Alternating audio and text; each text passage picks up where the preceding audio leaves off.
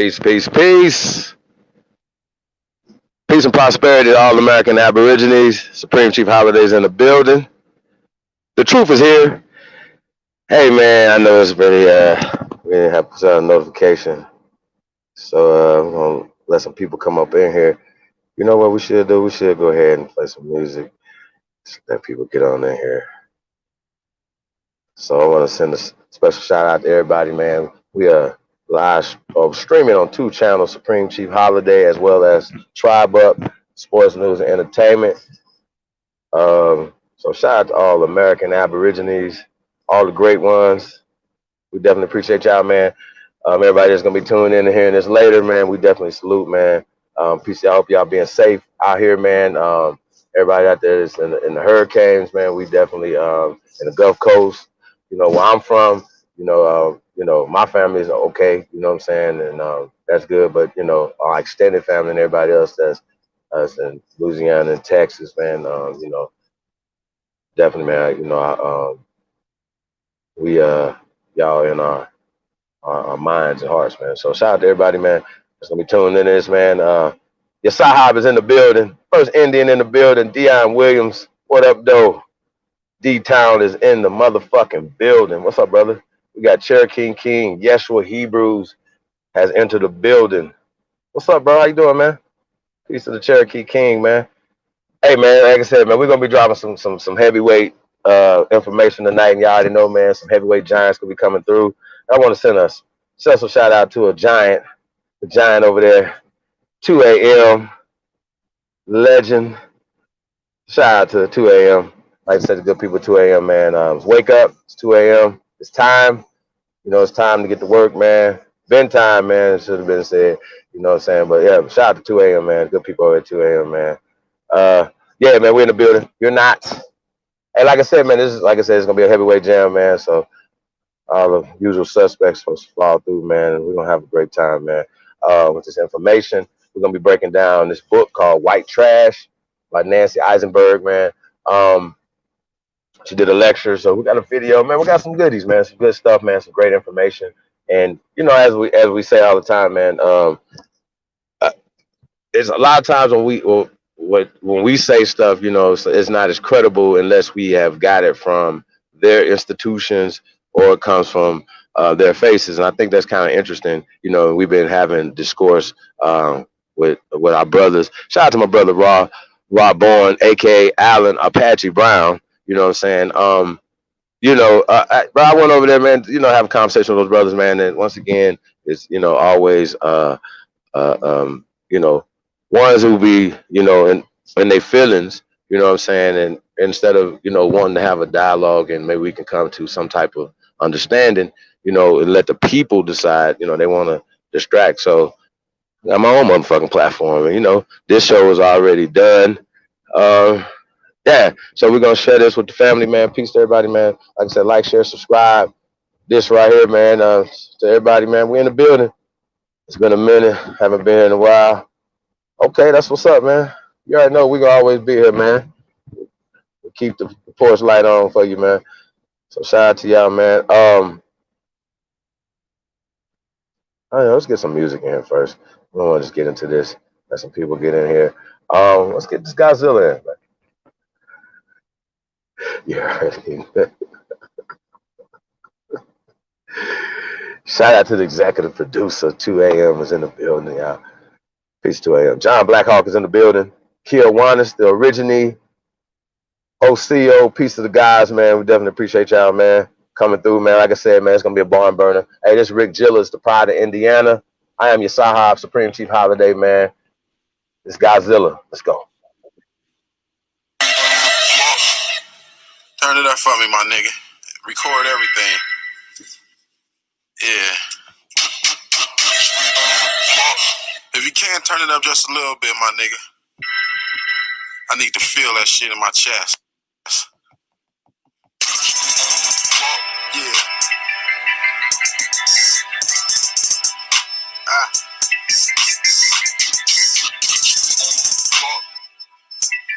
Supreme, nigga. Supremacy.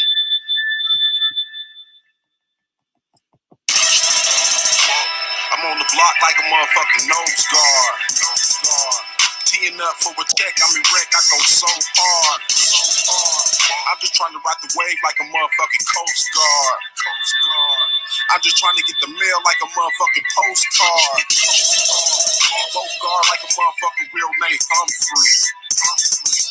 Can't quit too legit so these niggas can't touch me. Have to have to keep the tool like a motherfucking handyman. Better come and get your man before you have to call the ambulance. And I'm smoking on the blunt of Afghanistan. Point aim then shoot like a motherfucking cameraman. I'm just sticking to the script like a motherfucking thespian. I'm just trying to hit a lick like a motherfucking lesbian. On the block like a nigga playing Tetris, nigga. Trying to get a shot ahead like a nigga named Pettis, nigga. Push a nigga wig back like a fucked up barber, nigga. Slide you, drop bombs, turn your block Pearl Harbor, nigga. I've been doing this shit for a long time. Nigga, something like the sun, guarantee that I'm gon' shine. Got shirts, got work, got perk, got plugs, nigga. Got lean, got beans, got green, got drugs, nigga. One call, that's all, and the nigga get wiped out. Got your bitch at the crib right now, get diked out. All the shit he tryna do, swear to God that I been did. Rick Jill been the shit, goddammit, and I still live. You ain't never seen the fabric of the cloth that I'm cut from. Take a look at where I'm at, won't believe where I come from. On the block like a motherfucking nose guard. Picking up for a check, I'm in wreck, I go so hard.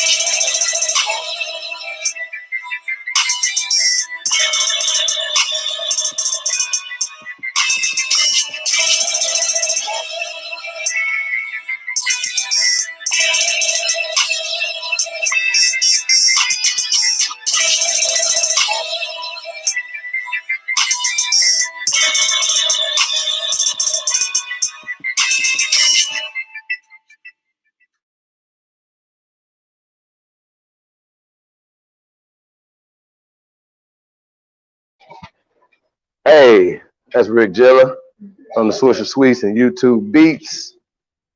I am your Saha Supreme Chief Holiday, greatest of all time. We're in the building, y'all. Hey, man, let's get to this, man. Like I said, this is, people gonna come in and see this later, man. This is gonna be a great build, y'all. Like I said, the brother's gonna come in. We're gonna analyze this video, this lecture that we're about to see. So yeah, we definitely gonna get into this. Damn it, my battery about to die, y'all. Hold on 1 second.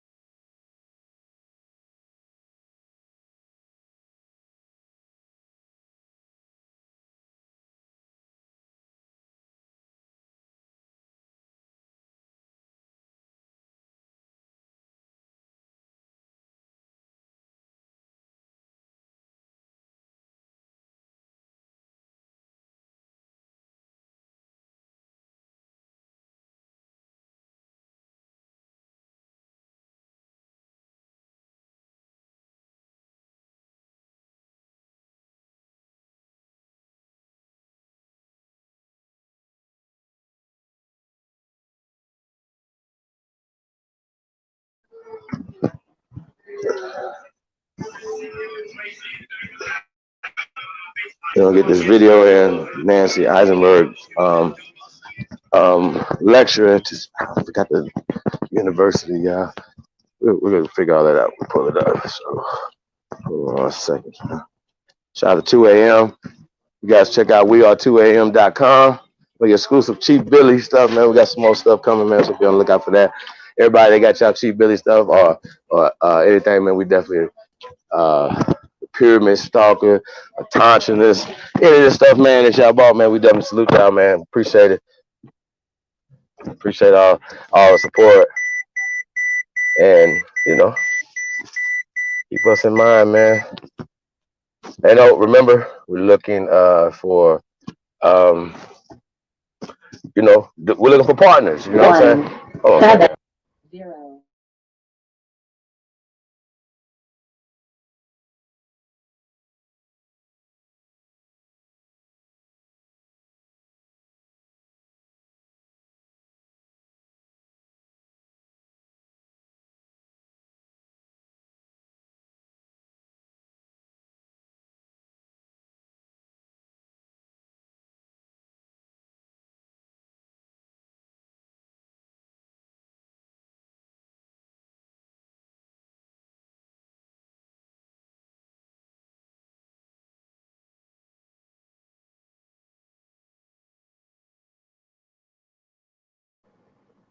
All right, yeah.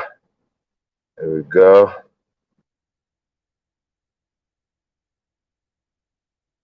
It's the 35th anniversary report to your lecture. White trash, man. 400 years. So, that's why, we talk about 1619, you know what I'm saying? Well, they talking about a 400-year history of them, man. So this is going to be a great build right here, man. Like I said, man, peace to everybody, man. That's supporting this, man. We got Chicken Hominy Roots in the building, Hyena Chief, Black Wolf. We got Southwind, the Goddess is in the building. Peace, Goddess. Who else we got in here? Yeah, man, shout out to everybody, man. We definitely appreciate y'all, man. Tuned in, man. We are 2am.com, man. Go check us out, man. We are 2am.com. Not only the Chief Billy collection, man, but also, man, there's everything, man. It's just fly over there, 2am, man. So go check us out, man. Support the real, man. Get the fake. So it's 2am, man. We are 2am. And you already know, man. Walk like a god. American Aboriginal shoes. So y'all already know, man. We're going to be running that commercial pretty soon, man. We want to get into this lecture right here. Let's just go, man. Let's get into it. I'm gonna chop it up with y'all, man, and let's see what we got.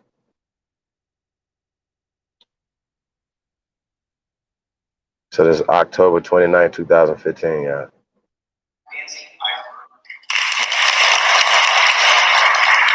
Keep the crowd out. Keep the crowd out. Well, thank you very much for that warm welcome. And I also really want to extend my appreciation to the history department for inviting me here. This is a wonderful place to give a lecture. As you can tell from the title, I'm not going to be able to tell you everything that's in my book.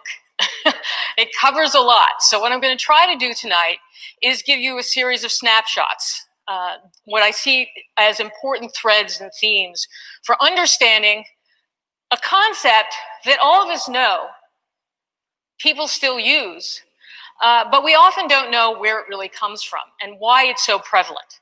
And the big point that I want to point out is that we have to understand that in America, we do have a class system. We've always had a class system, and we often don't connect it to British understandings of rural society. And that's actually where white trash comes from.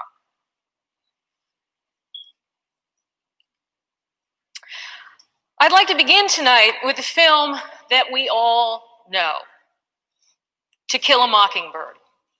The plot centers on a moralistic lawyer, Atticus Finch, who refuses to perpetuate the racial double standard. He agrees to defend an African-American, Tom Robinson, on the charge of raping a poor white girl. Hold on, stop right here. Stop right here. The court finds Robinson guilty. But stop right here. He's innocent. All right, so it's not really about To Kill a Mockingbird, job, but when we talk about even in the book To Kill a Mockingbird or the movie, dude is not an African American. Okay, let's be clear. Even when this movie came out, it wasn't an African American. So this is her rendition. This is her storytelling. This is her how she's gonna frame this. Because we talk about this all the time, but I wanted to point this out. So we gotta remember, just kind of dodge the bullshit. You know what I'm saying? When some people are throwing bullshit at you, whatever. You know, okay. Well, she describes this dude as an African American. Well, even in this book or in the movie, he's not an African American because that term wasn't around like that. So and people say, yeah, they was South Africans and all this other stuff. Well, then that would have been a colonized ass mind, bro. Like, come on, fam. Like, when you guys keep reading colonized ass books from colonized ass agents, bro, that let me know where you guys at. You know what I'm saying? Because if you're not a member of the AME church and you're not pushing any of that bullshit, you know what I'm saying? You're God body. God body say you're the original. You are God. Why would you perpetuate and push a book and stereotypes and things that these people push, like African American, like blacks, and like slave, and like all these different codes and things that they do? So when you, like I said, you know, this ain't about, we're not taking this, but you guys got to hear it from their mouth. Because if I say it and I present this information, white trash, years ago, when this book came out, when I present certain things, when I say certain stuff, whatever, we have to go get these people to validate what the fuck we say. And I think that's weird. But guess what? There's documentation. See, don't tell me, oh, well, they trying to take off 400-year history. No, they got a motherfucking history as well. Okay? From a Slavic. We went through this, where slave come from, the term, where this come from. So what we're going to do is produce the evidence. Okay? So we have evidence that we was already here. And we got to hear all this extra shit about niggas talking about what a color, crayon color, or some made up term that's not even indigenous to the continent of so-called Africa. You know what I'm saying? You're just going to keep throwing all this at us like we are self-hating, made up fucking Harry Potter people, bro. Like, I just think that's the weirdest shit ever. And for you guys to say that, standing on our soil, that we're self-hating motherfuckers and we home. Really? Really? So if your grandma and nobody ain't attached her grandma in Africa or something like that or whatever, then don't tell us that. That's not our story. We're not self-hating if we don't have that story in our history. Some people like Danny Cologne have that in his goddamn story. That's his story. He should be proud of that. But guess what? He even admit that he has so-called Native American ancestry in his shit. Once again, that's a colonized ass mind. So I don't know if he's doing it on purpose. I think he is, because we went back and forth. They know what abos are, aborigines are. They understand what we are, the first inhabitants of this land. So we don't participate in the terminologies of classifications. And that's what we're going to get into tonight, classification. We talk about classification. Remember we talked about racial classifications a couple weeks ago, right? This is everything that y'all niggas talk about, that's cool. Not saying it's not important, right? Not even, especially your genealogy, stuff like that. But if you are colonized and you are fit into a racial classification that you can never get out of, as long as you're perpetuating the system for these people, whether you're a fucking $5 in the fucking Indian trying to chase after that dream or whatever the fuck you got going on with Native American shit, when you attach yourself to terms like African American and Native American, right? When you attach yourself to these terms, you're attaching yourself to a system that's created by these people. And that's what we're going to prove tonight. We're going to show this. Okay, this is how important this is, man. I know people want to go back and forth. Y'all can have whatever, you know, you can say whatever you want to do. But this right here, this is where it's at. If we're going to solve the issue, this is the issue. Because everybody believes this. They even believe it. Okay? They believe it. They believe they're superior based off of the shit that they perpetuate for years, and we keep doing it. So when you see niggas that say they well-meaning for our people, I like to say, like I said, man, shout out to Rob Bourne, Alan Apache Brown, right? I know he got good intentions for our people. So I know he's not a part of this agenda. He can't be. I just got to know that. You know what I'm saying? So I don't know about everybody else, but I got to know that brother is a God body, and he is not a part of this agenda that we're about to present right now. Okay? Because if you have the same talking points as this woman right here, these people, then you are part of the same agenda, no matter what you say. And then you will see these people on television crying and crying and crying, biggity black, black, black, black. Okay? Yeah, I get it. Would we cry as well? Like, come on, bro. Like, I'm not I'm not putting nothing into. Listen, no, nobody should get shot in their back. Nobody should get choked out. You know what I'm saying, or whatever. So if policy change needs to happen, the police should be up, held accountable by the people that they come from, not the other way around. We should not be terrorized by these people. I say fuck the police for life. And I don't give a fuck who know it, who know that. So that's how I feel about it. I don't give a fuck if I got family members, great uncles. It's fucking. I don't give a fuck, dog. You're a part of the system. You know what I'm saying? You're a part of the system or whatever. So we keep perpetuating this system on television every day. When I see big, strong, 6'9" ass niggas crying, right? Because I understand y'all want to tell y'all sons to be careful and this and that and the third or whatever. It's more than just giving your sons the fucking talk. I'm never gonna tell my son to tuck his fucking balls. Never gonna do that. Fuck the police. How about that? And I'm not mad about that. Like I'm about to be emotional about what's going on or whatever. I need y'all to understand. This is our land. They have created an illusion that you're supposed to be fearful for these people. What they are doing by putting this on television every day is called buck breaking. Okay, they're ensuring that you're going to be in fear. Okay, and the people that are in power, the owners of these teams and people like that or whatever, don't give a fuck. This is how they maintain their fucking power structure over you. Okay. LeBron James will need to go do their own fucking league. Fuck y'all. How about that? See how that work? Like start grooming the next level of people, whatever we gonna call this the Mamba motherfucking Academy or whatever the fuck y'all gonna do. But get away from these people, bro. They don't have your best interest at heart. So yeah, we're gonna get back to this thing right here. Like I said, this is gonna blow y'all motherfucking mind. And yeah, we're just gonna get to it. Let's go. Kill a fucking mockingbird, African American. Get the fuck out of here, lady. It's loose. On the charge of raping a poor white girl, Mayella Ewell. The court finds Robinson guilty, but everyone knows he is innocent. An honorable, hardworking family man, Robinson stands well above the degraded Ewells, his poor white accusers. The shabbily attired Mayella is cowed by her bully of a father, a scrawny man in overalls, devoid of either merit or morality. He's Bob Ewell. His full name is Robert E. Lee Ewell. And as you can guess, he's not an heir of one of the aristocratic families of the Old South. As Harper Lee describes them in the novel of which the classic film was based, the Ewells were members of the terminally poor, those whose status could not be altered, up or down, by any economic shift, not even the Depression, in which the story is set.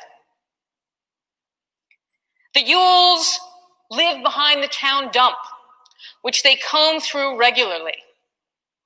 They had congenital defects and hookworm.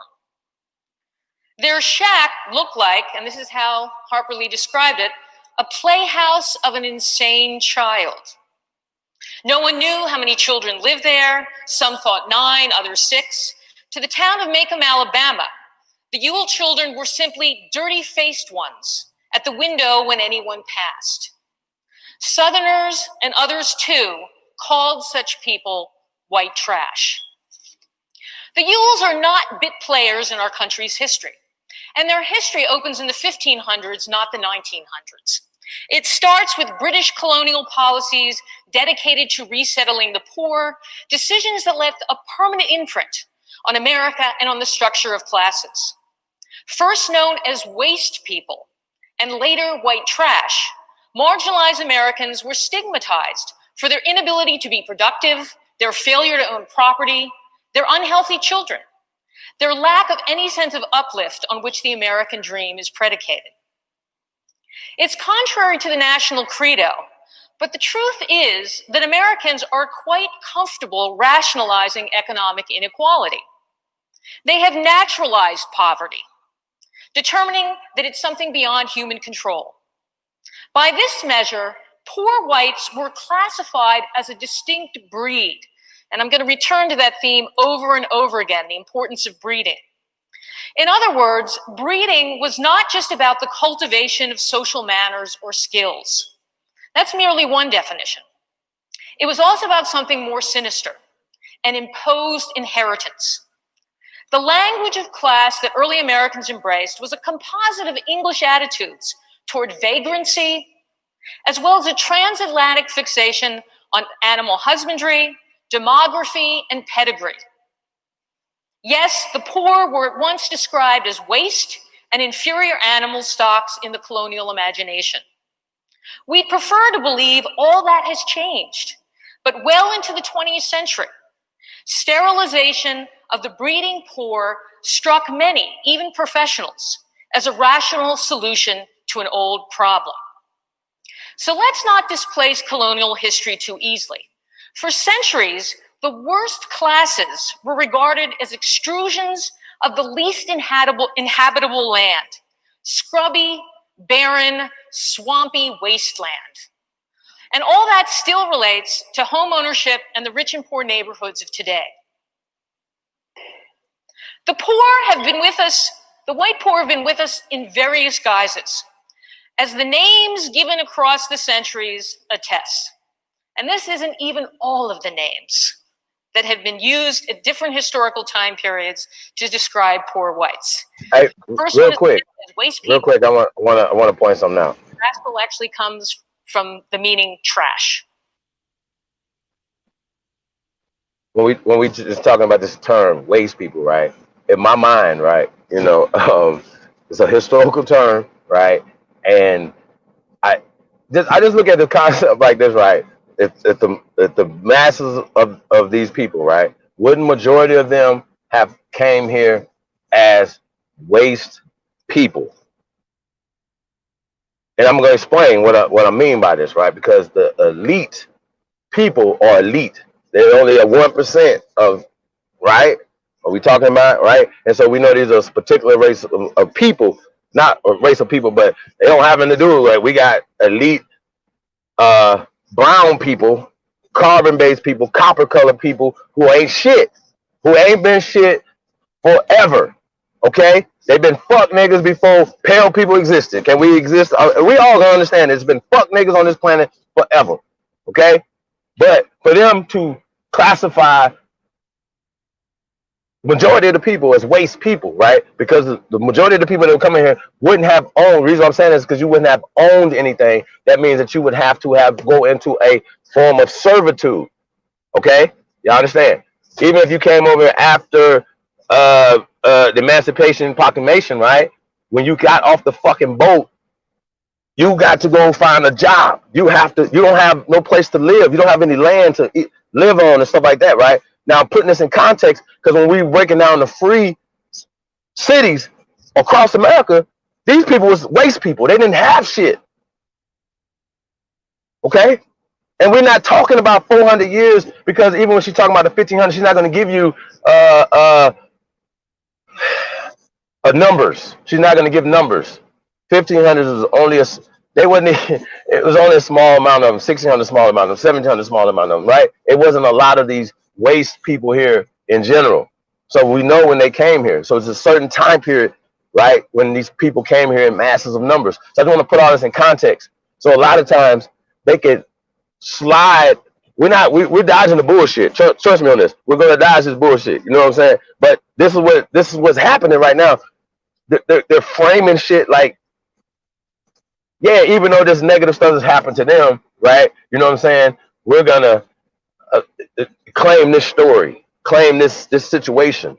You understand what I'm saying? So if anybody was talking about getting reparations for being descendants of slaves, right? To me, you know what I'm saying? That's what the ADOS will be pushing for these people on the low. You understand what I'm saying? As well as the Democratic Party, so that we know that they've rallied with them and done some stuff with them or whatever. So it goes along with the same agenda, the Soros agenda, this eugenic agenda. So once again, you're either going to be on the right side of history or the wrong side of history, Raw Born. This is what we got going on. You're going to be on this side or that side because it's no in between. Somebody's wrong here. One of us is wrong, right?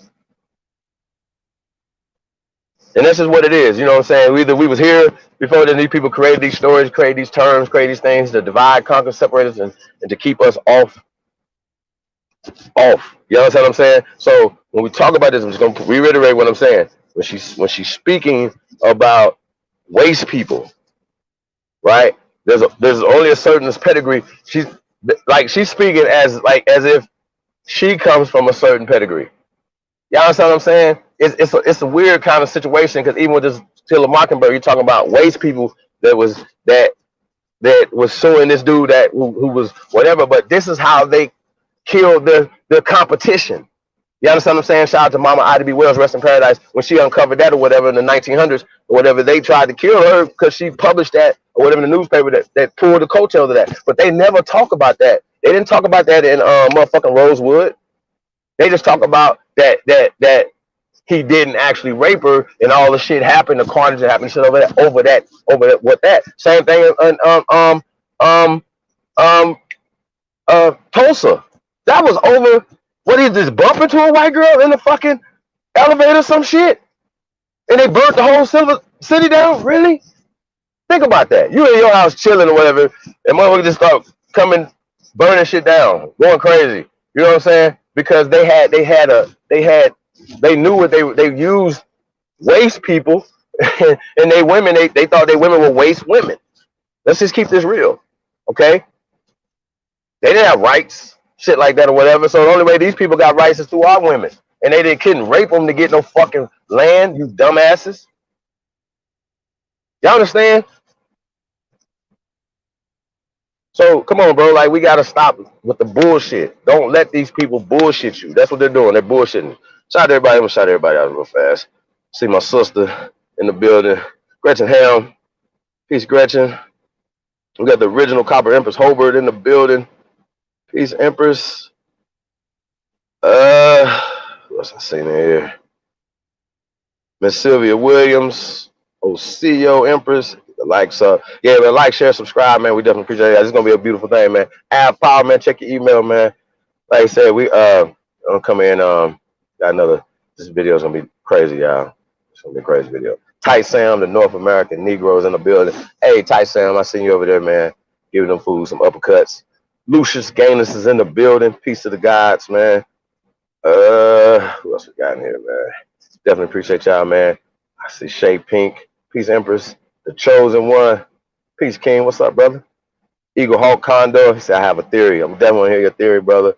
I'm definitely going to open up the panel a little later, man. Let everybody come on, man. I just want to get this off. Take off Tyson. Peace, King. Copper colored tie.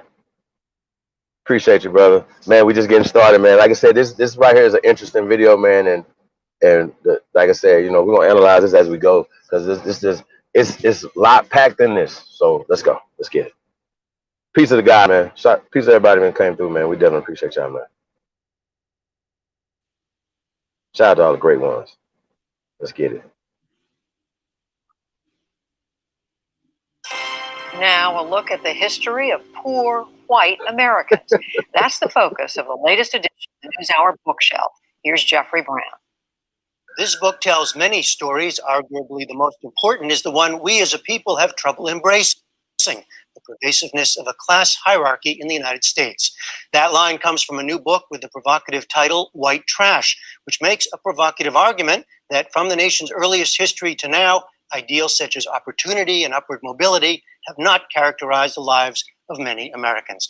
Author Nacy Isenberg is a professor of history at Louisiana State University, and welcome to you. Well, thanks for having me. I think what hit me most is the idea that the poor have not only been accepted, but expected, that it's a part of our national DNA.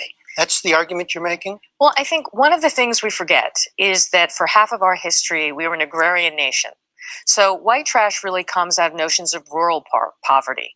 And it goes all the way back to British ideas, because in the colonial period and well into throughout the 19th century, the mark of being a successful America was being a property owner. And what we've forgotten is that large numbers of Americans did not own property. For example, in Thomas Jefferson's Virginia, at the time of the Revolution, 40% of white men were landless. So when you refer to white trash, I just want to be clear, and the idea of white trash, literally the term was used, the terms like waste. Who do you mean? Yes, the word white trash, at least as far as we've been able to discover, was first appeared in newspaper print in the 1820s. But it has a much older meaning because if we go back to some of the leading promoters of British colonization, when they imagined what were they going to do with the New World, the New World, first of all, was imagined as a wilderness, what they called a wasteland. And it was the perfect place for literally dumping the idle poor. And these were referred to as waste people. So those are the beginnings. But your argument is that that has pervaded up to our own time, that we have the national myth of opportunity and social mobility. Are you saying that those don't exist for everyone, or that they don't exist for one subset of people? No, I think there is clearly, you can find examples of people who have been able to rise up and improve themselves. The problem is that we exaggerate the idea that at the time of the revolution, we abandoned the class system. We created an exceptional society where we celebrated upward mobility. But in fact, what the founders like Franklin and Jefferson really believed in is similar to what the British had in mind, that the poor would be allowed to move into the frontier, or what was known as the Southern backcountry and the Old Northwest. And what they were really promising was horizontal mobility, not upward mobility. And land then, as you say, was the key factor, not education, not energy or anything. But what about now? I would say that land is still extremely important. Class has a geography. If we think about the way most Americans live, and the other measure of class that I highlight is home ownership. If you're poor, the same way they had different names for the poor, they had different names for what they lived in, a shack, a shebang, or if we talk about trailer trash. What we live in today, we live in class zone neighborhoods. We have taken into account the importance of racial segregation, and we know that history, but we also live in neighborhoods that are divided by class. And if you live in a better neighborhood, you have more amenities, you have better infrastructure, better schools.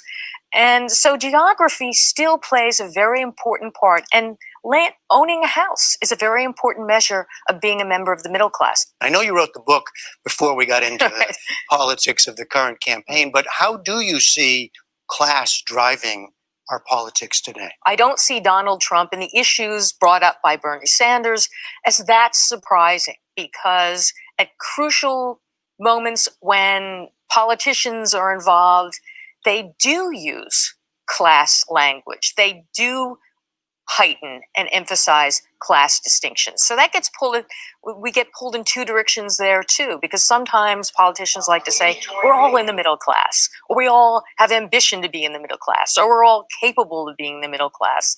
That's when they want to sort of draw from the more positive script. But at other times, I talk about key politicians who used class as a way to mobilize political divisions, or to accentuate political divisions in our country.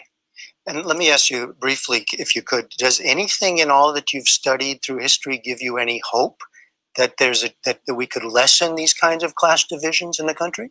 Our history forces us to confront things that at times we don't want to deal with. We would prefer to have the myth. But I actually think it's healthy if we can get to the point where we can talk about class, not just use it as a slogan, not just use it as political rhetoric, but to actually to think about it more deeply and to think about how it affects who we are. And I often like to refer to the musical My Fair Lady. We judge people by the way they're dressed, by the way they talk, by the unwritten codes of class behavior. All right, the book is White Trash, The 400-Year Untold History of Class in America. Nacy Isenberg, thank you very much. Thank you.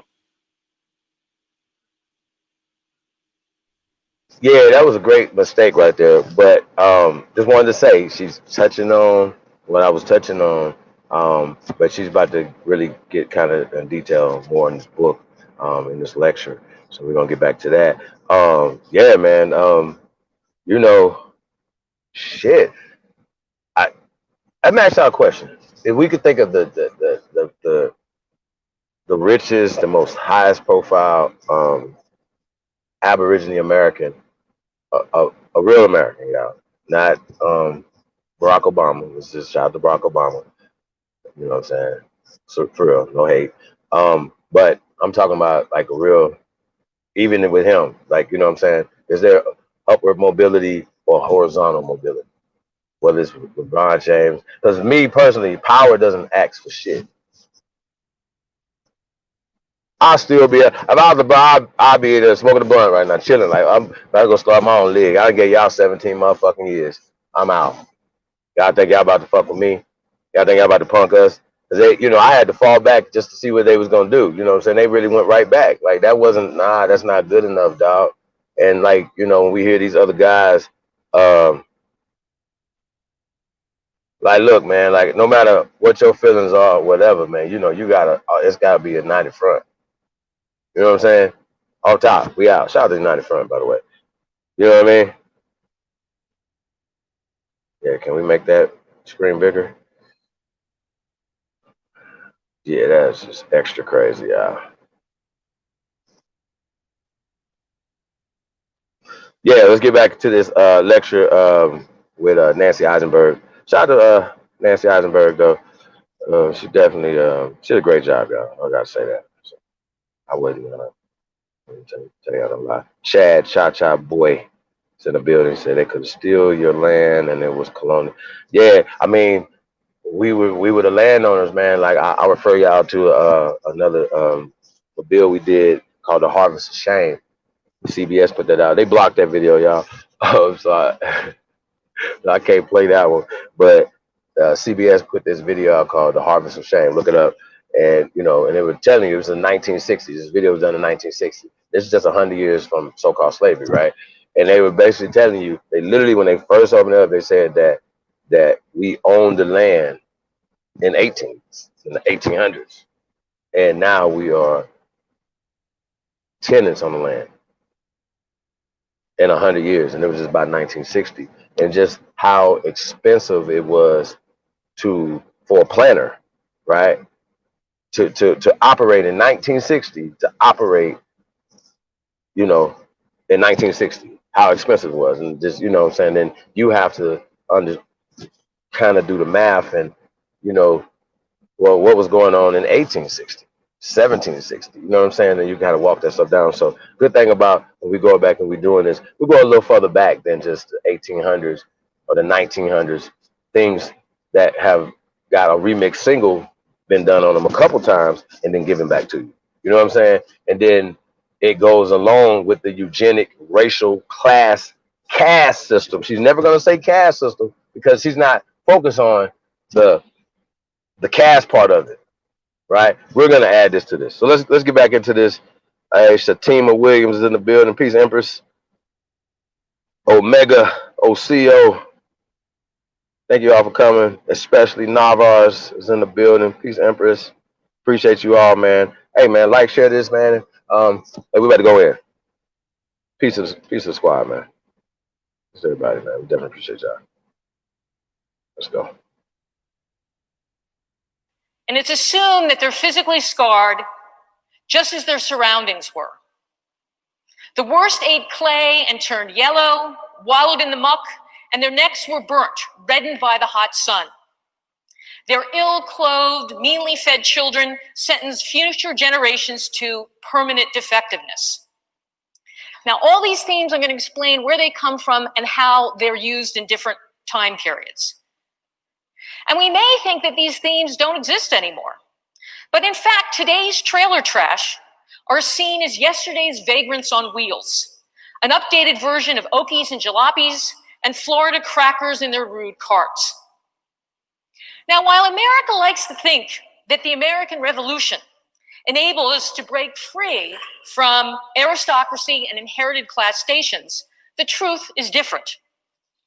English ideas about class and poverty never really disappeared.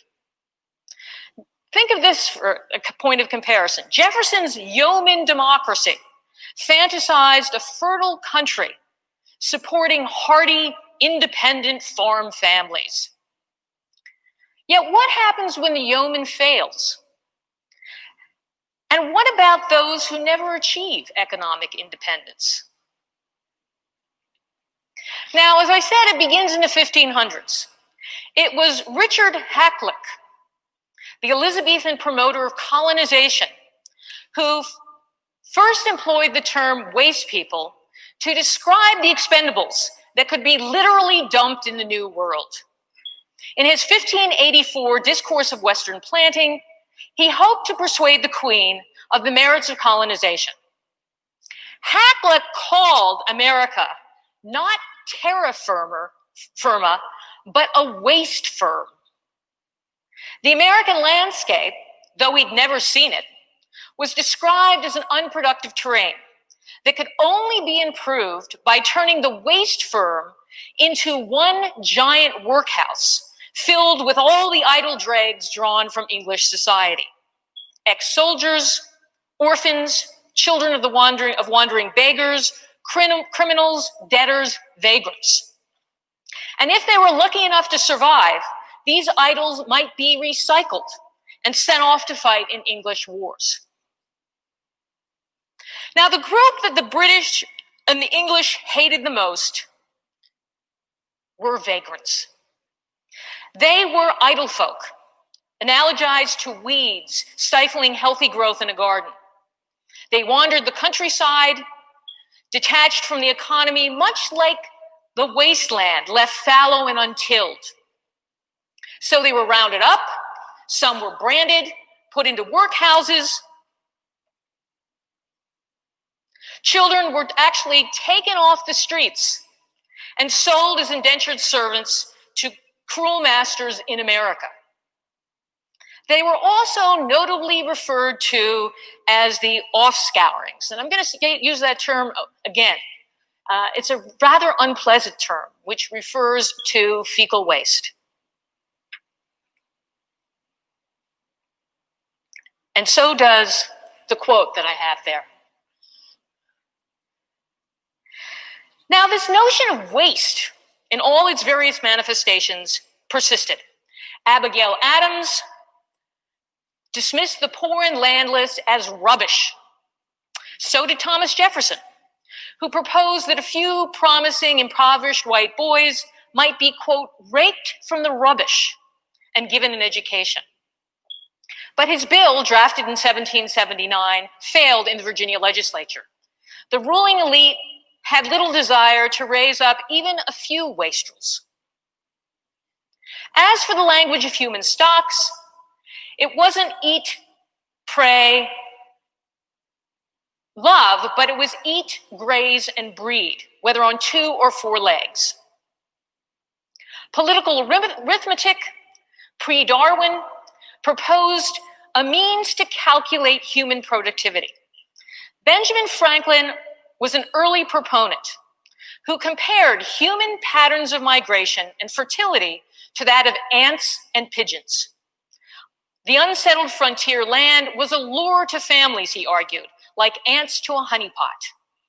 Overcrowding in pigeon boxes in the experiment that he did meant that the weak would have to move on. Franklin's demographic argument constituted an early form of survival of the fittest. Those who bred large families and toiled long were rewarded, while the idle would have to either keep moving or die off. And as you can guess, Franklin had no sympathy for the poor whatsoever, even though he did not come from an elite family.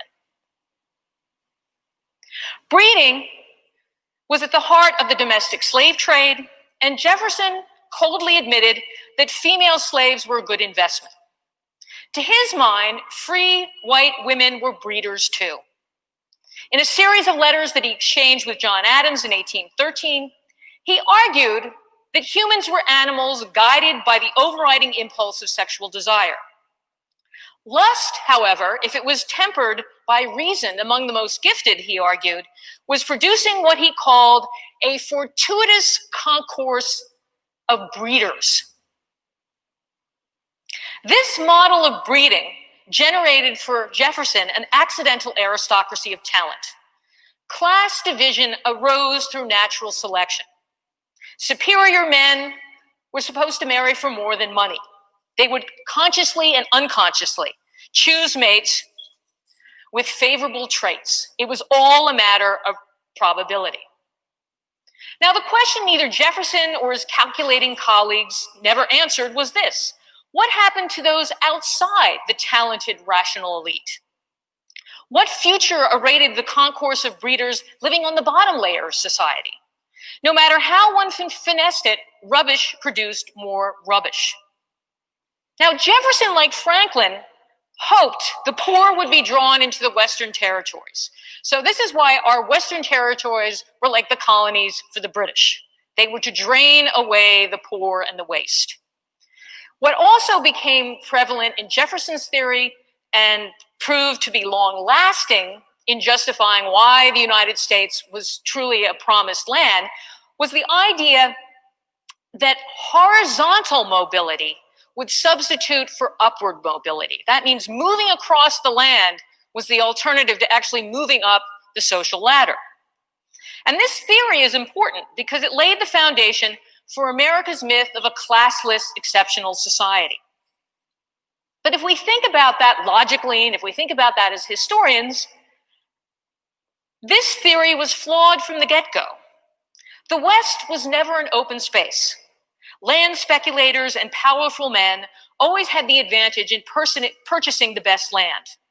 Western land wasn't free, and the poor rarely had the funds to buy the parcels sold by the federal government.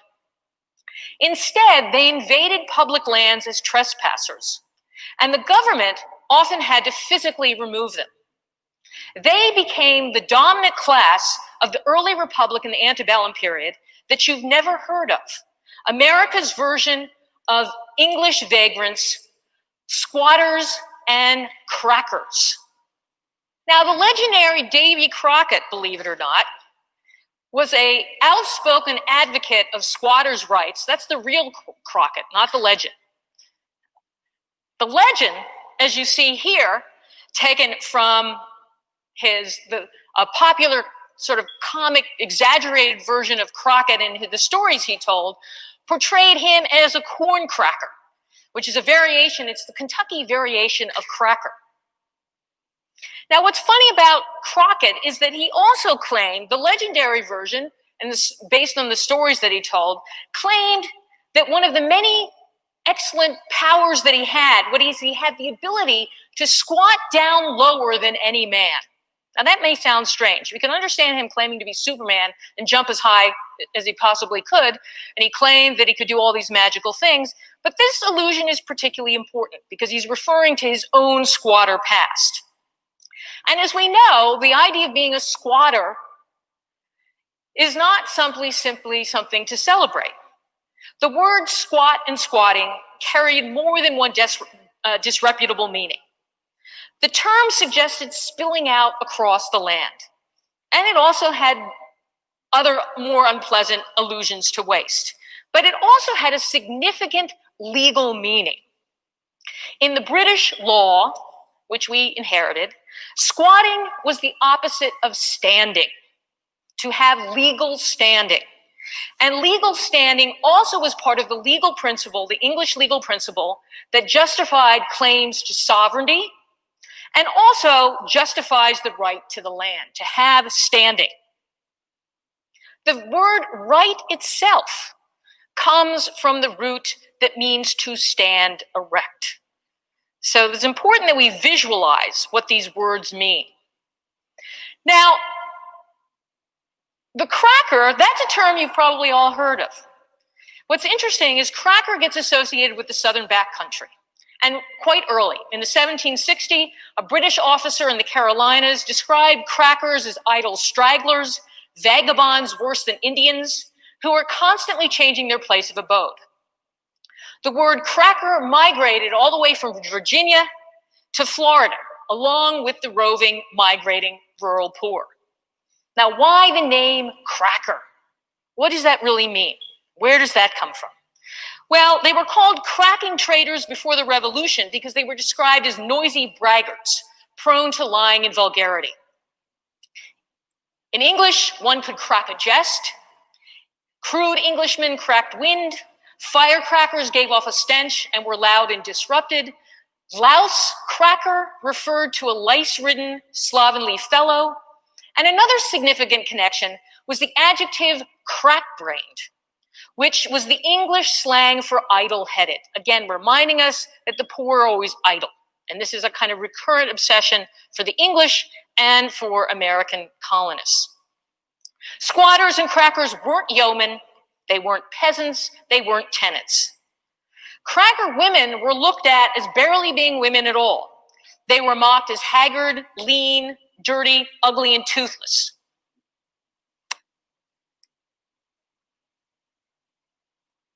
Hoosieroons, a variation on mixed waist quadroons, was a word coined to describe Indiana squatters' dozen of dirty yellow urchins. And that word, Hoosier, no linguistic knows where it comes from. They have no idea. They can't figure it out.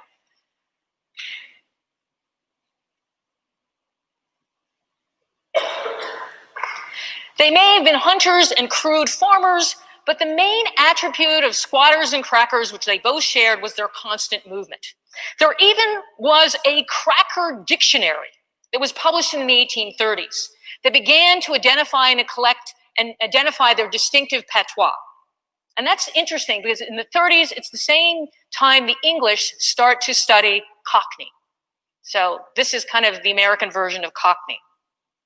And it included the verb absquatulate, which is a word I love, and try to use it whenever you can in the future, because it's got squat right in it. It's like such a great word, which meant the definition was to mosey or to abscond. Squatulate, I like that. That meant they were either on the slow road to nowhere or on the run, like an absconding servant.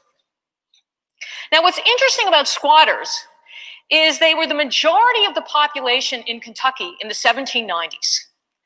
And they remained 35 to 40% of the population in Tennessee, Alabama, and elsewhere in the Southwest as late as the 1850s. And that's important because these people are prevalent. They're everywhere. And they become, in certain places later in California, a political force.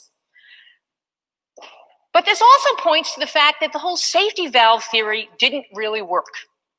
In the Old South, for example, as one scholar has carefully studied the numbers, the number of landless poor whites grew at astonishing rates, even without migration.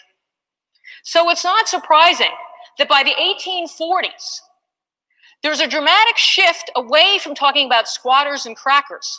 And that could be in the Old Northwest, that could be in the backcountry in the Southwest, and they begin to focus on what is now known as white trash. And white trash begins to be specifically identified as a Southern phenomenon. And on top of that, they begin to describe them as, quote, a curious species of Southerners, noted for their yellow parchment skin color, their children's shocking white hair, resembling that of an albino. To top it off, clay-eating poor whites were condemned for their sickly and abnormal children, described as shrunken and wrinkled, looking like old, loathsome, cadaverous dwarfs. The tallow-faced gentry, as one Kansas newspaper mockingly labeled them, routinely stuffed their infants' mouths with clay. So by the 1840s, white trash have now become clinical specimens belonging to an inferior breed. Now, like breeds like, a saying that was taken directly from animal husbandry, served as the guiding principle for these damning portraits. The wealthy South Carolinian Mary Chestnut described a local woman she knew as a perfect specimen of the sandhill tacky race. Now, tacky, again, another word maybe you haven't heard of, tacky was a degenerate breed of horse that lived in the Carolina marshlands. Chestnut went on to describe that she looked the part, and here you have her colorful language. Her skin was yellow and leathery. Even the whites of her eyes were bilious in color. She was stumpy, strong, and lean, hard-featured, horny-fisted. Alabama Daniel Hundley published a fairly important book on Southern society in 1860, all about class. And he divided the white classes into a descending order of bloodlines. He had the Cavalier gentry at the top, Anglo-Saxons filling the middle, and yeoman classes, and those he called Southern bullies and white trash sat at the bottom. These lowest trace their lineage, and this is what he argued, trace their lineage to convicts and indentured servants of Jamestown. They were the befouled heirs of poor vagrants, the rubbish from the back alleys of old London. The vagrant stain was now congenital in the blood. Now, it's not surprising, given as we've seen that the question of white trash is becoming more prominent, it also is moving to the center of politics. And it plays a rather significant role at the center of the sectional crisis. When we look at the Civil War and the debates leading up to it and during the Civil War, what we find is that Lincoln's Republican Party insisted that slavery should not be allowed to spread west because it threatened free labor among the poor white men. Now, future Confederates responded with a strident defense of their slave and class system. Like James Henry Hammond of South Carolina, more and more of the Southern elite held that class subordination was natural. And that Jefferson's, this is what he wrote, Jefferson's "all men are created equal" was, as Hammond insisted, a ridiculously absurd concept. Now, Hammond was South Carolina's leading pro-slavery intellectual. He also coined the term mudsill. And mudsill is an interesting term because it served all the purposes to both attack the North, to defend slavery, as well as hold up the class hierarchy in the South. It was mudsill democracy that the Confederacy described as it made its case against the North. In 1861, Southerners mocked the mudsill Union Army as a foul collection of urban roughs, prairie dirt farmers, greasy mechanics, and unwashed immigrants. President Jefferson Davis called the Union Army, in one of his major speeches, our favorite word again, the offscourings of the earth. Now, this mudsill term came from Hammond's 1858 speech, and he was arguing that what was essential to the Southern structure of society was the fixed nature of class identity. In all societies, he said, there must be a class to do the menial duties, to perform the drudgery of life, and he insisted that those with fewer skills, lower order of intellect, they should form the base of every civilized nation. Every advanced society had to exploit its petty laborers.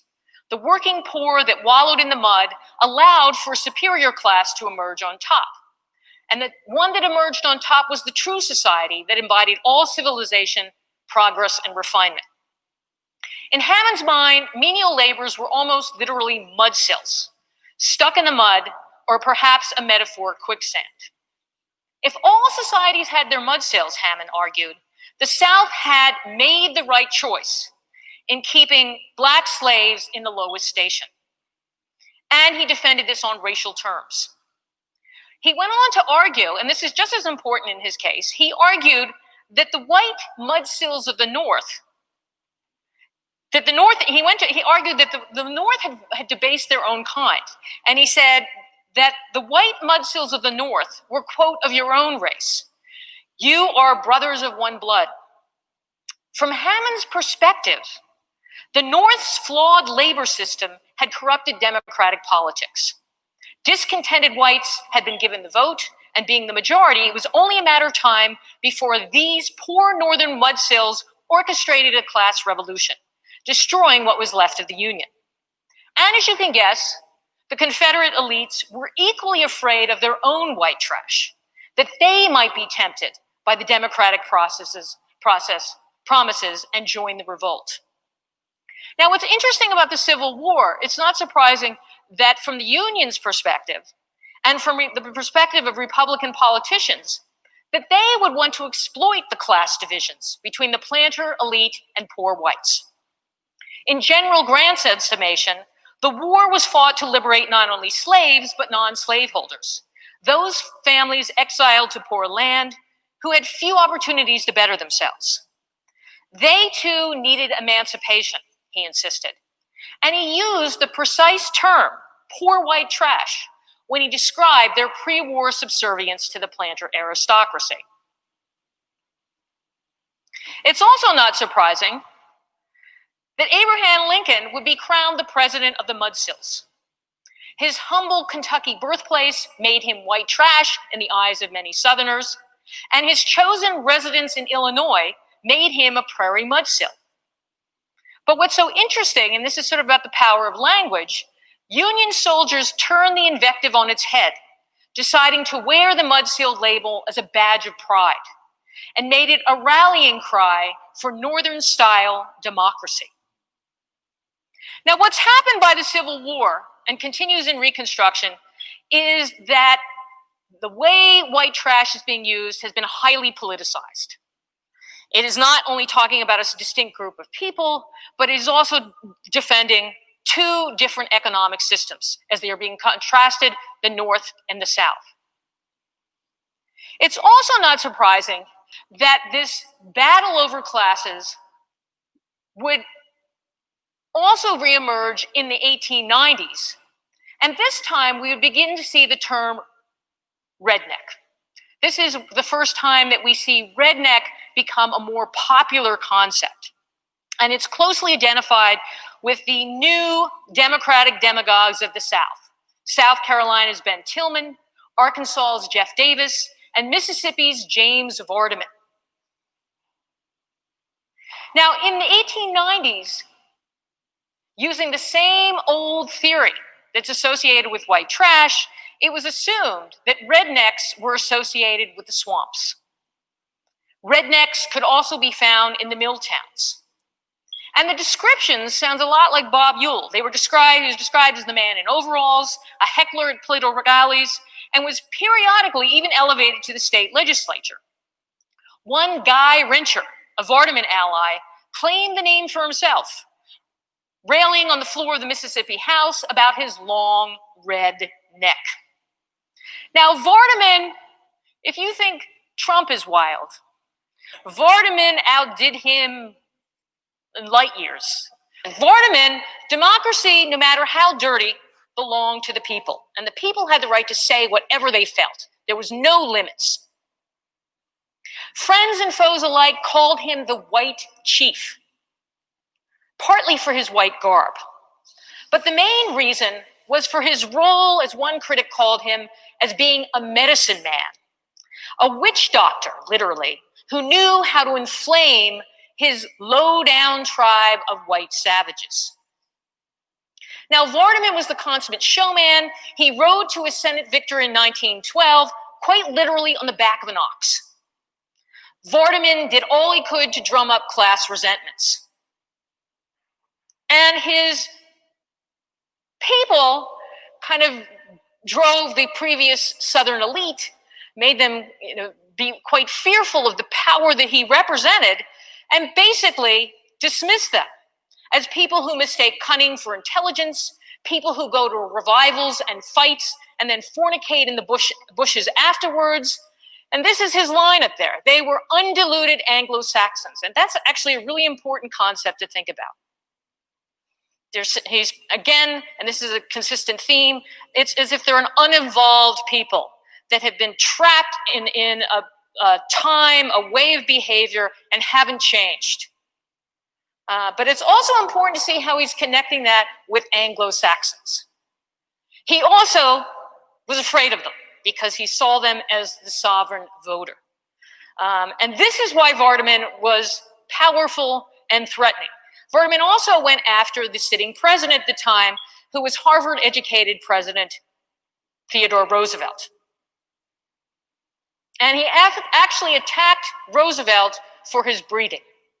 He went and said that Roosevelt had a bit of the pup in him.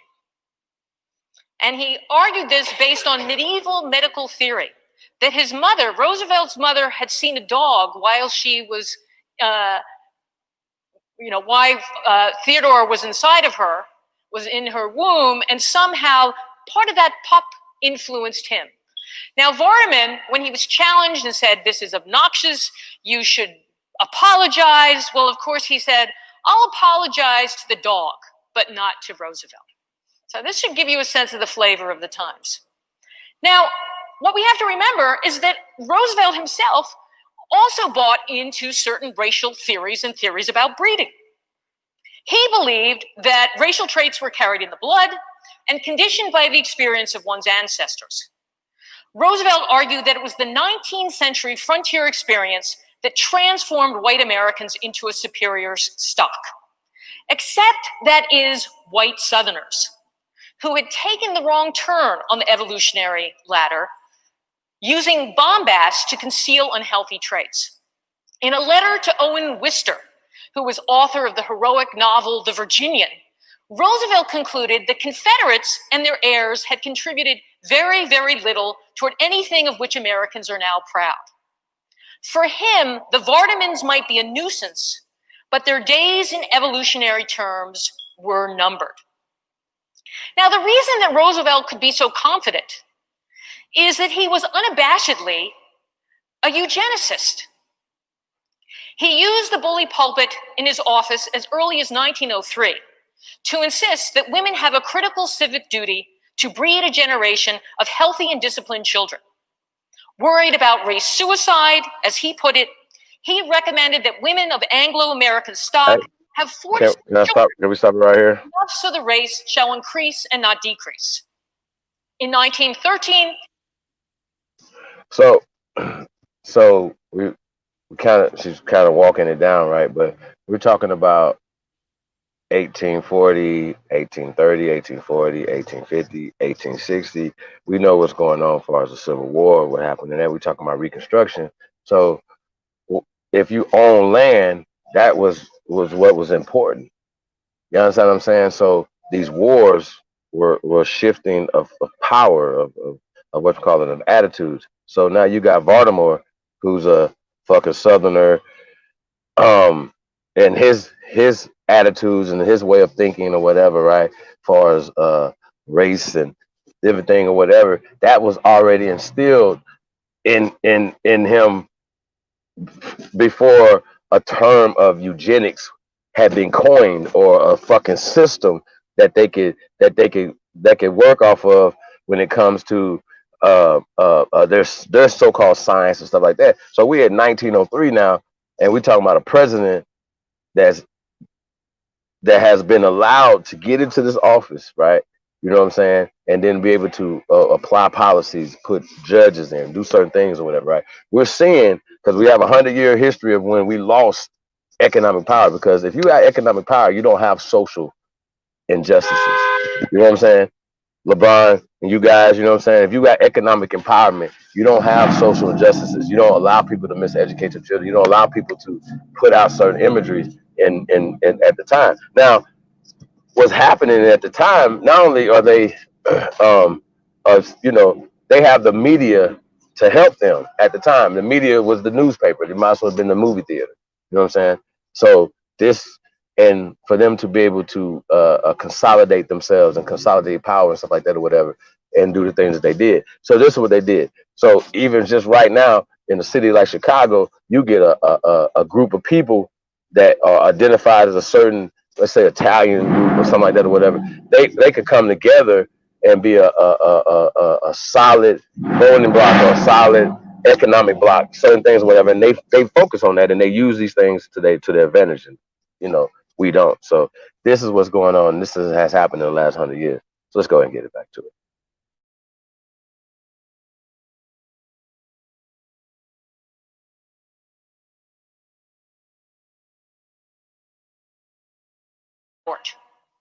that it was the patriotic duty of every good citizen of superior stock to leave his or her blood behind.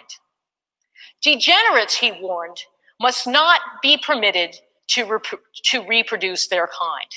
Now, often today, when we think about the eugenics movement, we think it's just a minority of people. Well, in fact, everyone bought into eugenics.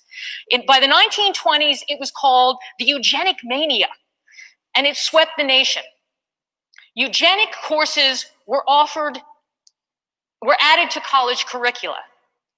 Fitter family contests at state fairs gave out medals to winners like well-bred prize bulls. Defectives and the unfit were sterilized. By 1931, 27 states had sterilization laws on the books. Now, the major target of eugenicists was the poor white woman. Davenport felt that the best policy was to quarantine dangerous women, like cattle, during their fertile years. How this policy prescription led to sterilization is rather more calculated. Interested politicians and eager reformers concluded that it was cheaper to operate on women than to house them in asylums for decades. Southern eugenicists in particular argued that sterilization helped the economy by sending women back into the population safely neutered, but still able to work at menial jobs. Now that should perk up your ears a little bit.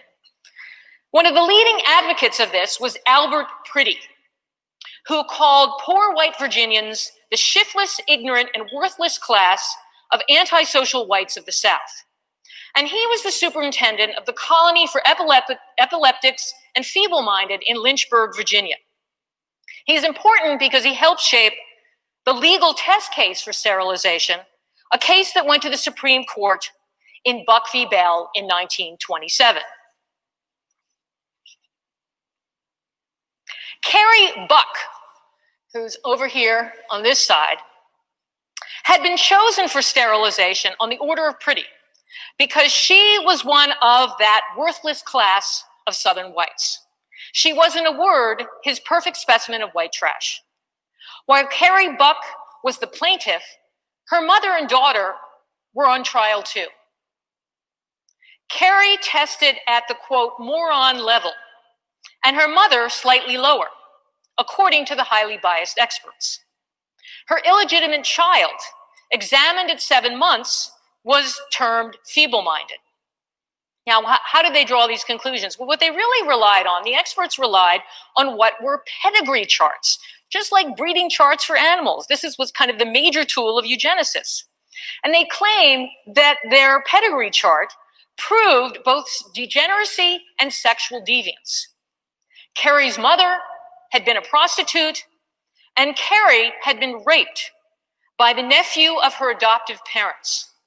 Her rapist went unpunished, and yet she was sterilized. Chief Justice Oliver Wendell Holmes offered a revolutionary decision in Buck v. Bell, which gave the state the power to regulate the breeding of its citizens. He believed that pedigree could be used to distinguish worthy citizens from waste people.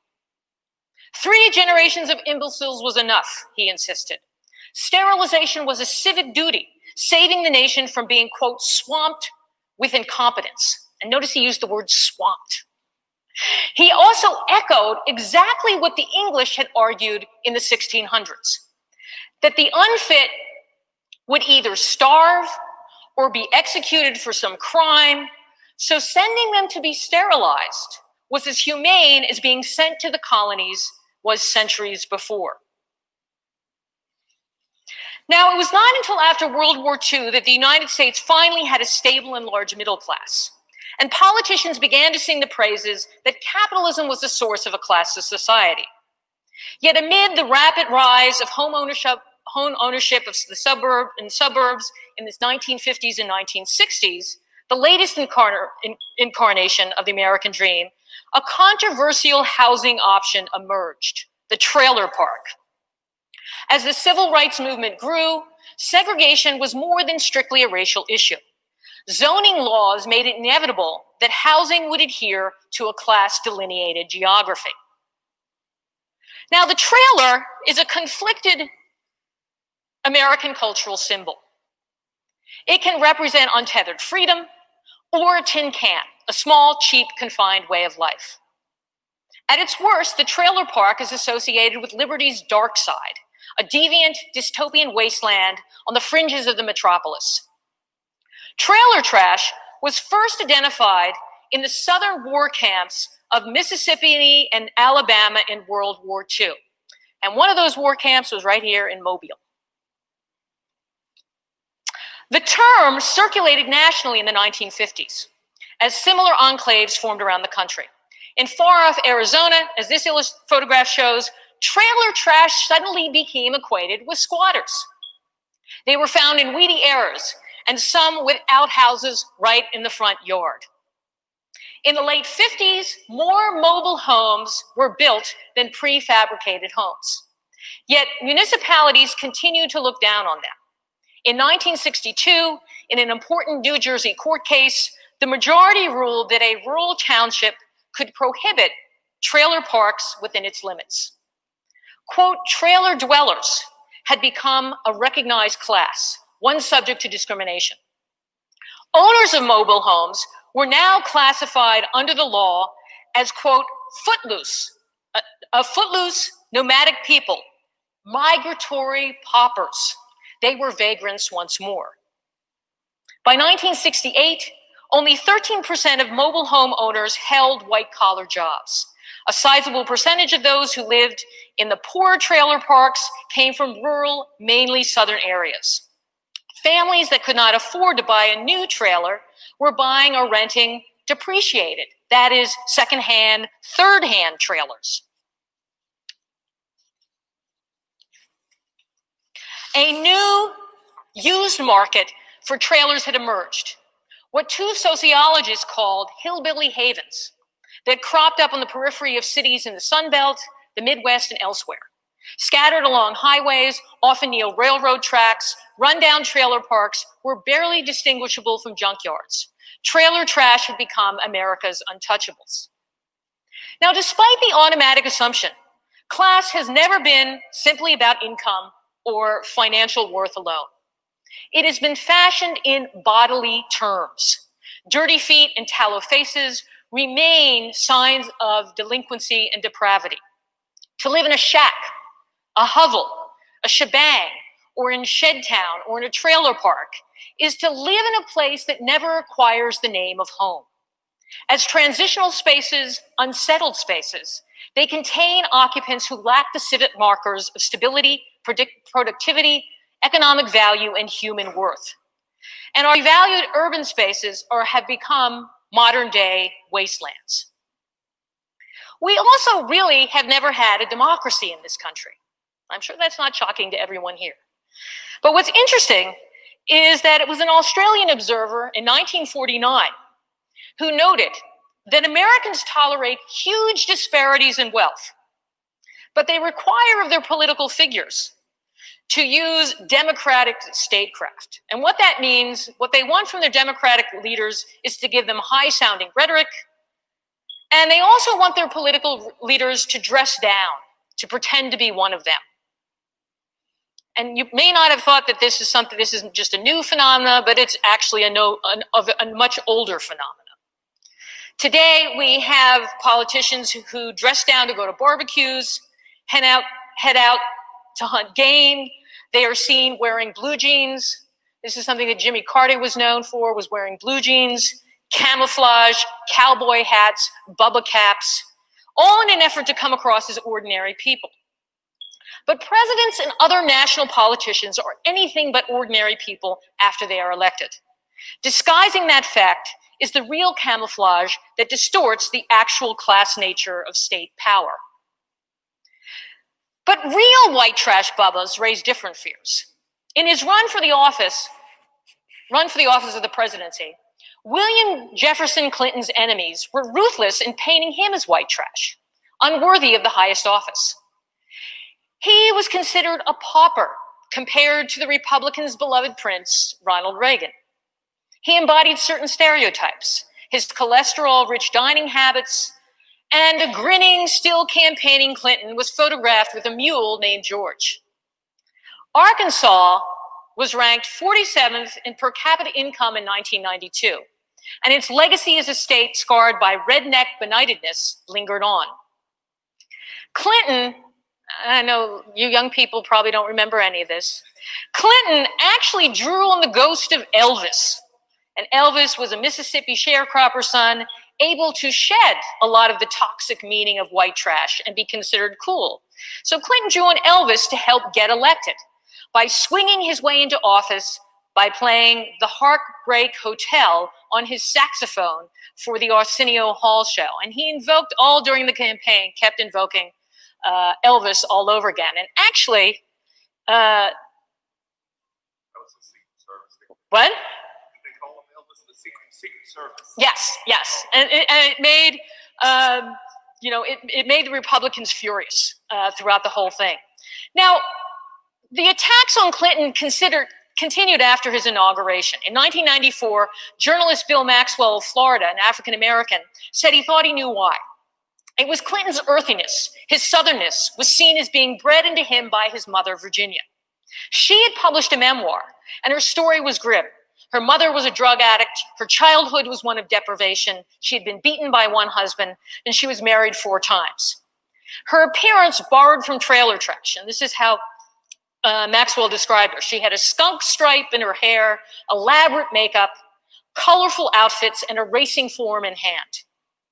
In the eyes of his enemies, said Maxwell, Clinton was his mother's son, a kind of bastard breed that fell short of representing, quote, the right pedigree for a U.S. president. Not surprisingly, the Monica Lewinsky impeachment scandal fit this profile of reducing Clinton's life to a pulp fiction story about trailer trash. Special prosecutor Ken Starr's famous report mentioned sex 500 times. High crimes and misdemeanors was equated with lower class lewdness. Now today, of course, we have reality TV, an industry in white trash voyeurism, relying as well on the vaudeville tradition. A commentator remarked on the popular Duck Dynasty, set in Louisiana. All the men looked like they stepped out of a Hatfield-McCoy conflict to smoke a corncob pipe. And exactly that's where they got their look from. Giving up their polo shirts and their golf clubs, the Robertson men were kissing cousins of the comic Ritz brothers in the 1938 Hollywood film Kentucky Moonshine. Now, we today are no less consumed with pedigree than any time before. Computer dating finds class-specific partners. Ivy Leaguers register at goodgenes.com to find appropriate matches. The very inventor of computer dating in 1956 got his start as a leading authority on eugenics. And nothing, as sociologists tell us, is a better predictor of a person's success in 2015 than your class background. Now, Duck Dynasty may be a cheap and only slightly less scripted remake of the Beverly Hillbillies, but its attempt at humor masks the anxiety viewers have over their own dubious pedigree. It also gives the false message that redneck roots are no longer a barrier to advancement, when in fact the class divide only grows wider. My point of what I'm trying to point out here is that white trash is a central, if disturbing, thread in our national narrative. The very existence of such people, both in their visibility and attempts to mask them and make them invisible, is proof that American society obsesses over the mutable labels we give to neighbors we wish not to notice. They are not who we are, but they are who we are and have been a fundamental part of our history, whether we like it or not. Thank you.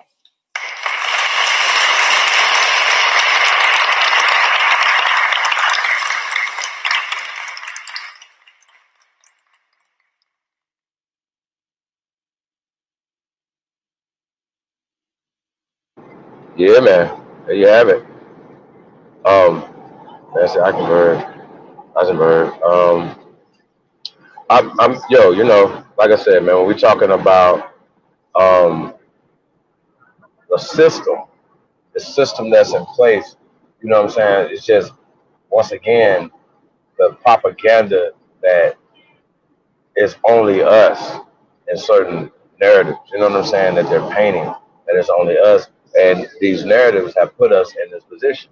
You know what I'm saying? Economically, in the past 100 years, we pointed out that we we have lost a complete and utter foothold on any economic foothold, and that because we lost billions of acres of land. However, we lost it, taxes, war, displacement, whatever the case may be, eminent domain, all the stuff or whatever. You know what I mean? So these things have happened throughout history. These are things that need to be corrected. Not, you know what I'm saying? We're all emotional about certain things. You know, we need to get this land back. So it is about land ownership. You know what I'm saying? And building something. You know what I'm saying? We are not doing that as a people. Other people are coming here and building. Immigrants are coming in and building on top of our shit. Okay? And this is just what's happening. And because of we participate in their educational system that's eugenic, participate in every level from kindergarten to the doctorate program. So I don't come with your bullshit because the curriculum comes from their mind. They're just telling you this. This is what it is. This is their anxiety because there are inferior people. The inferior race of people will have to trick you to make you believe that you're not. You know what I'm saying? So when I come at you Pan Africans about the system that you're teaching a eugenic system, period, that comes from these people. No matter, even if it wasn't established until the late 1800s, you're using it in 2020. It's the problem. You know what I'm saying? It that's just what it is. So we don't have to go back and forth with this. You know what I'm saying? The system, things that you guys believe in, comes from the system. We got to talk about that. Um, and so that's just what it is. You know what I mean? Hold on one second. We got to talk about this as as we're talking about the root of the problem. Here's the root of the problem right here. This is it. Why are we looking around it, going in other places and stuff, and being all emotional? You know what I'm saying? The only way we're gonna get something done is if we know the truth and understand. Because like I said, we're allowing the media, just as usual, just like anything else. We allow the media to work people up, to work us up, to make us emotional, make us make irrational decisions like loading up and going down and voting or whatever people do. You know what I'm saying? That's a impulsive or controlled action. Somebody controlled that action. Somebody said, you know what, this is well the fear that we instilling in them based off of these race soldiers that we put on them, they're not gonna build anything. And I think it should be the opposite of that. We gotta have another strategy. That strategy is not working. The fear, the allowing somebody to dictate your pain. That's not that strategy is failed. You know what I'm saying? So we're gonna have to have a different strategy when it comes to dealing with our people, dealing with this land, dealing with other people outside this community. But it starts internally first. So internally, we internalize all the negative stereotypes of ourselves. We'll rather support them, even though we know Gucci is a perfect example. There should be not one body that looks like us that supports Gucci. Period. No matter what they're saying, no matter what they're talking about, it should be never. Nobody should support this. You know what I'm saying? From that perspective. So we gotta do better, y'all. I want to go ahead and get into that other video. Like I said, it's gonna kind of tie together. We're gonna discuss, open up the panel. We're gonna discuss just the whole thing. You know what I'm saying? I definitely want to get into this. Well, it's not that long, yeah. Shout out to all my Moors. Yeah, like I said, man, all hands on deck right now. We need to see something that has never been done before. So if niggas is still talking about shit that was done 100 years ago, 200 years ago, 300 years ago, and we not doing nothing right now, 2020 and beyond, that's a problem. You know what I'm saying? So that's what the lost civilization in America some day with the brother, the Morris brother. Can't think of the brother's name right now, y'all. Hold on one second, it's coming.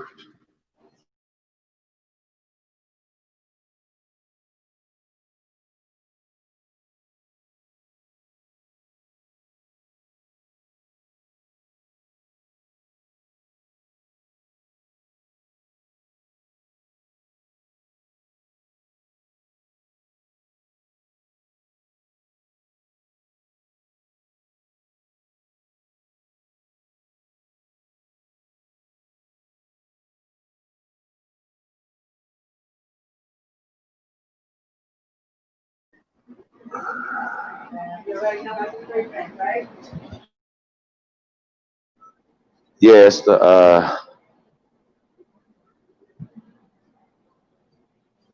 sent it to you yesterday with that video.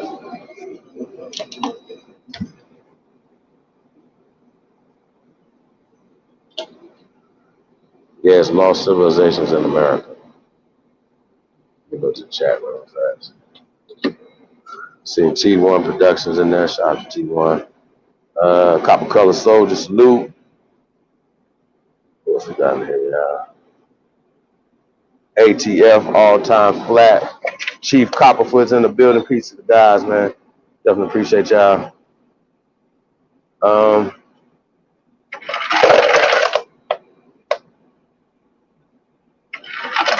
Pull this video up. Hold on once. Yeah, it's Lost Cities, Lost Civilization in America. Or Lost, I don't think he might even say Africa. Lost Africa in America. I think that's the big mistake.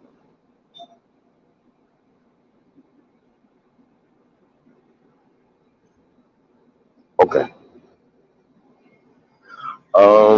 We'll go back to the chat room. Yeah, man. Peace, everybody, man. Hope y'all enjoying this, man. We're about to get into it. Dupree. I can't say that last one right there. It said Liberty's Dark Side. She's referring to Copper Color. Of course. I mean, there's a lot of coded language in what she was saying. Like I said, we're gonna definitely get into it. There was a lot of coded language, you know. But once again, there's no black law. Okay, that's social. All right. There's no white laws on the books. That's illegal. It's not a legal term. This is only social. Okay. And what these people are doing, they are literally writing a social agenda back in time. Hey, shout out to Amexum. We're gonna say fuck fair use, y'all, just for shits and giggles. But this is for educational purposes. Even the video before that, I want to just go ahead and retro. Um, you know, yeah. And like I said, Islam to all my Moors, man. Like I said, man, we need y'all to step up. That's what it is. Y'all got the information. There needs to be a plan attached to this fucking rhetoric that everybody's talking about. That's just not. It's just not to shout to the Moors. That's to everybody that's doing this work. It's about America. It's America first. Then we can talk about everything else. So leave your little belief system at the table, whatever. We're gonna get into this and whatever. This brother did a great job. So let's go.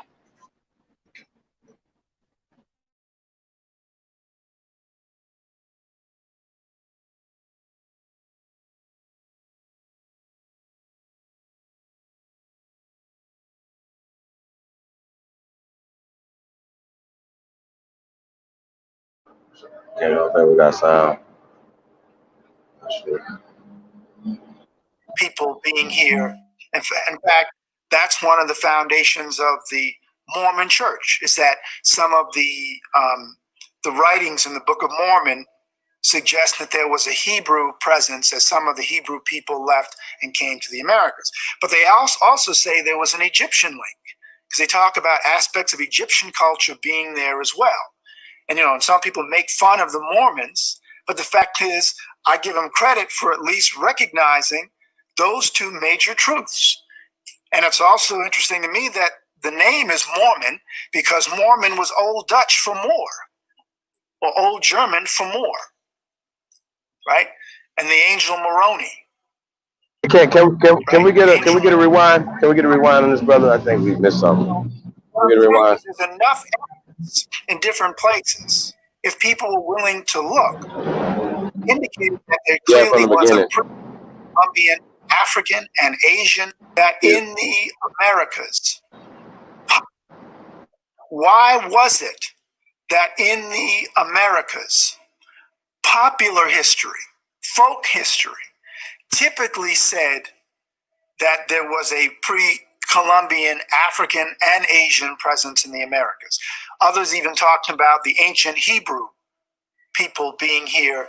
In fact, that's one of the foundations of the Mormon Church, is that some of the writings in the Book of Mormon suggest that there was a Hebrew presence as some of the Hebrew people left and came to the Americas. But they also say there was an Egyptian link, because they talk about aspects of Egyptian culture being there as well. And, and some people make fun of the Mormons, but the fact is, I give them credit for at least recognizing those two major truths. And it's also interesting to me that the name is Mormon because Mormon was Old Dutch for more, or Old German for more, right? And the angel Moroni, right? The angel Mormon and the angel Moroni, or Moroni. So what I'm saying is there's enough evidence in different places, if people were willing to look, indicating that there clearly was a pre-Columbian African and Asian presence in the Americas, that you can find the remnants of that in language, in artifacts, in cultural practices, in primary sources coming even from Spanish and Portuguese and English and French explorers.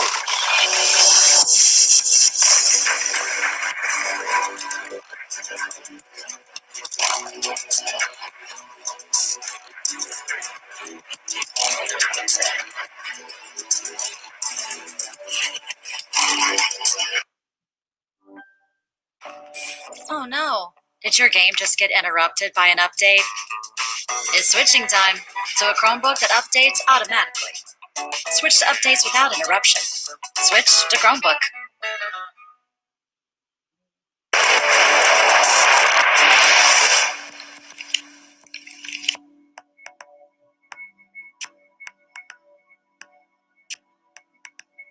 It's a lie that this was the new world in terms of Europeans being the first to settle among the indigenous peoples or Native Americans here, and that prior to Columbus, there were no other settlements or trading arrangements or peoples coming in from Africa or Asia, right?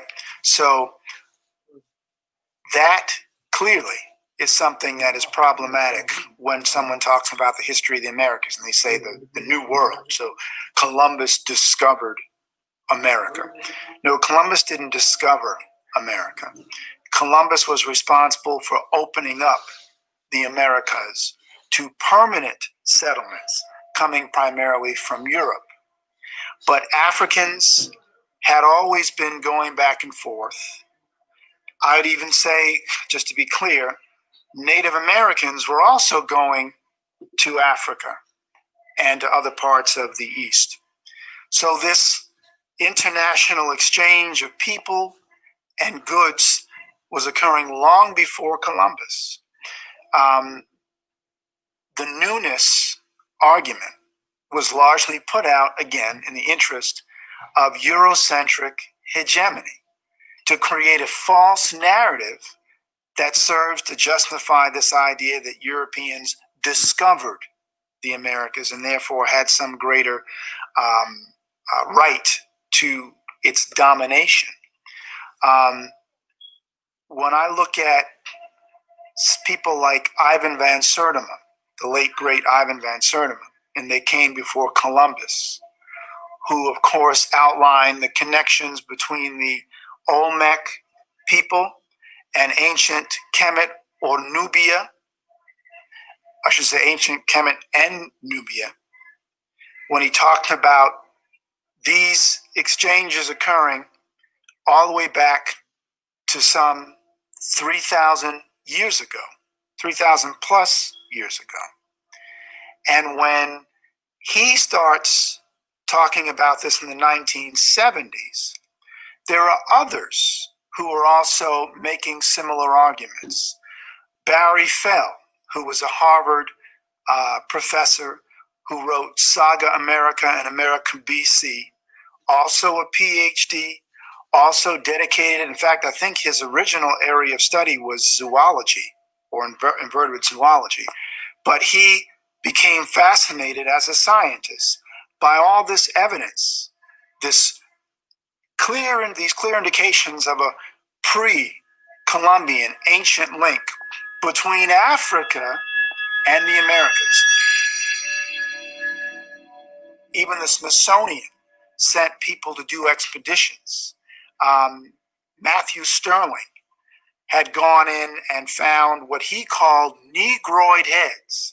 And all anybody has to do is to look at the Olmec heads and see that these are quote unquote Negroid or Africoid in appearance.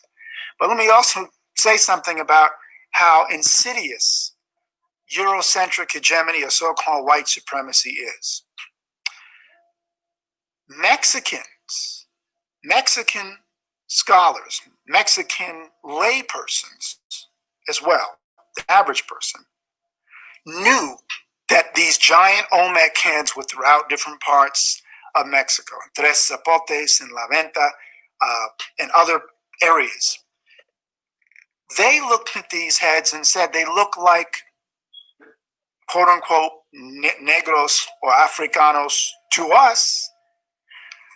What European anthropologists did was claim that these heads were stylized baby jaguar faces, or they were infantile stylizations to try to negate the fact that here's evidence of this pre-Columbian presence of Africans in the Americas.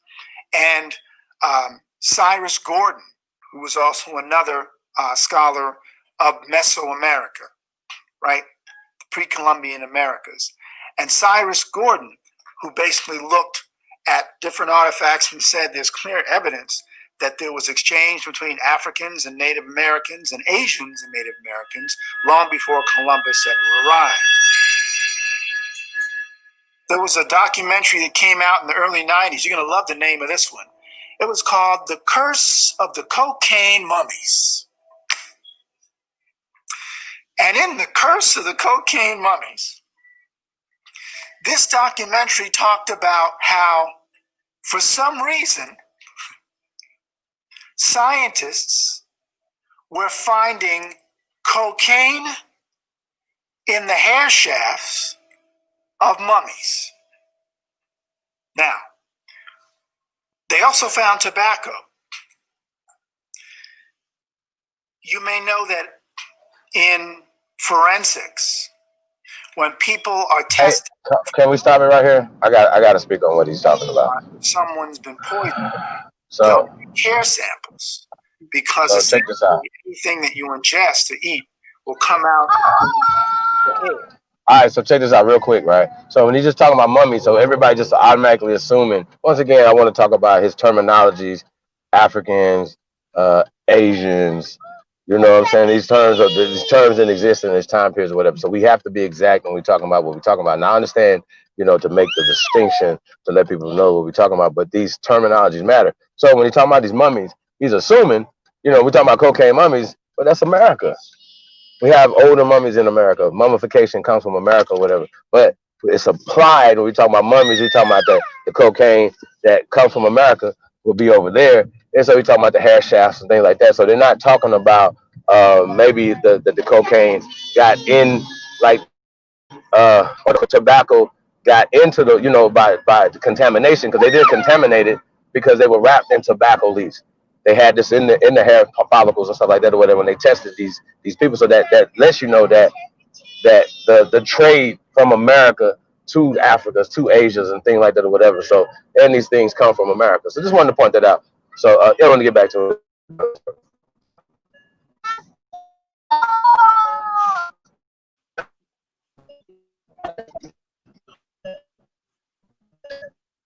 Now, they also found tobacco. You may know that in forensics, when people are testing, if a pathologist is testing to see if someone's been poisoned, they'll take hair samples, because essentially anything that you ingest to eat will come out in the hair, or say anything, or much of it, in terms of the chemical compounds or components. So they took samples of these different mummies. The person who did it was a woman named Dr. Balabanova, who I think she is a French scientist, although her name, obviously, Balabanova is not French, but she, in France, and she did this research looking at these mummies and was wondering why she was finding cocaine in mummies since there is no cocaine in Egypt. In fact, there's no cocaine known to grow in Africa. Certainly not at that time. You're talking about 3,000 years ago and longer. You're talking about 2,500 years ago, etc. She took a sampling of different mummies to find that these mummies, obviously when alive, had ingested coca, the coca leaf. They also found high rates of tobacco, not African tobacco, American tobacco. So this automatically meant, so how are these people getting this? They got it because they were in trade. Nile Valley civilization was in trade with different indigenous peoples in the Americas. But the beauty of it, again, to make the point about the connection to Moorish science, no other mainstream organization of African Americans was discussing that. None. So the Moorish Science Temple is the only organization that has this as part of the official literature in the 1920s. Right? So the work that von Futenau was discussing, von Futenau doesn't put his work out until later. Von Futenau's earliest publications with regard to this, I think, are in the 60s and 70s. Leo Wiener, who was at Harvard, did talk about this in the 1920s, but it wasn't mainstream. It was just this lone Harvard scholar who was saying there was a connection between the Africans and the Americas before Columbus. Barry Fell is not writing about this until the 1970s, and others that are out there. Noble Drew Ali is putting this information out about the pre-Columbian African presence in the freaking 1920s. Come on, right? And the man doesn't get any credit? This is what is insane. Afrocentric scholars should be, in my estimation, really honoring this brother. Even if they're not a part of the movement. Say, look, I may not be part of the movement for whatever reason, but I'm here to tell you, this brother was the real deal as far as how did he know this? And not only how did he know it, but how honorable it is that he then took that information and put it out there for the people to have. So you could walk into a Moorish science temple and gain knowledge of this. And this area is actually eastern Panama and northwest Colombia. Names like Do Bida, Abe Beba, Aben Amici, Abreba, etc. seem to have a completely Moorish or biblical form. Now this is coming from Brasor de Borbourg, who was writing in the 19th century. That was part of an 1861 study. So to have things like this coming from European scholars who recognize that these names don't sound foreign to names that you understand are from the East, right? That coupled with other things, with other evidence, collectively is what pushes the case, right? And then, as I mentioned before, Maravitine, Marabios, Morabita, these are Native American names that European anthropologists and linguists would find, and they're going, that's odd. Why do these indigenous people have these names? Maravitine, Marabios, it's in reference to the Marabouts, or the Moabites. That's very odd, right? All of that, like I said, coupled with even references to the great expedition from Mali in the 14th century, where one of the Malian rulers, Abu Bakari II, who basically leaves with several hundred ships and sails for the Americas across the sea of fog and darkness, as some Arabic sources would call it. Well, why would he sail with so many ships unless he knew where he was going? He reports on the friendly Indians of Moronia, which was a province of Guyana, which is where, by the way, Ivan van Sertima was from. He was from British Guyana. And Harcourt had described these Egyptian-like pyramids among them, and saying that a very high hill called Kalipani, fashioned like a sugar loaf or a pyramid, existed. So things like that are just reminding us again that when Europeans came here, they were finding evidence of things like pyramids here. In fact, I think it's Jack Forbes who basically says that there's so much about American history that we know so little of, meaning pre-Columbian American history. That because we haven't focused on that pre-Columbian American history. And I would say it's by design, because if you looked at it, the obvious connections to Africa, the obvious connections to Asia would come out. One of the other things that Van Sertima talked about in his book, They Came Before Columbus, was how there are Chinese accounts, Chinese records from the 11th, I think it's the 11th and 13th, 11th and 13th, or the 12th and 13th centuries, AD or CE, which talk about Chinese expeditions and African expeditions of trade that took them across the Atlantic,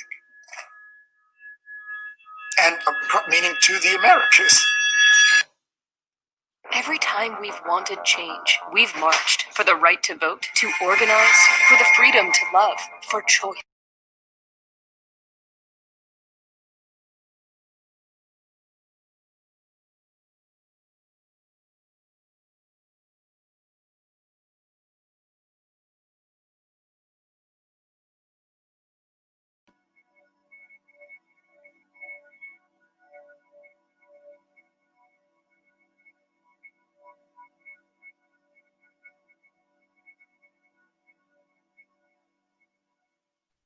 Do they got that in Africa?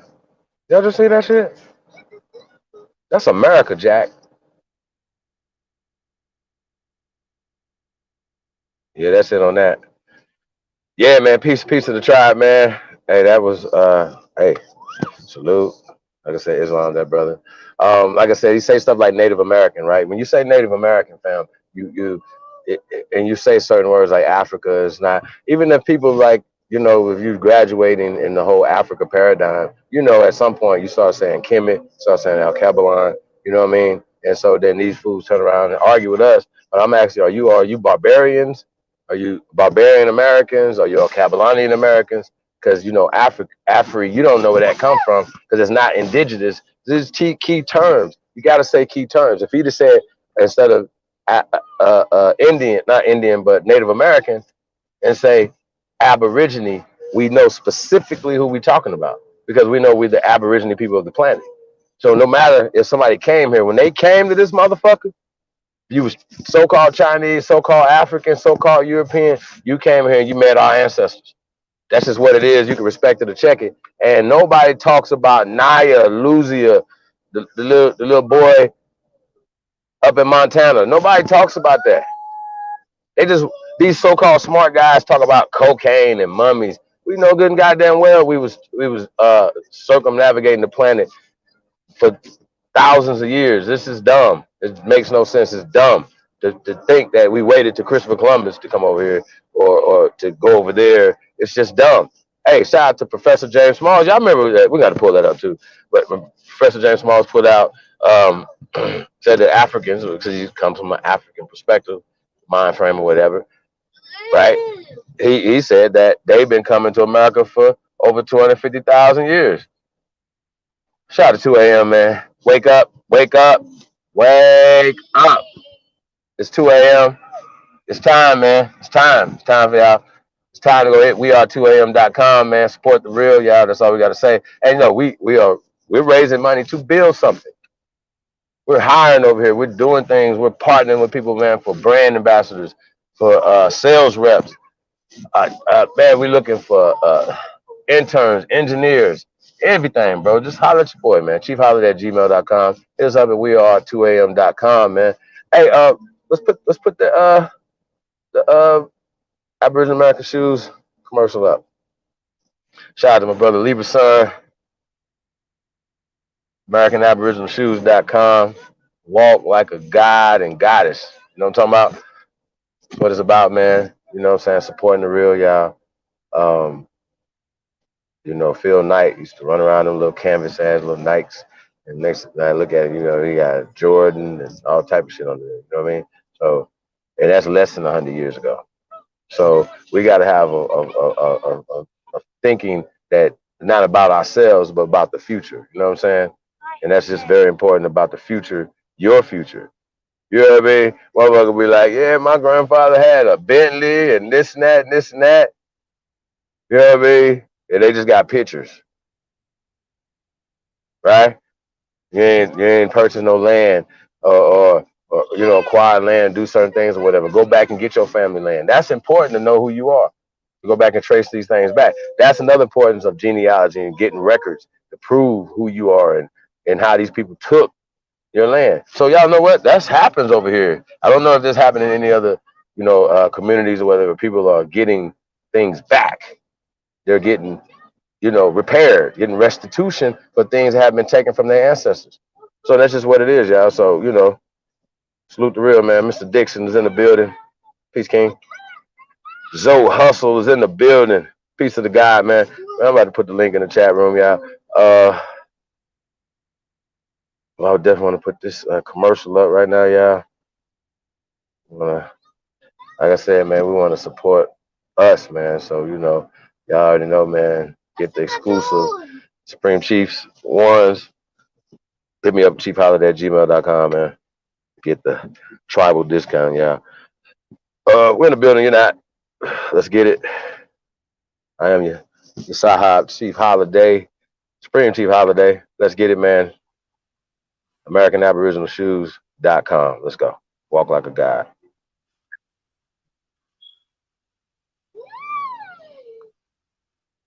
Let me see you put it to the beat, to the groove. Let me see you put it dress, set side, like this.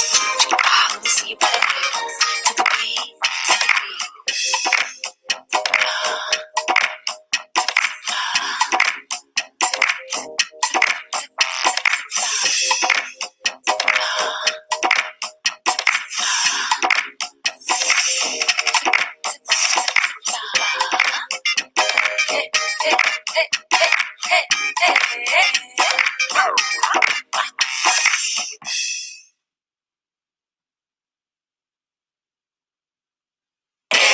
Let me see you put it dress, set side, like this.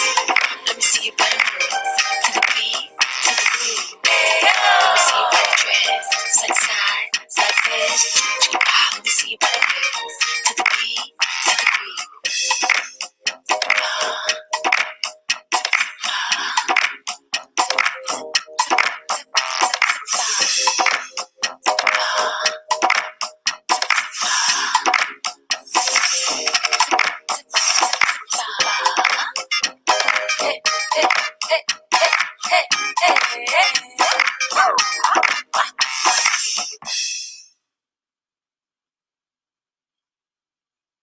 Yeah, man. It's AmericanAboriginalShoes.com. Walk like a god, man. Walk like a goddess, man. We're in the building, man. You're not. Let's go. Hey man, y'all already know, man. Those Chief jerseys are out, man. You're interested in getting you a custom jersey? Hit me up at chiefholiday@gmail.com. Just keep it super simple, y'all. Personal number, name on the back. Holler at your boy, man. Chiefholiday@gmail.com, man. Y'all see the shoes, man. Handcrafted. You know what I'm saying? From a mind of an Aborigine named Libra Son. Shout out to Libra Son, man. Um, y'all see it, man. Handcrafted, leather. We got them gold bottoms over here. Y'all see them right there, man. Uh, Platinum bottoms. Yeah, man. It's just awesome, man. Awesome shoes. Y'all, like I said, man, I definitely want to do the Air Jordan ones versus the Supreme Chief ones. I think that'd be a dope comparison, y'all. So we definitely got to do that one, man. That's gonna be dope.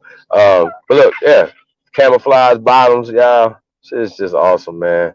Blue bottoms, red bottoms, green bottoms. We got everything over here, man. All the flavors. You know what I'm saying? And we just gonna keep coming, man. So just be on the lookout for that, man. AmericanAboriginalShoes.com. When you copy your pair, man, make sure you get somebody who got you walking down the runway or something, walking like a guy. I say walking on water, y'all already know. You know what I'm saying? So that is what it is, yeah. Yes, sir.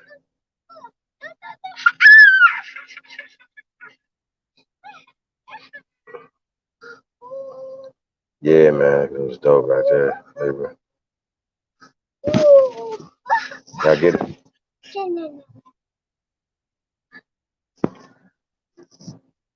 Supreme Chiefs, ones, gold bottoms, walking around this bitch like Montezuma.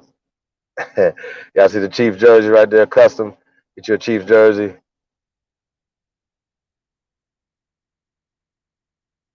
Yeah, man. Hit me up, chiefholiday@gmail.com, man. Them gray and blue ones is stupid. Black on black, stupid as you already know, man.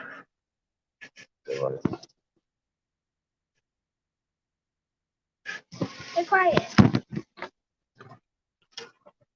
Huh? Let that marinate for a minute, yeah. Let that marinate for a minute.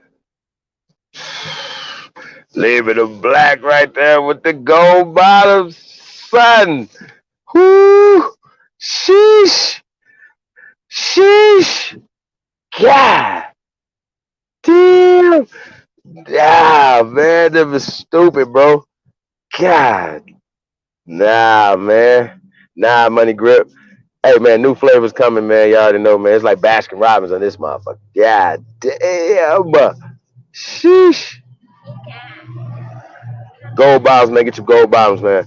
All right, your boy, man. Spring Chief Holidays in the motherfucking building. If you're not, you just lost. Don't worry about it. You'll be all right. It's all good. Savalas McDaniel is in the building. OCO, thank you for coming, man. We definitely appreciate it. Yeah, man. Appreciate y'all, man. Um, yeah, and y'all already know, man. First American Council, man. Salute to the First American Council. If you haven't joined the First American Council, please do, man. We're gonna put the link in the chat room, and y'all hit up Sister Miss Gretchen Helm. She would definitely direct you in the right direction, man. Y'all already know, man. The tour. We're gonna put the flyers up next. Well, let's the first flyer because we already got the jersey and the shoe up there. So. Yeah, so salute to everybody, man. We definitely appreciate y'all, man. We're gonna get back into the build. I'm gonna put the link in the chat room, man, and yeah, man, let's get to this thing, man. I think it was a great build, man, and some things that we've seen. So us coming in and be able to you know put our put our thing on top of it, man, and make sure that our people get the right understanding of what we're hearing. It's like I said, that brother's a super smart brother, man. Salute to him. But like I said, you can't say Native American. And like I said, going back and forth, with MBK and those guys over there, man. Like I said, salute to Rob Bourne, Allen Apache Brown, right? Because he could tell me, right, based off of stories that come from his actual people that he come from, right, that the tribe he comes from here in America, like we all can, right? Nobody can tell you the tribe. Like we all just lost that, right? We don't know that. Nobody was proud enough to keep that side of them. You know what I'm saying? So I just think it's disingenuous when you guys try to say that. So yeah, let me put this link in the chat room. Yeah, man. Peace to the guys, man. Gold is in the motherfucking building. Yeah, man. Get your exclusive Chief Billy apparel, man, at weare2am.com. Weare2am.com, man. Yeah, man. Let's get it. Y'all already know what it is, man. It's your side hop. It's your side hop.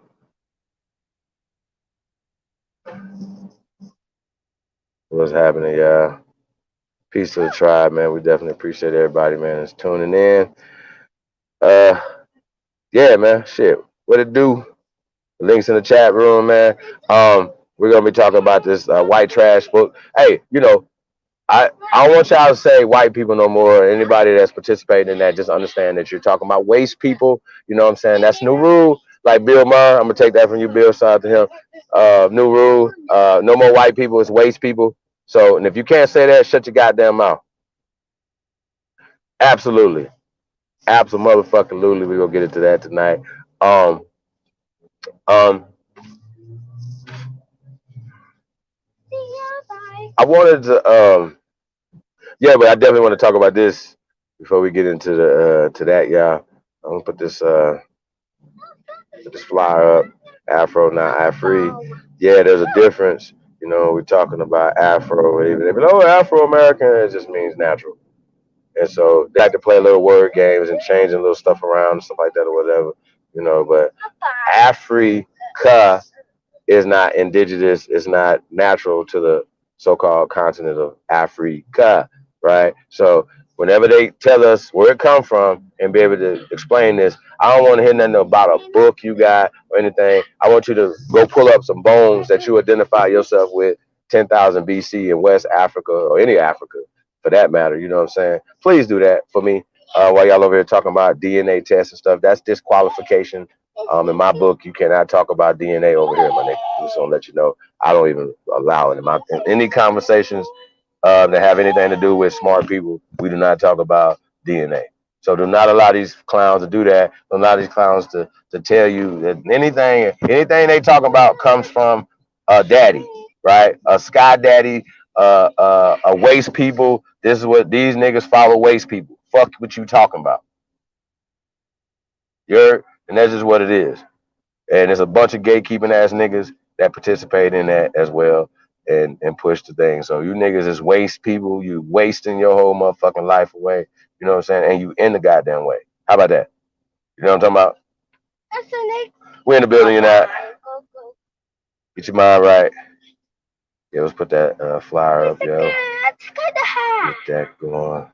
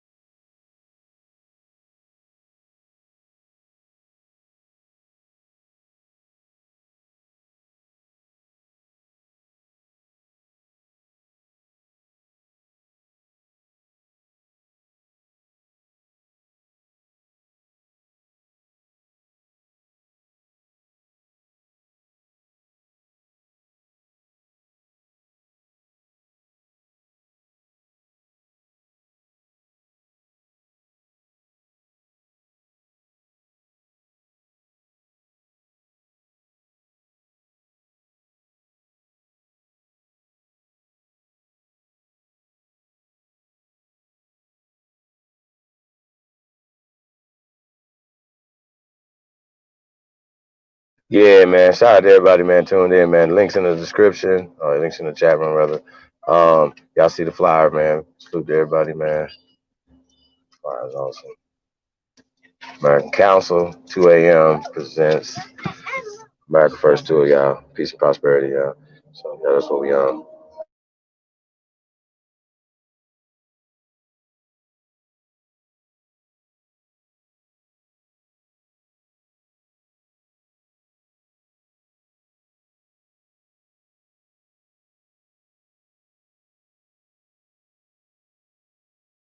Yeah, for more information or let's slide through y'all city, y'all territory, man.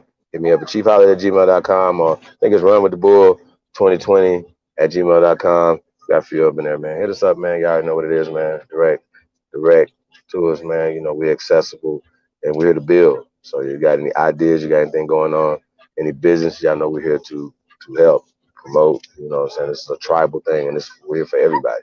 So this is what it is, man. Expect that or check it. You heard? Run with the Bull though. How about that? Yeah, so filming a movie, man. So hope y'all make the movie. You know, as well, man. Short film called Run with the Bull. See Saha, man. Y'all already know, man. Cowboys and Indians coming soon, man. Want to play a record, man. That's coming off the Cowboys and Indians, man. I wanna send a shout out to one of my big brothers, man. Just passed a week ago. Suddenly heart attack, man. Um, before he could fully see everything, man. Left 6 children. A lot of people out there, man. So, I just want to send a shout out to my big brother, man. For the Green Gang, you know what I'm saying? Ricardo Royale, aka Cocoa Butter, aka Gangster Rick. He had a bunch of aliases, y'all. You know what I'm saying? It was Green Gang for life. Y'all know what it is, man. Salute to the guy, man. One of the goats of this shit, man. You know what I'm saying? So y'all ain't never heard of Royal Flush, ain't never heard of Cocoa Butter. Anybody from D-Town, y'all know what it is, man. So salute y'all in the building, man. So I want to definitely light up one for my big brother, Cocoa Butter. You know what I'm saying? And we're gonna get a record in here too real soon, man. What was this I See Colors record? Let's do that. Smoke break, y'all. Take a smoke break. What you smoking on? Put that in the chat room, man. We got this what's this? Ice Cream Sunday. Ice Cream Sunday in the building. Y'all know super exotic. Super excited. Fridays is also fuck off Fridays. Y'all know what it is, man. Hey, man, we're gonna get some Ice Cube in tonight too, man. To the contract of Aboriginal America. We're gonna say Cube, but just turn it to say the Black American, First American, yo. So let's get that going.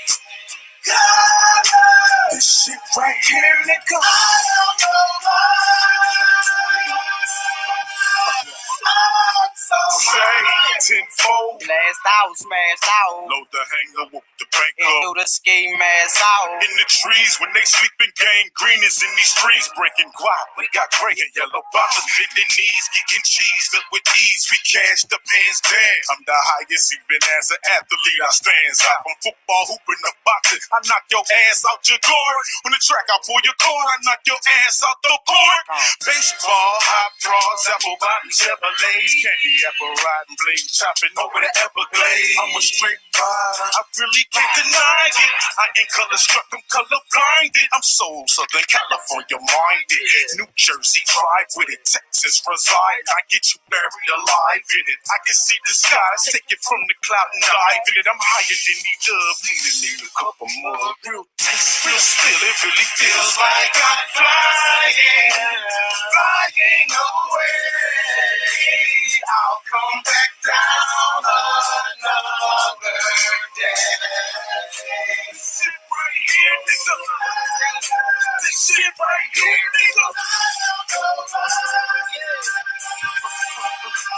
I'm so high. I'm buzzing from fucking with my cousins. Remember that bud that you was cutting for that you was loving? That's nothing. That's nothing. It's nothing. That shit is nothing. This shit right here, nigga. This shit right here, nigga. I push Poco Rio de Janeiro, nigga. Wow. I'm out of it. I'm so really not here. I can't feel my underwear. Can't even hear my ears. Whoa, I'm insane in the membrane. I'm the gangster Chris Angel. I'm so David Blizzane. I see more colors than the rainbow. On my cellular, it's Justin Fontaine. Yo, what's green with you, bro? I'm on my way over to bust some weed with you. Whoa, CM3, customer you're trying to reach is unavailable or busy or has traveled outside of the greater area of the city. I'm so high on life, bro. It feels like I'm flying, flying away. I'll come back down another day. I see colors. This shit right here, nigga. This shit right here, nigga. I am so high. If you take a look up, you'll see me. Sorry, just exploring and syrup on with ET. My wings done ruined, and I've been losing feathers all week. See, I'm like AT&T. I'm roaming with my 3Gs and weed. Walking around with pregnant money clips and green sneaks. Can't forget the buzz. Touch me, I cut your thumbs off. Early this morning for the roosters, even broke sleep. I flew a sweet, got geeked and headed for the mountain peak. Punched a couple ass trucks, make the Martians get under me. Show these fools my altitude as they taught me. I lost the shit, love the nerves, ate a whole lot of words. Now my lungs is filled with perp and they looking like crumbs to me. Pieces of the pill got my attitude like fuck you. I don't buy money, so no telling what me gon' do. And it feels like I'm flying, I'm seeing colors, wishing I was back on the ground. I'm so high. Feels like I'm flying away. I'll come back down another day. This shit right here, nigga.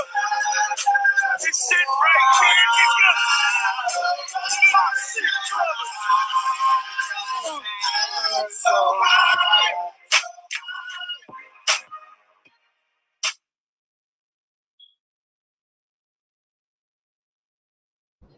Green Gang. Shout out Justin Fontaine, Ricardo Royale. Green Gang's in the building. I see colors. Single coming off the up and coming Cowboys and Indians. Return of Doc Holliday. Legends never die, motherfucker. How about that? So let's get it, man. See if anybody's trying to come in. No? Okay. Let's see, yeah, man. So you, hold on one second. Then we're gonna get another song in here too, y'all. One minute. Let me get to talk my shit. Then another commercial break. Right now. Then talk my shit. Shout out to A-State Band Runners, y'all.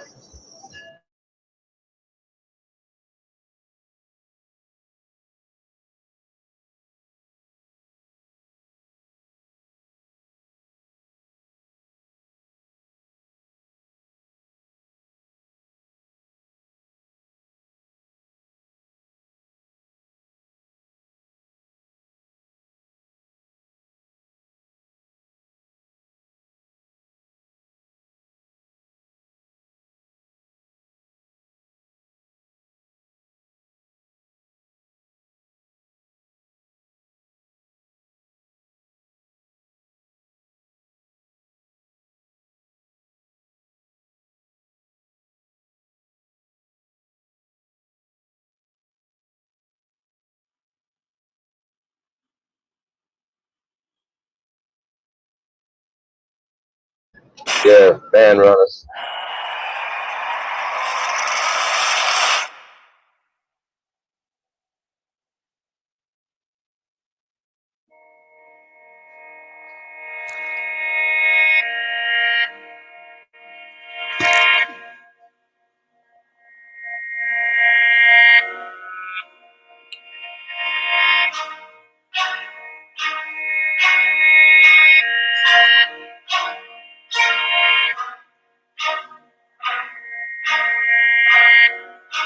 Stutter, my brother, was happening? Let me talk my shit, talk my shit. Let me talk my shit, talk my shit. Let me talk my shit, hey. Let me talk my shit, hey. Let me talk my shit, hey. Let me talk my shit, talk my shit. Let me talk my shit, talk my shit. Let me talk my shit, talk my shit. Let me talk my shit, talk my shit. Let me talk my shit, hey. Let me talk my shit. Smooth big nigga, no bitch. Yeah, I got the guap in the fit. Yeah, bear on the game with lit. Let me talk my shit. Smooth big nigga, no bitch. I got the guap in the fit. Bear on the game with lit. I might just fuck on your bitch. Yeah, she might just fuck on the click. Yeah, cause the bitch know we the shit. Yeah, cause the bitch know that we lit.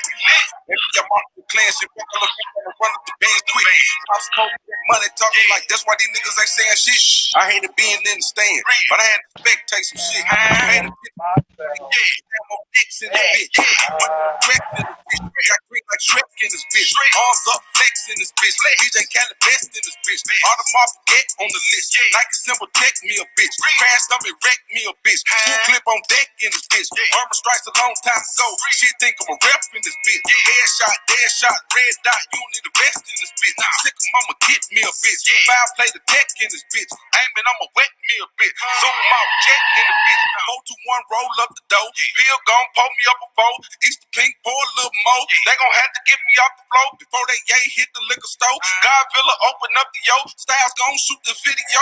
While I'm in the bitch, spin slow. Back to back like a replay. Stack bread, stand out the way. My little nigga shooting broad day. Wrong with sticks like a relay.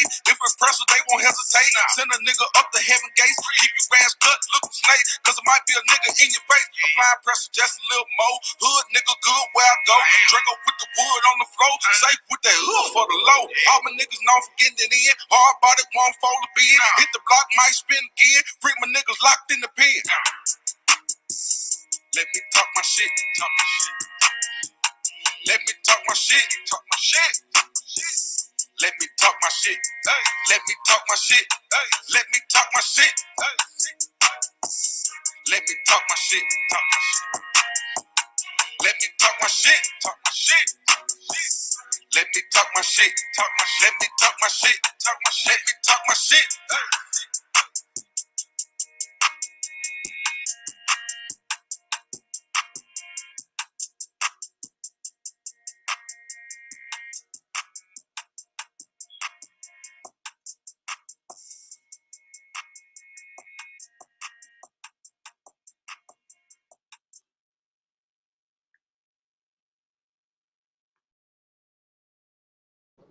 All right, man. A-State band runners. Bill Chamberlain. Talk my shit, man. Y'all know what it is, man. Let's get it.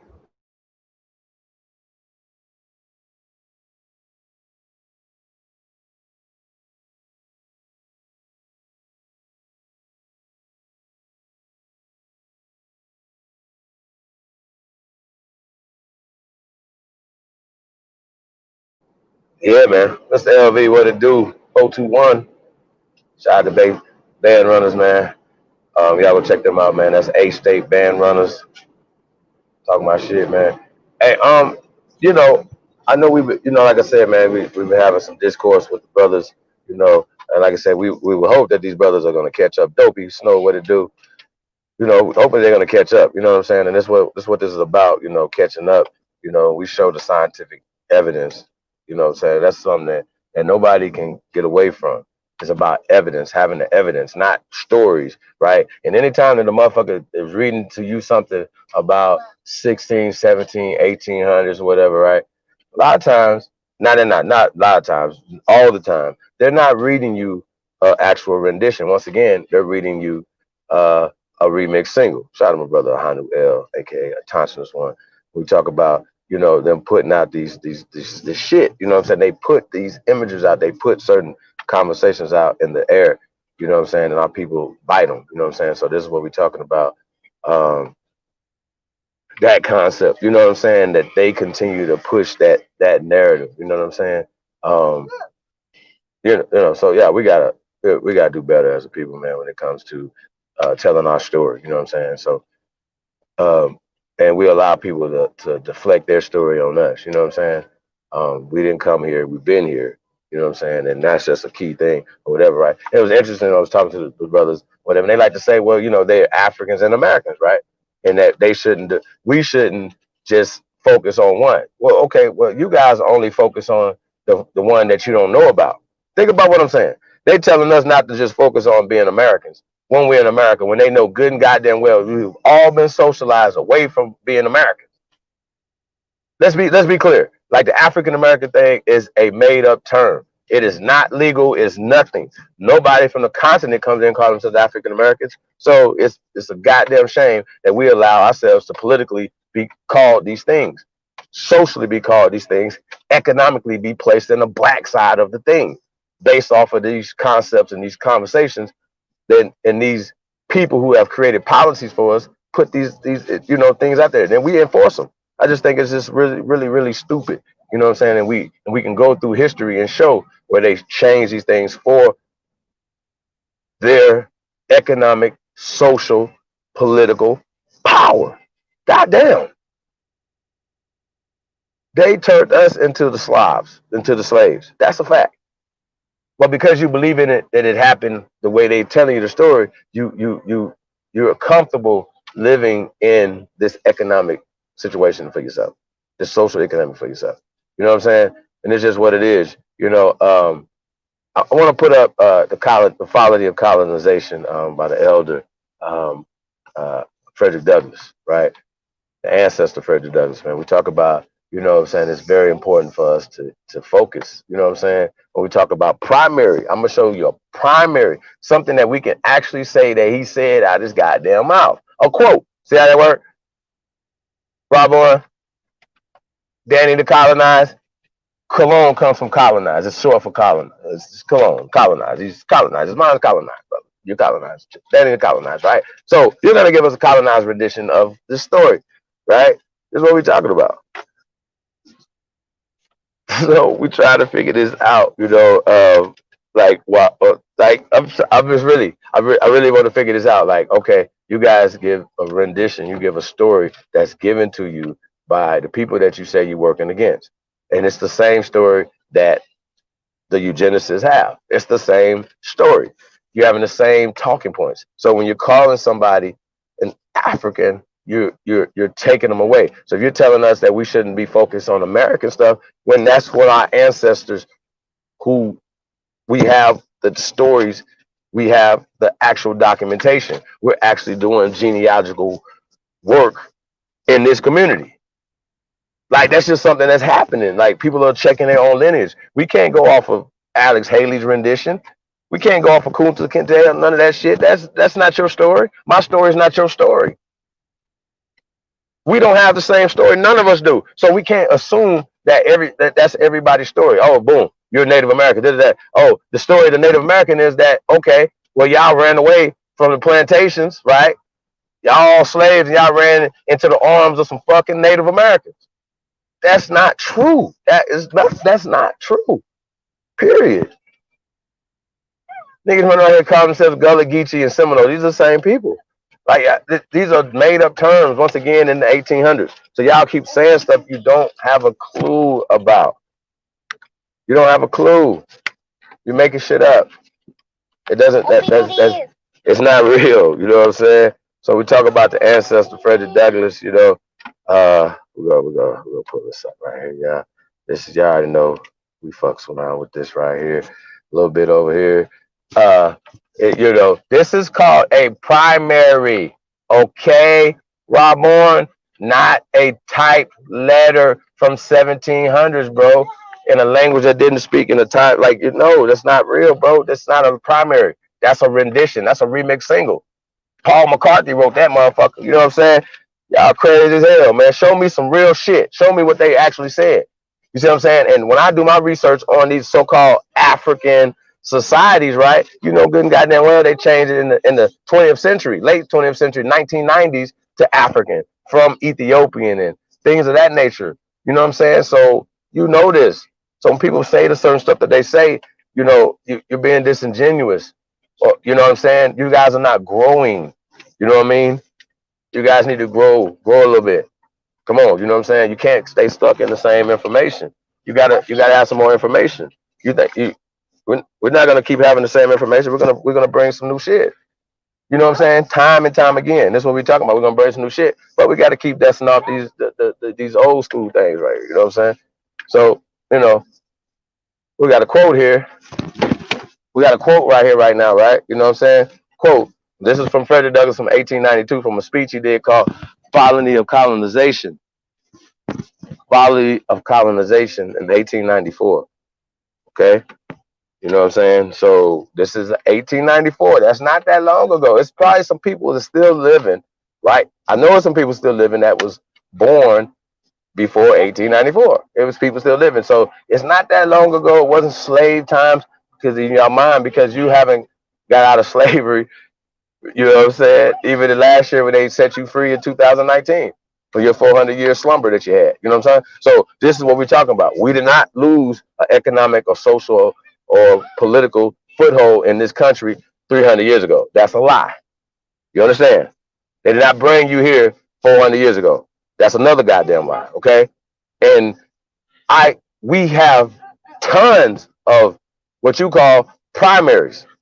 Primary people saying who they were. So when you guys be saying shit like, "Oh, you guys don't have nobody saying who they are," you guys have a minority group of people who are pushing a political agenda that they was given to them by their masters. Like you can't be serious. You cannot be serious to say this to us. You know what I'm saying? Oh yeah.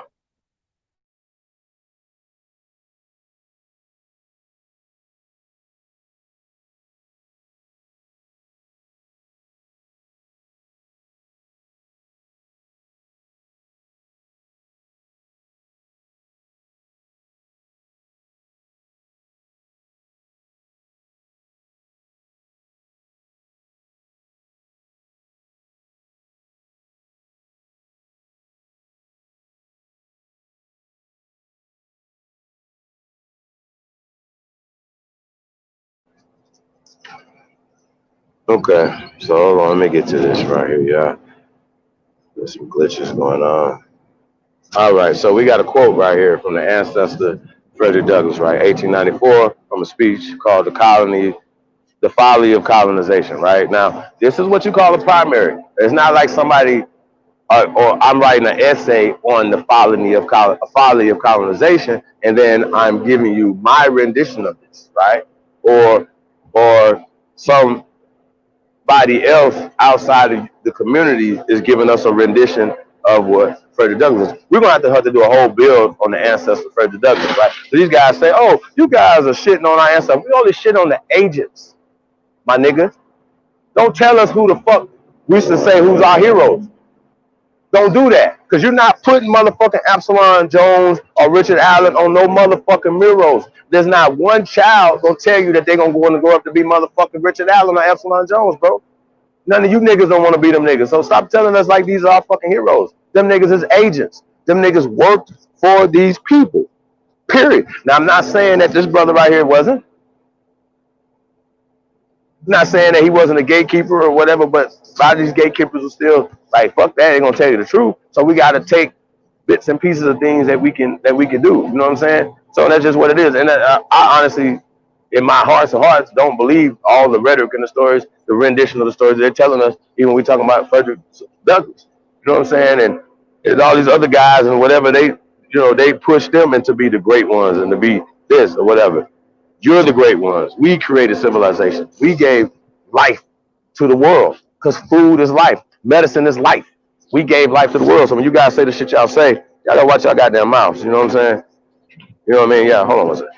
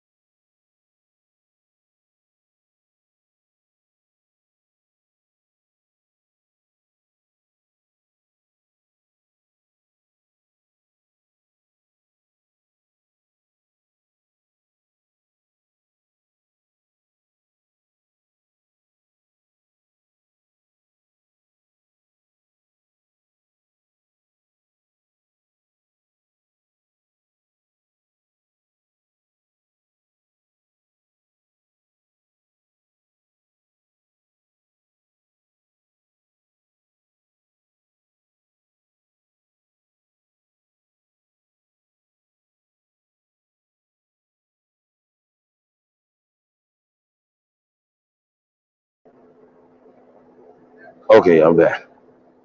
Sheesh. Man, I'm having some technical difficulties over here, y'all. Hold on 1 second. I want to get to this following and colonization.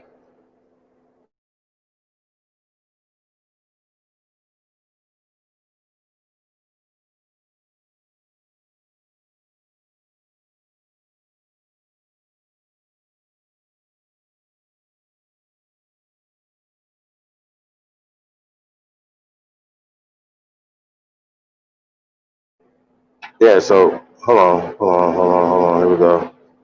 No,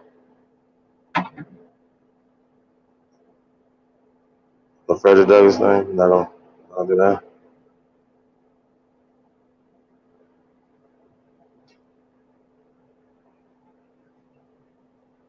Yeah, no, let's pull the Frederick Douglass stuff back up, and I'm gonna go ahead and read that. Like I said, I was just trying to show these guys a primary source. This StreamYard is fucked over your battery. I need to plug it into a house charger or something since car charger's not working. So I wanted to read this real fast. Put it on the screen, but I definitely want to read that.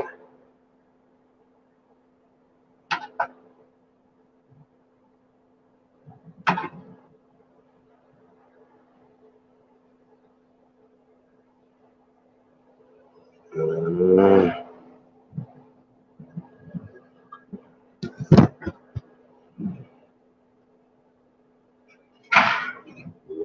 1 second. Let's get back to this.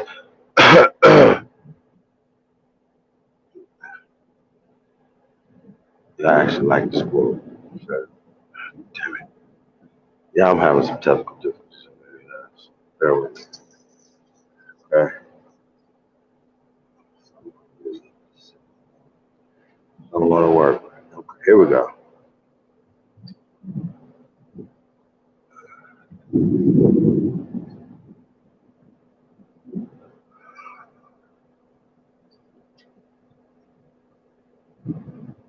Okay, here we go. I'm gonna blow it up a little bit, y'all. So you can see this a little bit.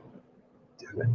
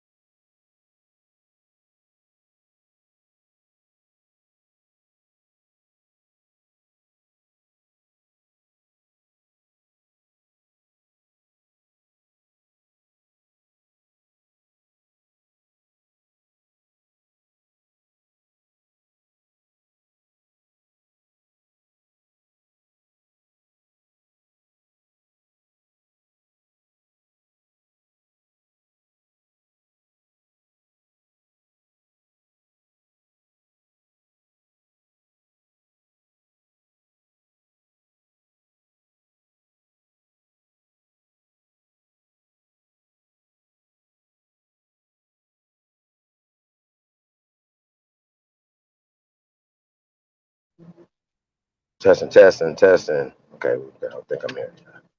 Damn it, man. Oh yeah. So yeah, we're gonna get this. We're gonna get to read this real fast, y'all. 1 second. Bear with me, man. All right. So this is a quote from the ancestor. Damn it. Frederick Douglass. Oh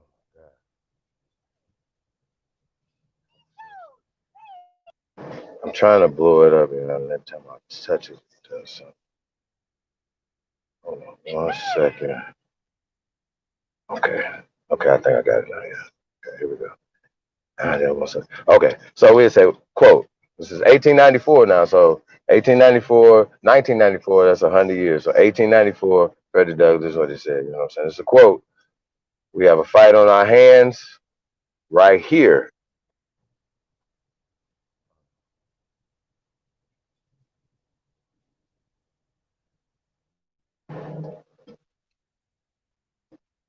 Not a damn thing is in front of a fight for the redemption of the whole race. A blow struck successfully for the Negro in America is a blow struck for the Negro in Africa. Okay, now that he might sound because he kind of got like this, this whole race, like we a whole same race of people, whatever. And people say, see right there, it'd be like, okay, this is a whole race, da da da. Okay, well let's keep going. Let's keep examining that. So of course, if he's speaking English, that means that he's been taught in somebody's school. Do you understand that somebody? Remember, we said that this band has been compromised. This is what it is.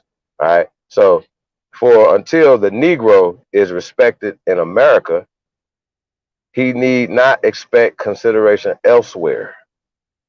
All this native land talk, however, is nonsense. The native land of the American Negro is America. I'm going to say this again. I'm going to say this so everybody can understand this, right? This is a quote from the great ancestor, Frederick Douglass. He said, the native land of the American Negro, aka the American Aborigine, right, is America. His bones, his muscles, his sinews are all American. I'm going to say this little part again. The native land of the American Negro is America. His bones, right? Now, speaking of bones, the oldest bones in Florida are Negroes. The oldest bones in Georgia are Negroes. Alabama, California, Mexico, Brazil, Britain are Negroes.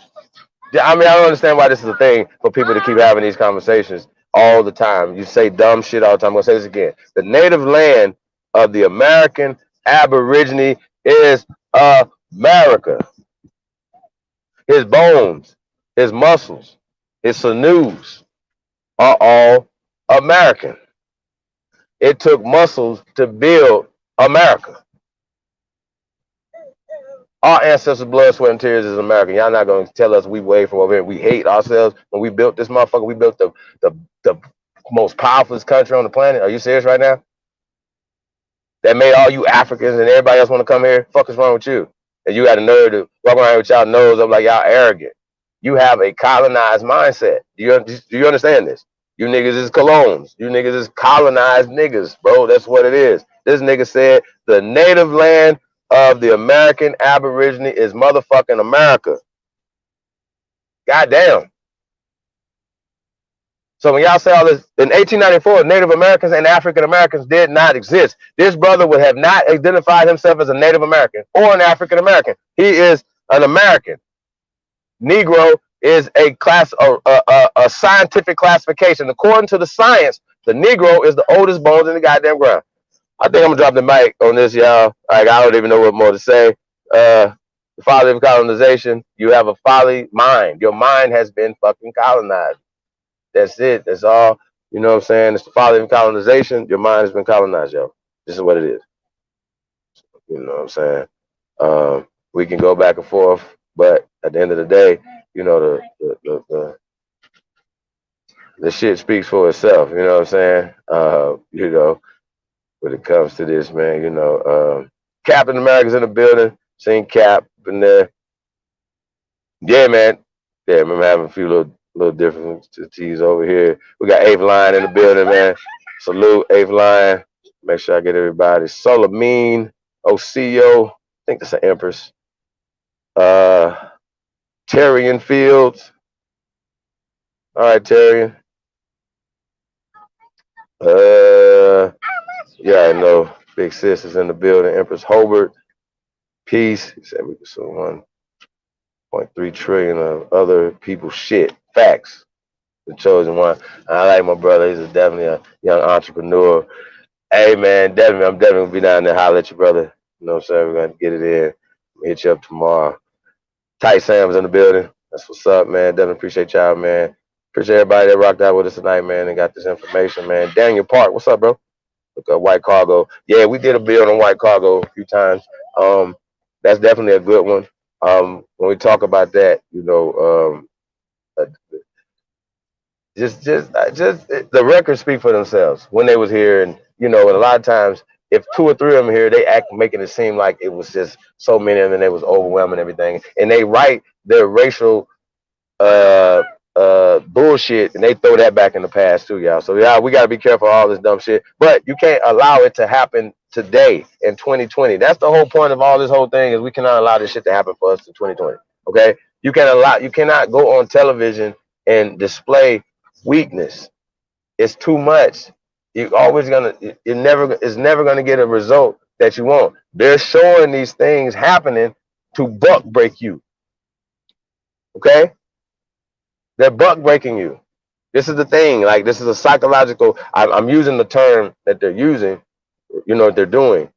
It is to keep you scared, keep you in perpetual fear, to where you have fear in your womb, fear in your motherfucking sperm cells. You dig what I'm saying? You got fear in your balls, nigga. Fuck is wrong with you? You gonna die anyway, bro. Like, fuck. You gonna get out of here anyway. I'm never gonna tell this one right here to bow the fuck down.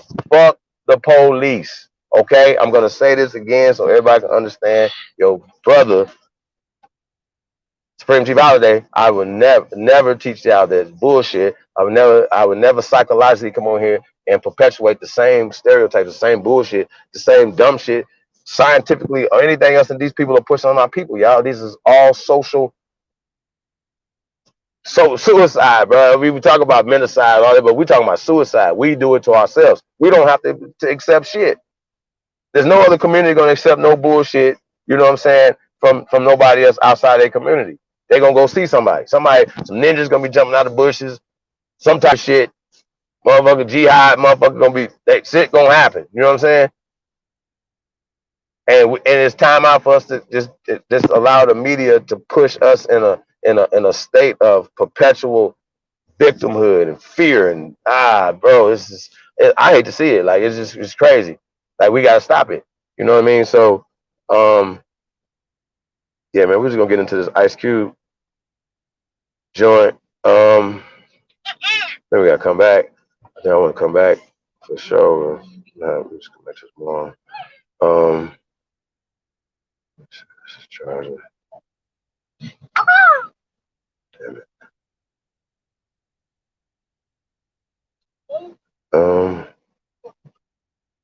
Yeah. So we definitely appreciate y'all. Um, Shout out to all the haters too, man. We appreciate you. Real spit. You know what I'm saying? But that's a primary. Hanu L is in the building. Peace, brother. What's going down? Hanu. Can y'all hear me? Hanu. A1. Nah, you muted.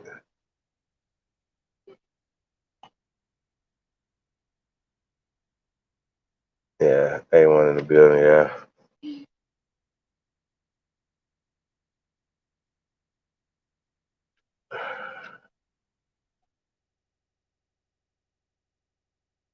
A1 from day one has entered the building. Yeah. Uh, yeah. So we were don't look like we're gonna be going nowhere. So we're gonna get into this ice cream tonight, man. We talk about. I wanted to really do it by itself. You know what I'm saying? It's gonna be a part of a long ass video, but I guess we could touch on it a little bit tonight, y'all. Because when we talk about like why do words matter? Why are we changing the contract for Black America to the contract for First Americans, right? And and we could go through and kind of highlight some of the word changes that need to happen. You need to throw black and throw it in the trash. It needs to go in the trash. Okay.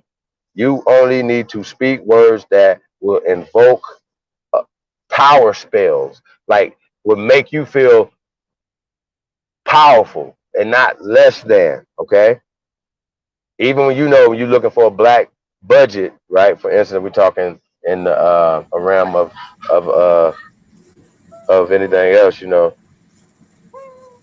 uh, you already begging and you already anticipating a smaller budget as opposed of something bigger. You know what I'm saying? You already anticipating a smaller budget or inferior school systems and stuff like that, whatever. And that was the conversation of Nacy Isenberg when she was talking about, like, yeah, she's specifically targeting this specific group of people, but this specific group of people literally went through these situations, literally went through uh these chains. And I'm saying that the majority of pale Europeans that have migrated and have descendants here in America descend from waste people.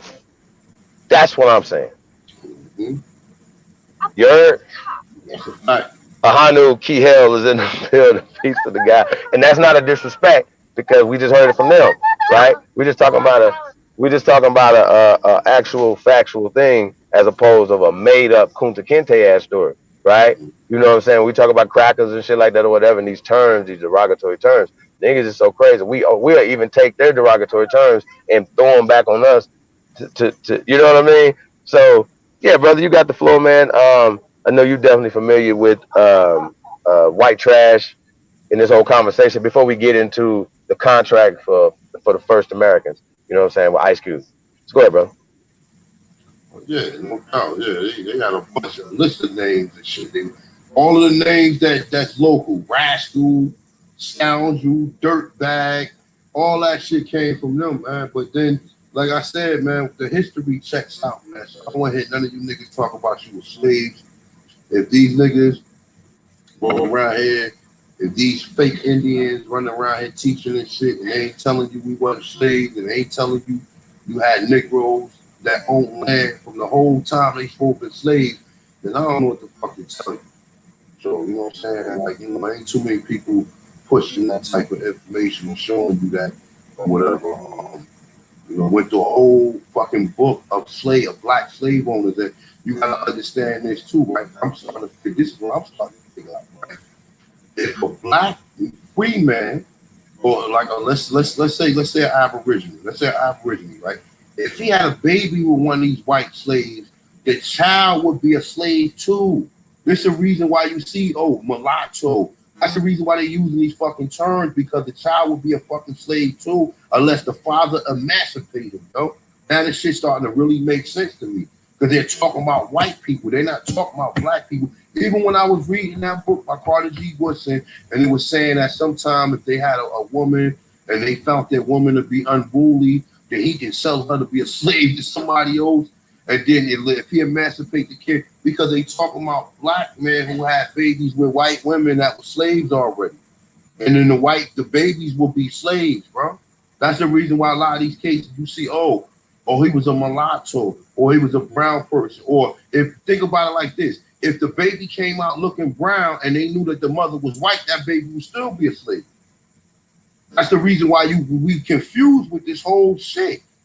We confused with the whole thing of what's going on. You know what I'm saying? A lot of these motherfuckers, and I'm not telling you all of us, because in some cases you had a lot of these And Yaffa used to always say this shit, and I didn't understand it until I started to do the proper research on my own. And she used to always say how you had these white slaves who used to run away and come to our town, and we used to take them in. And in a lot of cases, they're sending the slave hunters after them. Which, when you did see that nigga Big Along in Harriet Tubman, that's a real true story. Because the bounty hunters was Aborigines. They wasn't no fucking white people. They used to pay us to go find them. They're white slaves, bro. They're white slaves. But see, when they hit you with the remix, they gonna put you in there, then you think that, oh, this guy was running. No, money grip. These people, they was bought here, they was enslaved. Wait. A1, bro, you sound self-hating right now. You sound like a self-hating slave. We the only slaves, brother. We the only people ran away, remember? Man, listen, Whoa. The first story they talk about, and the second story they talk about, slaves run away. Two white boys run away with one nigga, and the nigga the only one that become a perpetual slave along with us forever. Y'all said his word? And when was that written, though? Was that written after Reconstruction? So you got to see when this shit was That shit was written in 1982. That's what I'm trying to tell you. You gotta see that, and like I said, I put a lot of information out there from me just going through certain documents, and some of that shit wasn't right and exact. And I'm gonna have to go back and revisit some of my information. And that's a lot of people in this fucking so-called community, because we're reading it from it takes time to be able to break and really break all this shit down. Say, wait a minute, bro. How you got all these black slave owners at the same time, and you telling them, oh, we were slaves all the way up until 1865, but you got the biggest slave owner in the goddamn South, which was a nigga. And if you tell people that, they don't believe, they like, man, I don't believe that. And like I said, man, the real enemy is ignorance. Shout out to my brother Hakeem Bey. Because like I said, whether you get along with the Moors or you don't get along with the Moors, they're the first nigga saying that the word Slav is slave. The slaves came from Slavs, man.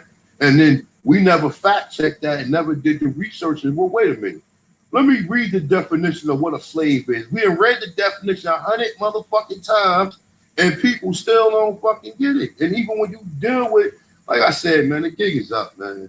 You know what I'm saying? Like, the gig is up, man. You know, Ahanu Kiel, shout out to all the Aborigines, North, South, Central, for joining islands, bro. All the brothers and sisters, man. You know what I'm saying? You know, man, and, you know, at the end of the day, make sure you do your proper research. Don't fact check me. I'm a god. Like I'm learning. I'm learning just like everybody else at the same point in time. Too bad some of us is just too far in the game. My niggas was running around playing in their ass. Niggas was doing their research on this. Don't be mad at me because you motherfuckers was ripping and running, doing some fuck shit. My niggas was trying to find their creed and trying to find themselves. Don't get mad at me because you late to the game, you niggas. You fuck niggas. Don't get mad at me. It's not my fault. It's not my fault that I took time out to educate myself on my people. Or I took time to listen to certain things to build a different perspective. None of these Pan-Africans want to debate me. That's a fact. That's a fucking fact. I agree. Listen, you go get motherfucking whoever you want to go get. I will tear him a new asshole. Any of these Pan-Africans. None of them want to debate me. None of them. I got enough resources to prove it. I'm not going to get stuck like some other niggas or whatever. And then I tell a nigga to go watch their video. Nah, you want to debate? All right, boom. I'm going to pull up all my shit. Boom, boom, boom, boom, boom, boom. I'm just going to throw different perspectives out there that's going to make you go back and do your research. This ain't no on the spot debate, bro. You're going to have to check. You're going to have to you're gonna have to give me a rain check because you're going to have to say, I never heard that before. Let me write that down. I never heard that before. Let me write that down. I never heard that before. Let me write that down. I never heard that before. Let me write that down. Yo, I'm going to have to I never heard this shit before, A1. So I'm going to have to come back and just readdress it. And then, like I tell you, just keep it real, bro. Keep it real. If I got sources to back this shit up, then you're going to have to say, you're going to have to critical think, man. Because any researcher always will tell you when you're doing a research paper along any lines of life, you got to find a pro and a con. And then you have to see which one of them are more credible. Is the con more credible or is the pro more credible? And then why is there a con that you guys ain't telling me about? Why is there additional information on this topic that you guys have neglected to tell us because you're lying? That's why. I forgot to tell you, the crucial part of the fucking story, that blacks own slaves, that blacks own land, and I'm saying blacks ignorantly, I'm talking about Aborigines of America, you know what I'm saying? That's what I'm talking about. And that's the whole thing. When you see these stories, mulatto slave, or mulatto, because they're talking about black men or black Aborigines in some cases who had babies by white women, and them kids that came out that white woman womb, whether they look dark skinned or whether they look like they was half white and half black, they would be fucking slaves unless the father emancipated them. Now, you niggas who be paying for information, claiming you pay all this money for information, tell the people that. Tell the people that. You can't tell the people that. You know what I'm saying? Because motherfuckers don't do no real critical research. You know what I'm saying? We just getting started, man. We just getting started, man. Got more videos about Moo for you fuck niggas who question Moo. Got more videos about Atlantis for you niggas who question Atlantis. Got more videos about the fucking pyramids for you niggas who question the fucking pyramids. And that's a funny thing, man. I'm really not gonna go there today, but I got some real funny shit dealing with that whole pyramid shit, bro.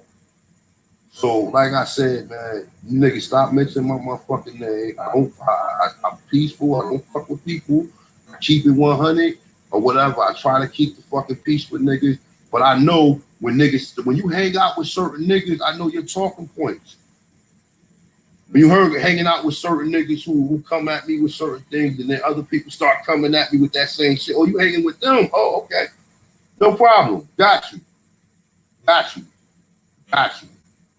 No motherfucking problem. We got you. And you niggas, all you niggas will get done with in time, bro. In time. Real talk. In time. And I just tell some of the people who I fuck with, if you fuck with fuck niggas and you fuck with me and don't fuck with me, just stay where you at. I don't fuck with fuck niggas. Well, we're gonna pull up this, well, I want to get into a fuck nigga. Since it's fuck off Friday, right? The fuck nigga Charles Davenport, right? He's one of the leading proponents of eugenics, you know what I'm saying? We want to get into that too. But go ahead on, on what you're saying, man.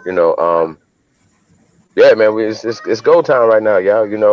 It's crunch time, man, and you obviously know when you're being effective, the opposition is gonna come out of the way. Yeah, we've been in the trenches for a long time, man. We like the superheroes around this motherfucker. We like the superheroes around here. When them Pan-Africans step up, who you call? You call the motherfucking Justice League. When the Legion of Doom come up, which is the motherfucking Pan-Africans, who you call? You call the fucking Justice League. You know what I'm saying? Start calling us the fucking Justice League around this. Hey, you call Copper Grizzly around this bitch. You call Jaguar. You know what I'm saying? Hey, so the video's not up anymore. And so the people that witnessed it, salute to y'all already know what it is, man. I don't have to say it. These niggas, when they see me, like, no talking, whatever. So salute to Rob Bowen. He's not a coward, you know what I'm saying? And once again, I feel like the brother is sincere, you know what I'm saying, in building and getting to this information. Like, so we can come up with primaries. We can come up with archaeological evidence, scientific evidence, geology, craniology, anthropology, every damn ology that you can think of, we got that. And they don't have anything but some conjecture and some fake ass DNA. And I just think that's whack as hell, bro. You know what I'm saying? It's whack as hell, super whack, super whack, super whack. And so that's why I'm at with it, y'all. No way, Jose, when it comes to being able to challenge. There's no debate. You know what I'm saying? Tomorrow, look, just for the no debate. Right? Tomorrow, I'm gonna go back to being a Pan-African, man, because I don't believe niggas is Indian. I believe that if I'm Indian in my family, I'm Indian because an African slave mixed with an Uh-huh. Indian, man. So I might as well go back to my African side. So tomorrow, I want you to prove to the people you're Indian. And then, I'm not just saying you got to prove because you was accepted. If you was telling somebody this shit, if you was telling somebody that you're Indian, win me over. I want to hear your explanation of how you going to tell somebody you're Indian. I How you don't going to debate, prove I somebody teach, you're my Indian? nigga. You know what I'm saying? I want you to prove to the people on how you going to tell people you're Indian if you ain't dealing with no anthropology or if you ain't got no particular record showing you how they classify Indians as colored and Negro. If you ain't got none of that or whatever, I want to hear your explanation because a lot of people they do all this talking and like I said, until then, I'm just gonna go back. I'm gonna start teaching about Africa. I'm gonna start posting Dr. Ben information up again, like real talk, man. Because if it was up to some of these people arguments that I hear or whatever, then I might as well be a Pan-African because the shit is mixed up. Some niggas say Africans came here, some niggas say Africans didn't come here. My thing is this. Whether you believe Africans came here and some of us are Indians or whatever, then you're going to have to explain to me what is the phenotype of the Indian. Oh, they look like us, so you sure you're not an African that mixed with an Indian? How do you know that? You tell me how you know that. Because if Africans came here, you have to prove to me, well, okay, well, how I know you're not an African? Like, you can easily ask me how I know.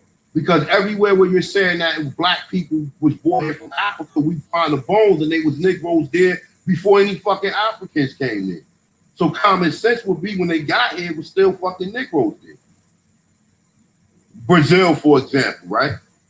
Oh, Brazil is the largest population of people where they brought Africans at. But then we do the knowledge to it. Oh shit, you telling me y'all don't find skeletons that you call Negroes in Brazil?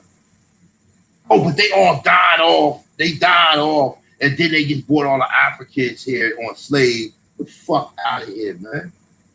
Fuck out of here. Always look for the lie in the truth. The shit that they not telling you is the shit that's gonna prove to you what the real story is. So like I said, I challenge motherfuckers. I'm gonna just sit back. I'm gonna sit back. I'm gonna let people talk to me and tell me, prove to me that you're not an African mixed with an Indian. Just prove to me. Just prove to me. Because when you question by somebody, motherfucker gotta prove shit to me. Because it all ain't matter to yourself. If you are American Indian and you're claiming that you are that and you're satisfied with that, then that's cool. But there's other people out here who be having extra commentary for shit that ain't satisfied with that. So I got questions for you guys. So over the panel, come through, whatever. If you can prove to me outside the story from 1619, anything in the window of 1619 until the 1900s, you're gonna have to prove to me that you're not an African. If you only can go from the 1619 until now and try to prove that black people was already here, you're gonna either have to go back, pull up some documentation, pull up some pictures, or show me some documentation that Negroes was already here. But that means you're gonna have to go back in ancient time.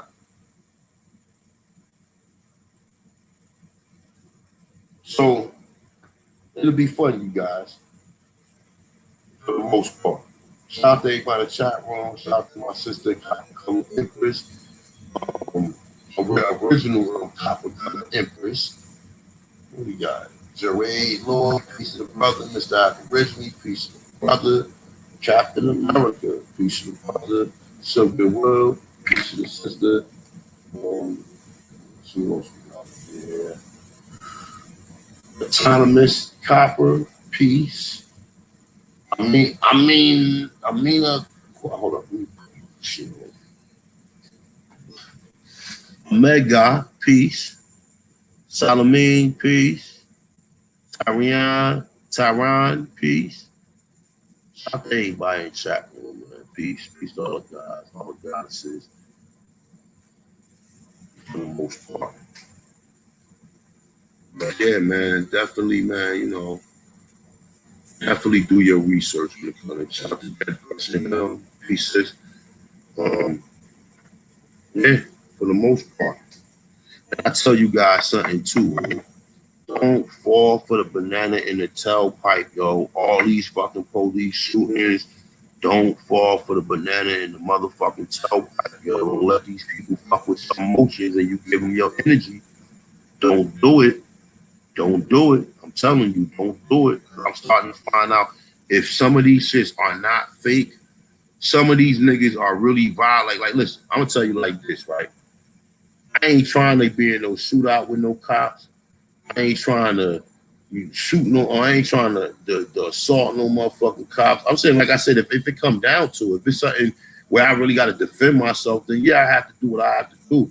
Not just over no regular motherfucking stop or any situation where motherfuckers is pulling you over or whatever. And you know, look, the least might happen. You might go to jail for a day. The least might happen. You might have to pay a bill or something like that. But at least you get an opportunity to walk out. I ain't telling nobody not to resist nothing or whatever. But half these niggas ain't really one. They ain't all that tough guy Tony talking shit. Niggas ain't really wild like that. But at the end of the day, don't let these fucking all of because like I told you the other day, okay, these motherfucker Black Lives Matter. They every time a shooting or something like that occur, and in some cases niggas do be wrong. Don't think that motherfucker, oh, because we don't like the white man that much or whatever. That some of these cops like don't be really in the right some motherfucking time. Whether we agree with them, you're part of that system, you're part of that jurisdiction. Don't think all of this shit be wrong. Just like I was doing the knowledge to the Breonna Teller joint, right? Saying how her boyfriend was hustling, right? Her boyfriend was hustling. He had a car that was registered to a house. They were looking for him. They did a no-knock warrant. Police always do that. They always been doing. They've been doing a no-knock warrant since the motherfucking 80s, okay? But at the same token, you gotta really do the knowledge to it. This nigga ain't even go to the door and look out the peephole to see if it was the cop. Nigga just start shooting at him. And in the process, they shooting back at him, and then she got hit. And they want you, and like I said, they playing with people's emotions. They're playing with your emotions. They're playing with your fucking, you're getting your feelings. Oh, the police shoot. And then you got these certain black channels that every time something happens, they feed right off of it. They feed right off of it. They feed right off of it. Now, I ain't gonna tell you, Eric Carter, that was fucked up. The nigga, Tamir Rice, that was fucked up. Which other one? Shit with the dude, Philando Castile, that was fucked up. All of the ones that really was fucked up happened when Obama was in office. But these niggas ain't saying nothing. And the same thing, even when Obama was in office, when they was protesting in Baltimore, he called them kids thugs. But now all of a sudden he support the protesting. The fuck out of here, man. And niggas will fall for anything, yo. Niggas will fall for anything. A lot of motherfuckers just be wanting to just be in the conversation. Just to be in the conversation. They don't want to oppose. Nigga don't want to be like, man, look, man, you know, I don't vote, but I damn sure ain't fucking with the Democrats. I don't vote. I'm not voting for nothing. But I ain't falling for you're not gonna force me to vote for a nigga who locked up 3 or almost 5, who passed a bill that locked up almost 5 million black men, and then you want to say that this motherfucker in the office is worse than him. Like, people need to start waking up. We need to start waking up. They play with our emotions. They use they capitalize off of all these situations. Chief, you hear me? Do I sound clear? Check. You guys can hear me clear.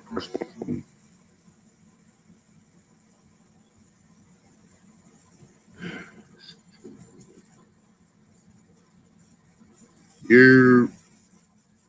Let's see. Okay.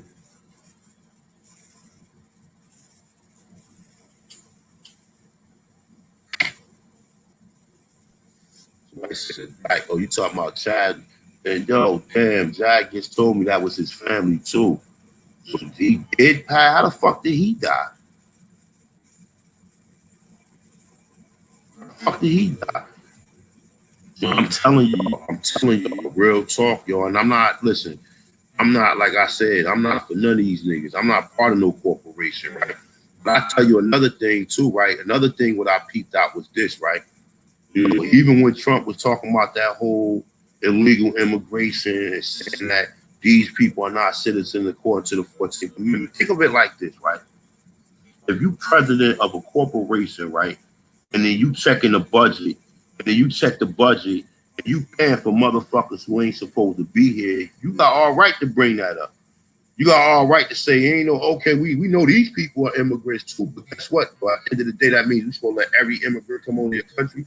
And that's why a lot of niggas don't fuck with me, because I keep it real. I'm for my people. I'm for the Aborigines of America first. That's it. Then outside, once I get my people right, then I can help everybody else. But I'm not in no obligation to be fighting for somebody who's running from their problems. When I see us get bit by dogs, get sick by water hoses, get lynched, all this shit, our people have been through all this time, and people just swoop in, capitalize off of it, and then they float around with this, oh, I'm a person of color, and then try to equate themselves with your history. That's why we got to get our own identity and stop flying under that black flag and then this African American flag. Fine, we have to have our own identity, and that's the main thing what people should be trying to push and trying to get out here. Stop using that black shit, because everybody else claim they black. They got a flag or country where they came from. Our dumb asses just, oh yeah, well he's black. And never say, wait a minute, man. I mean, it's just because he's black, is he the same as my ancestors that was here? But we don't get it though. We don't get none of this shit, man. We don't get none of this shit. Like I said, the real enemy is ignorance, man. The real enemy is ignorance. You gotta wake up. You gotta at least do the knowledge to a lot of this shit, man. A lot of these shootings, now they starting to use all of these shootings. Now everybody is an activist. Everybody's a fucking activist. Like a year ago, you couldn't get nobody to open their mouth. Now, just so happened this year, everybody's, I find that to be very weird.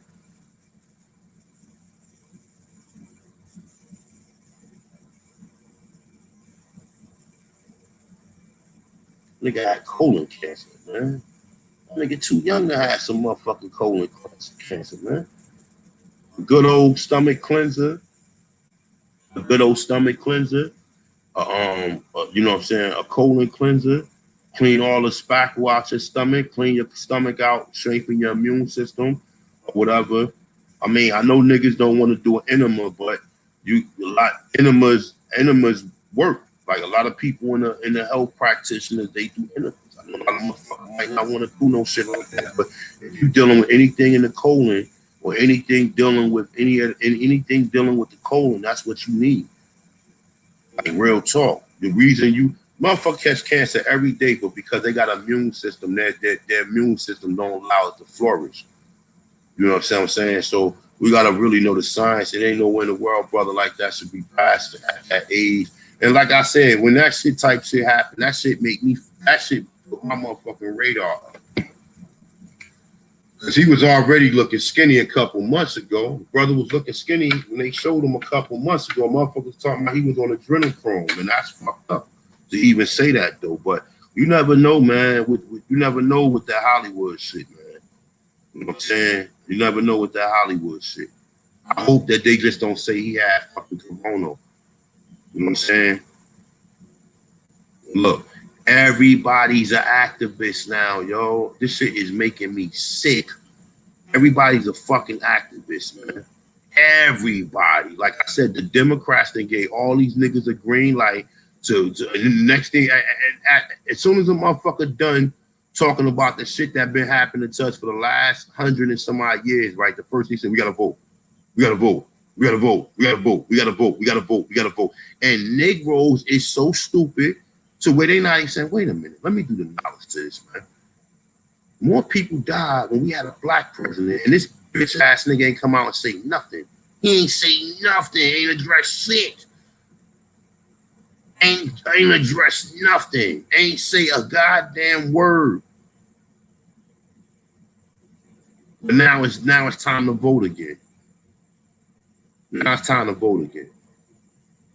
Niggas better wake the fuck up, man. Real talk. I better wake the fuck up, yo. Cause this shit, we are the fucking laughing joke, laughing stock of the fucking world, man. We laughing fucking stock of the fucking world, yo.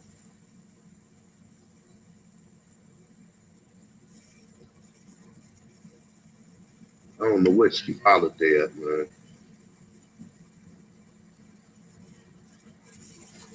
We the last. We laughing. You said enema where?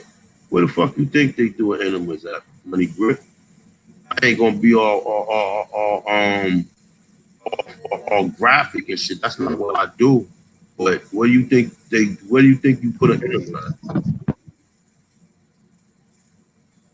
Because you know when motherfucker when you turn 40 years old and and niggas like most motherfuckers I know that is in some type of health, good health. I mean, I'm not saying everybody because some people don't go to the doctor, but a lot of people who do go to the doctors and get checked up, you get a colonoscopy when you're 40 years old. They stick a goddamn tube up your ass with a camera on it to make sure you ain't got no tumors or nothing in it. So they put niggas to sleep for that. And I'm not, listen, bro, I ain't ever take no colonoscopy. I ain't ever do a goddamn enema. But if I got something going on with my goddamn stomach, I'm gonna do it. Anything, any type of cancer, any motherfucking thing. That's how you put your immune system and start in your stomach. And a lot of times people's immune system ain't strong because you got spackle of feces still around still around your colon wall, or you know what I'm saying, and that shit causes bacteria. Your immune system gotta fight off that bacteria. If you don't get rid of it, your immune system will constantly fight it off, and it's gonna constantly disregard other matters that the immune system could be healing. So you gotta understand the science of the body and how the body works when you're talking about that type of stuff.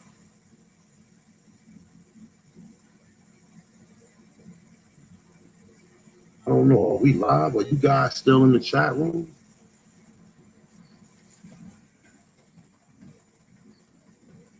Yeah, I think everybody's still in there. Hold on one second. So we got Jerway Lloyd in the building. Tony's sitting. Tony's eating. Okay, I got Tony's eating. All right. Peace, everybody, man. I Tuned mean, in. yeah, but sometimes hear some shit. Raina's in the building. Saying What'd you say, bro? when a person be like, What'd you say? you know, I prayed to God, motherfucker was stuck in the ocean, and a boat came by like, yo, you need help? Nigga like, nah, I'm waiting for God. And then next thing you know, another boat came by like, yo, man, you need some help? He's like, nah, man, God gonna come get me. I'll be all right in a minute. Then one more ship came by. And he like, man, I'm waiting for God, right?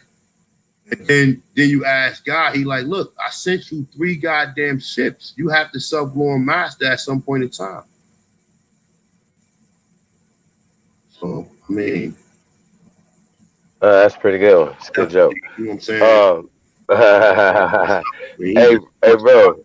I'm sure you familiar with this character right here. Ahanu, you familiar with this character right here? Yeah, I mean, look, A1. like this, and I'm keeping it real with you, right? How you think all these white people be living to be 80 and some odd years old? They go to the doctor and get checkups. I be seeing old ass men still working in their 70s, man.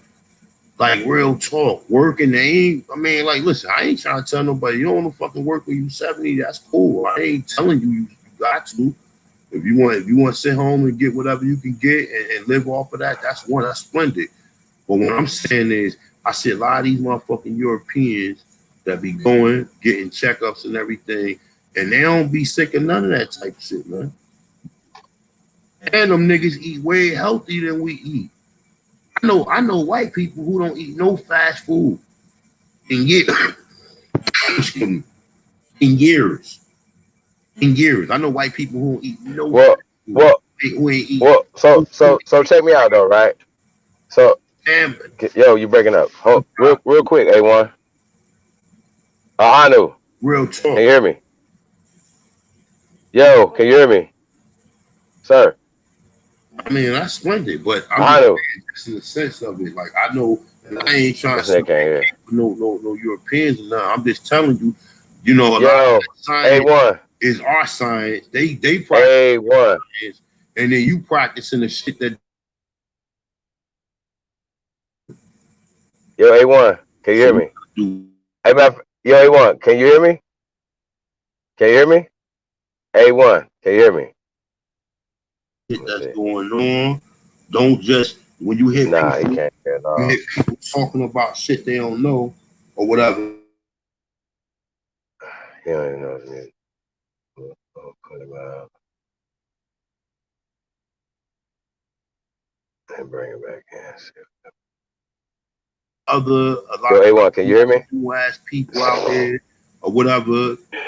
Nigga, I'm scared of nigga. I ain't scared of no fucking police. I go any motherfucking time. I ain't worried about no police. I ain't worried about them. Facts. I'm scared. We Yo, scared. A1. You niggas is millionaires. How the fuck you scared? You nigga got a goddamn chauffeur. You can afford a damn chauffeur to drive you around in your motherfucking Bentley or your fucking Phantom Range. I mean, Rolls Royce or whatever you got. It's, we Right. we scared out here. Mark Calhoun, what it do? Killing us or whatever. Hey, can y'all hear me? Wake the Can I get a 100 if y'all can to hear me? basically to Damn prop it. them up and to prop them up and to create fear, plus create all this Damn it, extra shit man. that ain't nothing gonna come out of it except you gonna vote for the same nigga who passed the laws for the fucking police to lock your dumb ass up. And niggas call them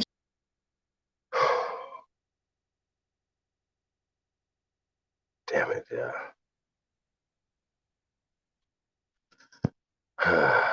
Guess I'm gonna type chat. Okay, so I got some 100s in there. Hold on, y'all. So, so A1, A1,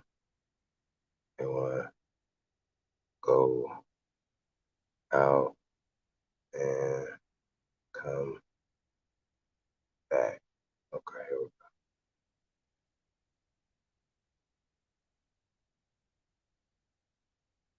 Let me look at the chat. He probably still talking, y'all.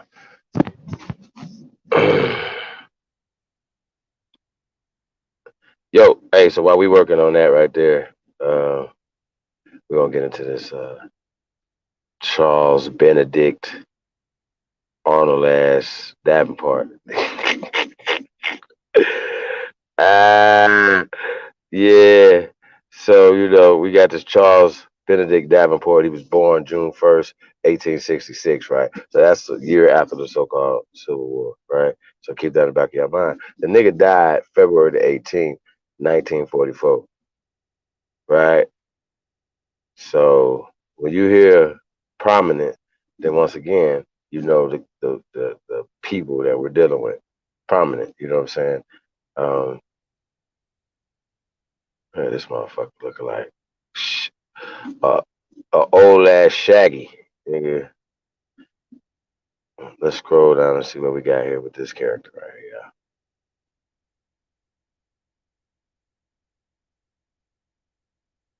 Hold on, let me get Honda back in there. Yo, A1, yes, sir. can you hear me? Yes, indeedy. You can hear me? Yes, sir. You can hear me? Cool, cool, cool. All right.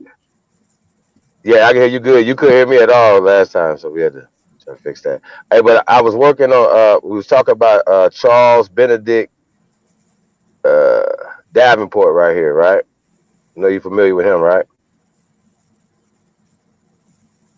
Yeah. I'm familiar with him. Yeah. All right. It's something, when we talk about eugenics, right? And then these guys be saying, yo, you guys, this eugenic stuff didn't happen until a certain time. That's when it was formed into organizations. Don't mean that they wasn't these little societies, you know what I'm saying, and all these other people wasn't using these different things, you know what I'm saying? So why y'all acting brand new? Like that's just crazy to me, you know what I'm saying? So this nigga Charles Benedict Davenport, right? 1929. Nigga was born June, like I said, June 1st, 1866, Stamford, Connecticut. Okay. He died February the 18th, 1944, at the age 77, in Cold Spring Harbor, New York. Okay. Now, let's see how they do this right here. They say, what's his nationality? They put American right there. Keep that in the back of your mind. Now, his alma mater is Harvard University. So I don't have to tell you he's going to get a Harvard mindset. Okay. He's not going to get, no matter the more prestigious the university, so to speak, right? Then the then the more indoctrinated the mind is. Correct. So we know that what comes out of Harvard, for instance. So anybody that comes from Harvard, he's never gonna work for the best interest of the people because he's a Harvard man or woman. So they will put there, and they're not gonna rise to a level of anything in Harvard, Princeton, or Yale, or any of those schools, right? Even if you go in the black sector of it, you're just the black sector of it. You'll be eligible to go run the black sector at Berkeley or USC or somewhere like that because you came from Harvard. But that's it. You're in their system. You're a part of their system. You and Charles Benedict Davenport work together. Regardless if you say you don't, you the bliggity black side of this situation right here, whatever, nigga, you work with this nigga right here. You know what I'm saying? So what'd you say, brother? They recruit you at an early age, man. So the better you are academics, they Facts. recruit you to them schools. They don't just let anybody in them schools. And once you get in them schools, Facts. you gotta take an oath. You know what I'm saying? That's the reason why, hey, they just don't let any nigga. You gotta have a fucking 3.5 to get in Yale or any of them Ivy League schools. You might have to have a 3.7 according to them. You know what I'm saying? Well, yeah, you definitely gotta show a level of indoctrination before you can get in them goddamn schools. That's for sure. They So gonna teach you the real they shit. not gonna the SAT, yeah, the SAT, they good right here. They got a 1500 Click or on whatever eugenics. on the SAT. Click on eugenics. Oh, uh, hold on. Click on it when No, you we about to get to it. I got you. We about to get to it. Hey, let's keep going on this Charles Davenport character because we got to get to this creed that he wrote. Right, it's definitely interesting. I'm gonna try to use my best Charles Davenport voice that I can use. Okay, remember that. Oh shit. All right. Okay. All right, early life. Okay, so you already know you're a fuck nigga, right? So he come from a fuck nigga, but like he was born in Stamford, Connecticut. Okay, so they talk about his parents. Okay, no. He was a abolitionist. Now, here's an interesting thing about people that when we talk about abolitionists, right? They talk about these people, as be like, oh yeah, he good. He was for people that was against slavery. Dog, slavery is not what y'all think it is. See, once again, the way business was being done, the elite so-called aristocrat motherfuckers that were still attached to Europe, right? Didn't like the system and how we had shit going down south. That's just what it is, yeah. So that's what the war was about. So these people right here talk about it was an abolitionist, of a Puritan ancestry. Hold right there. So Puritans come from Europe. So once again, he's a Puritan, but they try to play little games, Puritan ancestry and all this dumbass shit. You know what I'm saying? he came from So the you're talking about best. Puritans or English Protestants. Yeah. So he was running out. His people came over here as waste people. Charles Davenport Dirt people bag. was waste people. You know what I'm saying? Dirt bag and Yeah, shit. dirtbag. He was a dirtbag ass nigga. Yeah. Rascal. Yeah. Yeah. So we don't really need to know about all that. But look out here though. Hey, you notice that he's in the church? Y'all see that? He's in the he's in the church and shit, right? So anytime you see anybody that follows these people and go into their church systems and stuff like that with them and set up the black sector of the church, right? That's what we dealing with. We know that that's a part of that's how mainly the part of how they indoctrinate us through the church. So the AME church is the enemy of the state, enemy of the people. So any nigga that talk about, yo, the AME, dog, come on, bro. You niggas, that right there is the most garbage shit ever. Like, you garbage. That's garbage pail kids. Shit, bro. Any nigga talk about Richard Allen, dog, Epsilon Jones, any of them characters, man, Albert Woodmont Blyden is the father of fucking Pan-Africanism. And y'all can't say nothing to me until you tell me the white man that taught him. Don't tell me nothing about this. Don't tell me about that these people didn't practice certain practices. That nigga believed that Zionism was the best practice for he called it Ethiopians. He didn't say Africans. The father of Pan-African nigga never called himself a fucking African. Let's be clear of that. But they attribute shit back to people. You know what I'm saying? You allow the Carnegies and the fucking Rockefellers to fund African studies. Anybody funding something is going to put their agenda in it. So when you pull out a newspaper article, whatever, niggas that are in the minority telling niggas that they ain't falling for the African shit. We didn't fall for that. Even if Frederick Douglass did in the following of colonization, because that's what he was taught. That everybody came from Africa, except for white people. Really? They just evolved somewhere else. Yeah, Fuck out of here. They do you gotta find the original documents, bro. You don't read something to me. Of course. That's a remix single because they would do the interpretation for the individual. So they would say, oh well, you know, Frederick Douglass. Of course. We're just gonna call him an African. He ain't gonna mind anyway. He ain't gonna mind. Yeah, Frederick Douglass is African. African American. Yeah. See?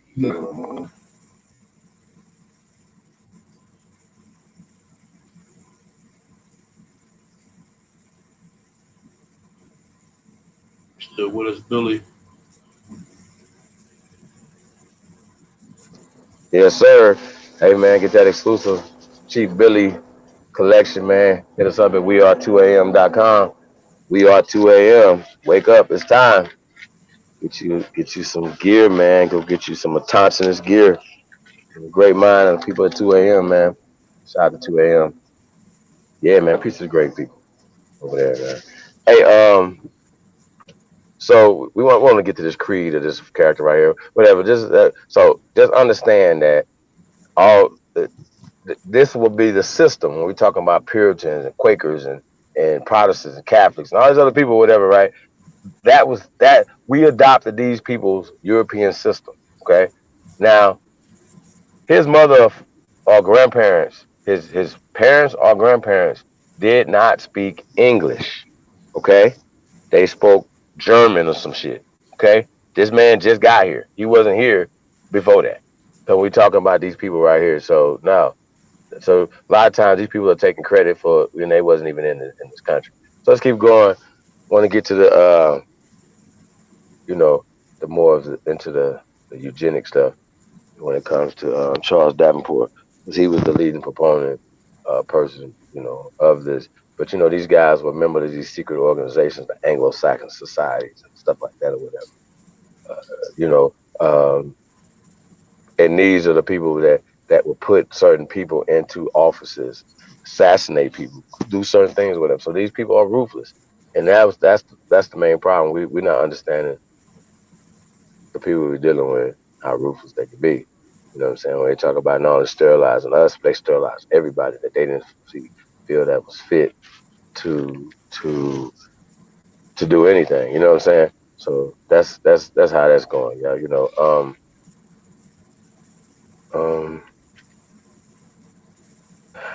Yeah, I want to get to that creed. Oh, whoa. He says he's Italian and he's an Italian ancestry, right? So okay, hold on, wait. Let's talk about his wife. His wife, Jane Drolimon Dimon or whatever, is English, Dutch, and Italian. She English, Dutch, and Italian. Sheesh. You know what I'm saying? He's just Puritan. I don't know what the hell that is. German. 2 a.m. Yeah, there.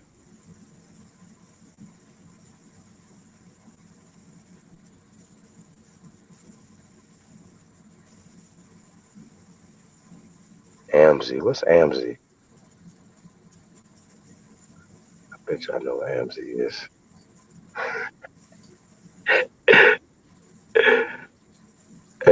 Yo, can we go down to the creed? Charles Davenport wrote a creed. Yeah, like I said, I want to read this creed to y'all, man. This shit is bonkers right here. And you know, just kind of think, you know, the mindset of these people, you know what I'm saying, and how they use science and how they interjected science into everything, every walk of life that we can imagine. They interject. Can y'all hear me? Yeah, y'all can hear me. I'm good. Yo, yo, yo, yo. Oh, you good, Chief? You good? I get you. Yeah, now I'm trying to get to down to the creed. Hey, go ahead, Rafael. Let me check, see what's going on.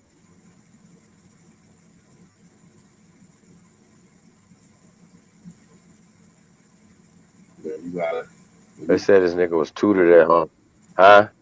Anything with eugenics, man. That's why people got to know what the source when that shit was created, and most of the scientific terms are all under eugenics, man. Well, I ain't gonna say most of them.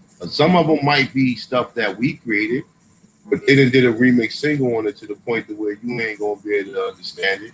Even if you can, you think, oh, they created all of them. They told you, they told you Rockefeller took over the medical system and created. He created the Cancer Institute, the American Cancer Institute, and modern day the medical you know what I'm saying, medication, medical what's the name terms and everything. All that shit come from eugenics. All of it. All of it comes from eugenics. Peer review. Anything you get from the general education system, which they clearly told you that they was not trying to build people up to be free thinkers. They wanted to keep women barefooted and pregnant. They didn't want nobody to be a scholar, anybody to be any a professional sense, just to keep you in a certain level or certain mind state, man. And this is the most of the education that anybody got, man. You know what I'm saying? When I tell you I got college degrees, it ain't because I'm just telling people who think they scholars that okay, you got niggas here who was taught through these people too, but you got other people who taught themselves and use common sense to get themselves out of a lot of these situations, a lot of these truths that they throw out there to it. So you know, definitely shout out to you guys if you want to be the free thinkers, if you one of the brothers and sisters who can look and see the fuckery and a lot of this shit, man. You know, you definitely different from a lot of other people, man. A lot of our people, we are praying, watch. We couldn't give ourselves out for fucking paper bag if need be. So, yeah, Billy. I'm right here, man. I'm trying to get to the to Davenport's his little creed he wrote. You know what I'm saying? Uh, Gonna wait to take it back. Okay, here we go. Later on, okay, talk about Francis Galton, right? It was like the nephew of Darwin, right? We got um, we talk about evolution. We talk about all these things, man. You know what I'm saying? Just the thinking that they had to use to put themselves in position. You understand what I'm saying? They had to create these things, and we're gonna get into their mindset in his in his called a little manifesto. You know what I'm saying? But yeah, so this is interesting. So you see evolution, approach to evolution pioneered by Francis Galton, Carl Pearson, right? So once again, we know that they took Darwin's theory of evolution that man may. So the theory is not a fact. See, once again, and anything that comes from that poisonous tree should be poisoned. So anything which the out of Africa hypotheses comes directly from the poison tree of evolution. Okay, so this is what it is, man. Uh, but they were calculating with it. They would have meetings, you know what I'm saying, and basically, yeah, this is what we're gonna do. But how it benefits them is it reinforces. It's the foundation of the system, right? The caste system, the class system, all of this. Even people that are their complexion are comfortable only horizontally growing or never being able to get into those class systems. You understand what I'm saying? But as long as they can be on top of somebody else, they okay. Because no matter what, great we do, they have it in their mind that, oh well, you know, it's because somebody had sex with somebody's people a long time ago or something. You understand what I'm saying? Like, oh, they stole the best and brightest Africans to come up. Come on, bro. Like, it's just the dumbest shit ever when you got all this shit over here that took brain power, took muscle, took food to make. You know what I'm saying? And once again, with all of that being said, you got all the food and all the things that come from America. It takes food to build stuff. You haven't built nothing there. You don't have any bones in the ground. You have any nothing, no burials, nothing that you guys can say, hey, we can go over here. Yeah, why don't y'all go to Africa or Ghana somewhere and name some burial grounds Africa and see what happens? That's what you need to do. You need to go over there to Ghana, Nigeria somewhere, and see how they want you to start calling them African. See how that works. And we feel the same way. You think we self-hating? That's fucking disrespectful. You're disrespectful. Mhm. See what I'm saying? So yeah, let's keep going with this right here. This shit right here is crazy. So we know that these guys are all partners. Um, Gregory Mendel and Galton and Pierce and all these other guys, man. That um, this leading to the Margaret Sangers and stuff. You know what I'm saying? So, all right, in 1904, well, he founded. Okay, so y'all see this right here? Hold on, hold on, real fast, y'all. Okay, yeah, I'm gonna skip that. In 1904, Davenport became director of Cold Springs Harbor Laboratory, right? Now you can get into that or whatever, but where he founded the Eugenics Records Office in 1910. Now, which is crazy, you know what I'm saying? They're letting you know right then or whatever, but based off of Nacy Isenberg, and we talk about that, the court case or whatever, obviously, they're not going black and white. They don't give a fuck about that. So when it happened to us as a people, they had already went to a court case to say that they could do this, sterilize women. You understand what I'm saying? So they legally did it, and they used certain um, talking points, feeble minded, certain things or whatever, to do this to people in general. You know what I'm saying? So this is what it is. I know. So a situation right where cat I knew, you know what I'm saying, and for some odd reason he just had a baby with somebody that the state said she can't keep children. Soon as they have them, they take the baby from her. She had 7 children at the time. I knew of her, whatever. She was a young woman that the state deemed her not fit to keep children. They would take the baby at the hospital. You understand what I'm saying? So this is a thing that really happens in real time. And so it would be like the perfect person that the state said, well, look, we have put too much money into these children that we're taking from you, whatever. Hey, we're gonna sterilize you. You understand what I'm saying? Or do it without her knowing. And these things have happened too. So it said during this time, Cold Spring Harbor Laboratory, Davenport began a series of investigations into aspects of the inheritance of human personality and mental traits. Okay. Um,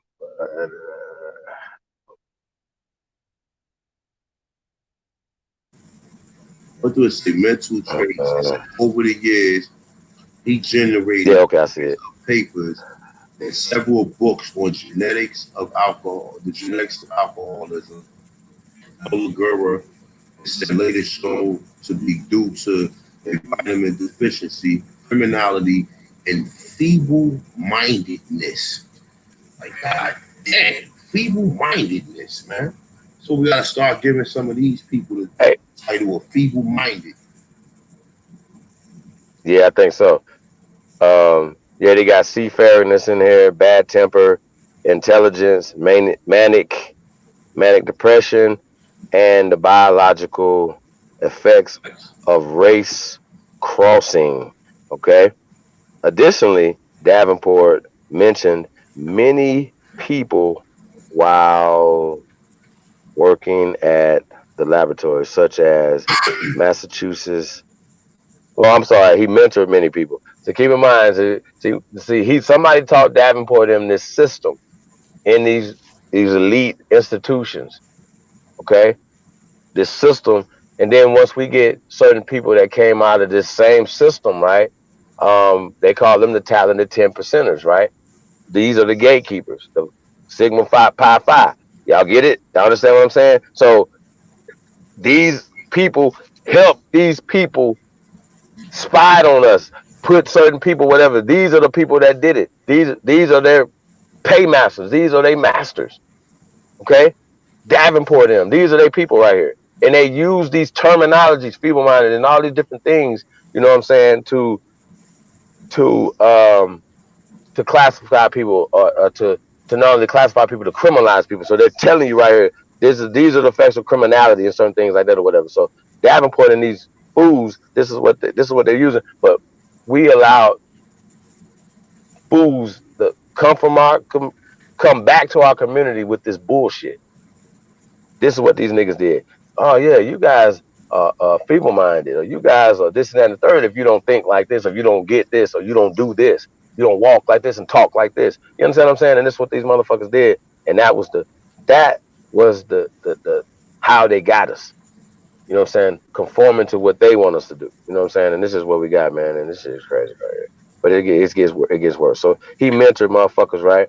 Many people, such as Massachusetts, um, suffragists, Claiborne, Catlin, Elliman, right?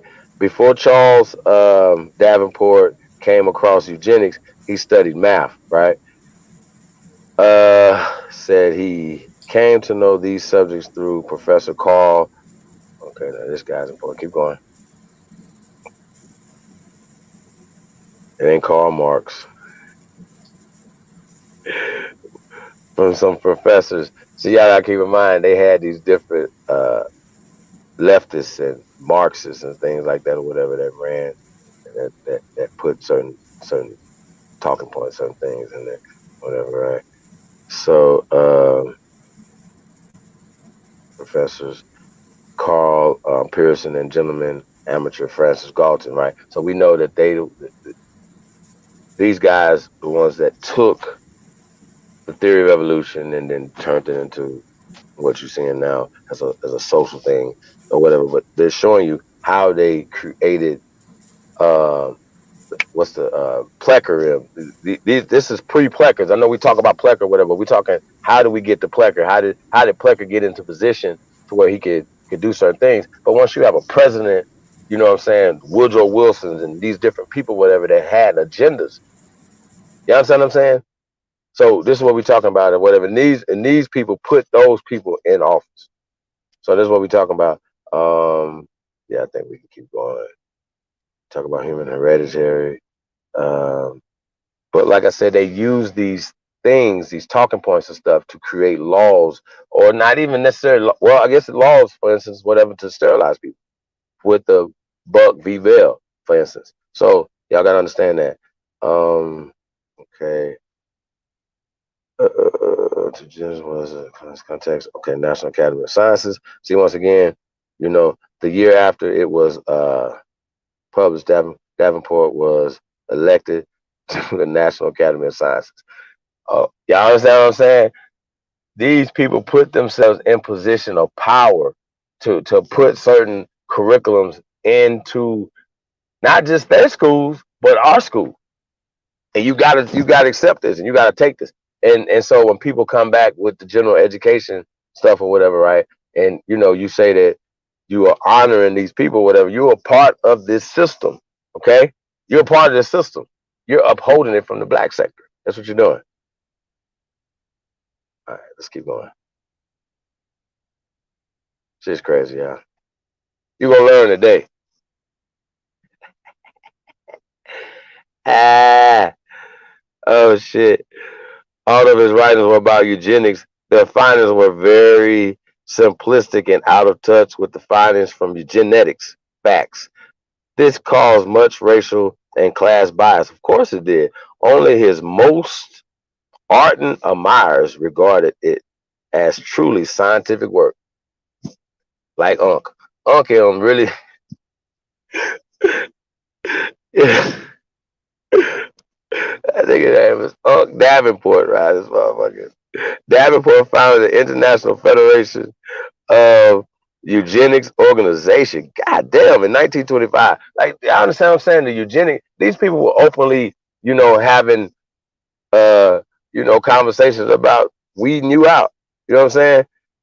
With Eugene Fisher as chairman of the Commission of Bastardization. Yeah, y'all the bastards. How about that? You know what I'm saying? It's always interesting how the degenerate could turn around. And Davenport couldn't do shit. That motherfucker ain't worth a quarter. You know what I'm saying? Straight up. Y'all know it. He worse than Ashley Plecker. Together with his assistant, Morris, whatever that is, Stegurdy, right? Davenport attempted to develop a comprehensive quantitative approach to human miscegenation. Now, hold that right there, right? So when we talk about miscegenation, right? Miscegenation, y'all be like, oh, gee, man, you talk about miscegenation. Mestizo is miscegenation. It's just Spanish. Miscegenation is mestizo. It just means mixed generations. Don't go back and forth with this or whatever. You're going to lose, okay? Stop playing. It's called miscegenation, mestizo, mixed generations, okay? And then create a system of buffers, class system, caste system. This is what the fuck they did. This is what they're doing, and we're still upholding it right now. Bliggity black, and I'm proud. I'm a slave and I'm proud. We the only slaves, chief. You can't let them have our 400 years of slave, chief. We the slaves.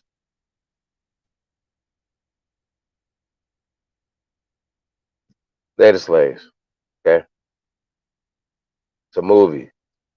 Miscegenation, right? The results of their research was presented in the book of race crossing in Jamaica, 1929, right, which attempted to provide statistical evidence for biological and cultural degradation following interbreeding between so-called white and so-called black populations. Today, right, it is considered a work of scientific racism and was criticized in its time for drawing conclusions which stretch far beyond and sometimes counter to the data, right?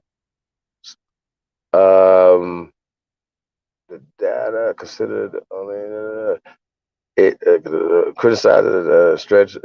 Okay, the data it presented, right? Particularly caustic was the review of the book published by Carl Pearson at Nature. I remember Nature. These are. I mean, they're putting their in. Matter of fact, when we look at like Nature and Science and all these different organizations, these guys founded them. So just understand that they founded them, and they're still upholding. That system is still upholding. So you niggas be, oh, the Smithsonian had a dinosaur up in there. Like I'm like really. I just think I think you're really retarded if you are trusting anything that comes from these people hook, line, and sinker. I think it's retarded. Where he considered that quote the only thing that is apparent in the whole of this lengthy treatise is that the samples are too small and drawn from too heterogeneous a population to provide any trustworthy conclusions at all, end quote, right? The entire eugenics movement was criticized for being supposedly based on racist and classist assumptions set out to prove the unfitness of wide selections of American population, which Davenport and his followers considered degenerate. I'm glad you said that, right? Using methods criticized even by British eugenicists as unscientific. Okay. Now they said that these niggas was trying to call motherfuckers degenerates, right?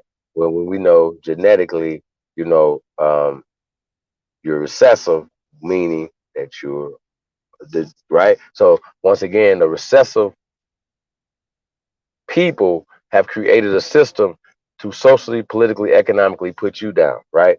And then they use science to do it, which is not based in science. It's based in myths. It's based in bullshit, right? So this is what we're talking about. This is what we're dealing with. All right, let's keep going. Yeah, man, I can't wait to get to this creed, y'all. This shit's crazy.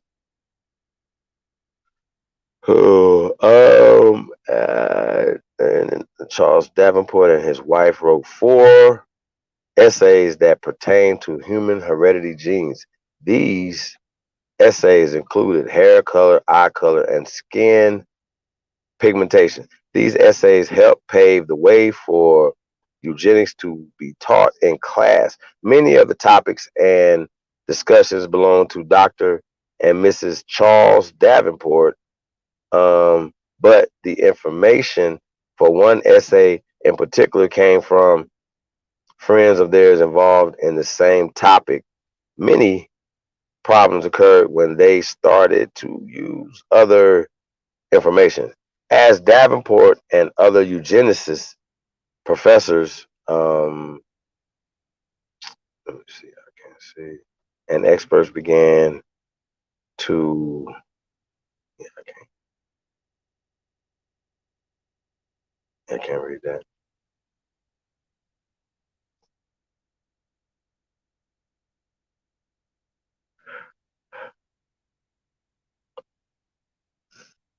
Hey, man, shout out to everybody, man, tuned in. Hey, one, you still with me, brother?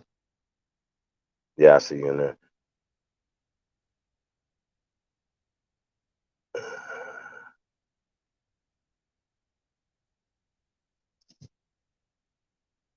I mean, these guys are so clever, right? That you could be teaching things that are literally detrimental to you and your children, you know what I'm saying, in the future. Like straight up. And definitely lying on, you know, the past, stuff like that, right? So check this out right here, right? So it says as Davenport and other professors began to and continue to study more in-depth eugenics, they had to start to come up with original ideas, right? So as not to conflict with past ideas, right? After Adolf Hitler's rise to power in Germany, Davenport maintained connections with various Nazi institutions and publications, both before and during World War II. He held editorial positions at 2 influential German journals. Okay, now we're getting somewhere now, yeah, right? Both of which were founded in 1935 and in 1939, right? He wrote a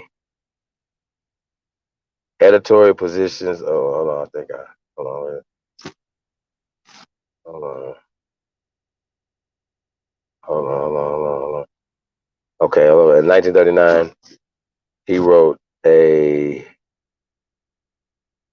contribution to the Festschrift of Otto Reich, who became an important figure in the plan to quote remove those populations considered inferior in Eastern Germany, right? In a 1938 letter to the editor of Life magazine, he included both Franklin Roosevelt and Joseph Goebbels as examples of crippled statesmen who, motivated by their physical defects, have led revolutions and inspired. Okay, so I just kind of want to get to this right here, right? So y'all see, just before this fool died, 1935, 1939, he died in 1944, right? So even as an old ass man, this nigga was still considering himself a German, was writing for German people. Remember, I said his people were speaking German. Okay, so this guy right here had, you know what I'm saying, when we talk about 2 different sets of people, you know what I'm saying, we had different people and different interests that came into America, right? At one point, right, that America, y'all know how like we buy everything made in China right now? Everything made in China, made in China, made in China, right? Well, shit used to be made in Germany. We had a great trade relationship with Germany. People here were from Germany. They still had Germantown in Philadelphia, right? Niggas was still speaking German in 1935. Okay, so this guy right here is writing, right, and reading. So what these people are doing is putting it on Hitler and whatever, right? But the facts are that they said that they got their ideas and stuff from the Americans. Well, these immigrant Americans, right? They got these plans, right, or whatever. So when they did eliminate the inferior people and the races or whatever, but they also sterilized the so-called enfeeble-minded people over there, or the people that the inferior races, the people that they felt that were inferior races. Now, here's the thing: Hitler didn't feel that, right? We were an inferior race of people. See, once again, these people don't have that mindset. They're talking about, right? You see what I'm saying? It has nothing to do with color. They want to make us feel like it's color. And of course, they do use color as a weapon to maintain their power. This is what they're doing. Okay. But you have two sets of people. You have Anglos, right? Who are different than um, these other guys. So we talk about these people, whatever. So you've had different people and different interests come into the White House, right? This is what it is, right? Could you imagine having somebody go in the White House that didn't have neither one of these groups' interests on either side, that only had American interests at heart first? See, I said, you understand what I'm saying? So we know who these people rock with. And some of them rock, these people fund both sides. The Soros and fund both sides. So it don't really matter to them. So this is what we're dealing with. So they definitely love to evoke fear and certain type of emotions when they put people like Hitler and stuff in there, whatever, right? So yeah, that fucker. All right, so check this out. In a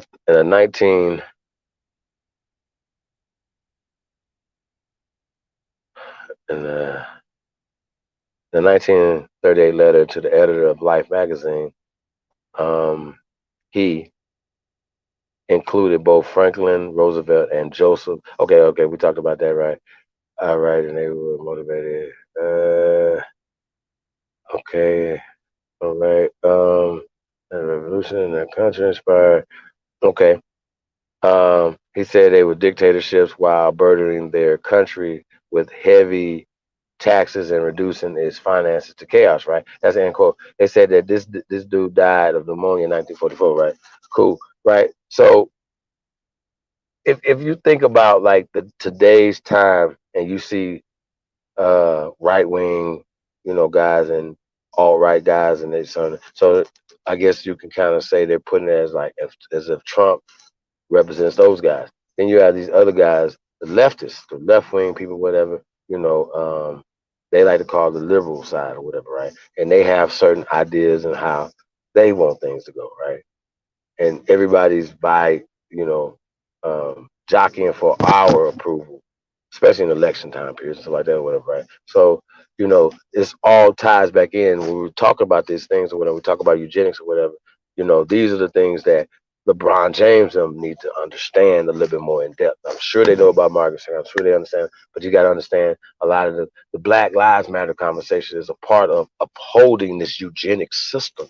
Okay, by saying Black Lives Matter and pushing certain narratives and pushing the poor me victimhood mentality, you know what I'm saying? We're never going to get out of this perpetual uh, psychosis that we're under. You know what I'm saying? So we're going to talk about this eugenics creed, right? So this is just, it's a part of it, man. That's quoted in the National Academy, right, of Sciences. This is a mainstream creed. So, that this nigga, you understand what I'm saying? Like the shit is crazy. So a biographical memoir of Charles Benedict Arnold ass nigga Davenport by Oscar Riddle, right? Davenport's eugenics creed was as follows. Okay, now check this out. Now this is a quote. right? This nigga says, quote, I believe in striving to raise the human race to the highest plane of social organization, of cooperative work, and of effective endeavor, right? Now, remember, this guy is a product of Francis Galton, Harvard, and these things. So he's taught, you know, a certain mindset. All right, you're superior, they're inferior. Okay, you come from a good stock of people, right? So this is what he's saying right here, right? So he says, I believe that I am the trustee of the germ plaza that I carry, that it that this has been passed on to me through thousands of generations before me, and that I betray. Check it out. Now it says thousands of generations. Well, uh you don't go that far back, buddy. You know what I'm saying? Um let me find this. The past thousand generations before me, and that I betray the trust if that germ plaza's being good, I so act as to jeopardize it, right? With its excellent possibilities, or from motives of personal convenience to unduly limit offspring. Okay.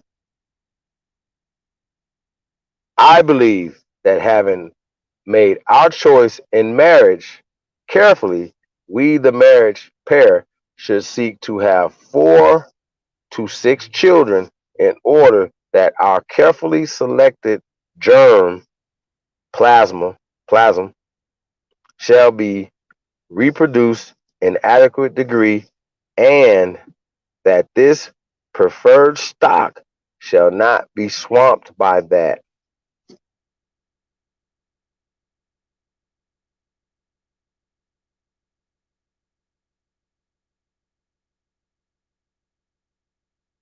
Um, Swamped by that, less carefully selected, right?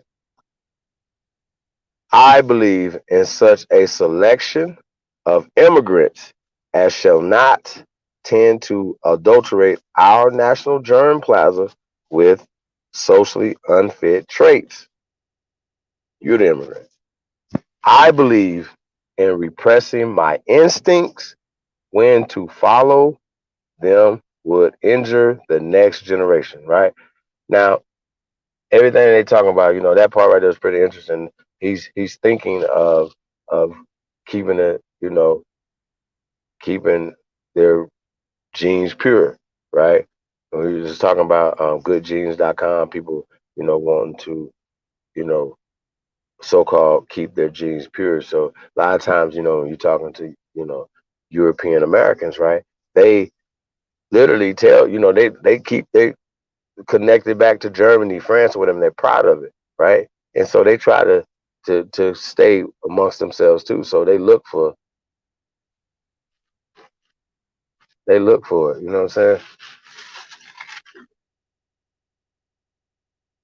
They look for. Oh, so yeah.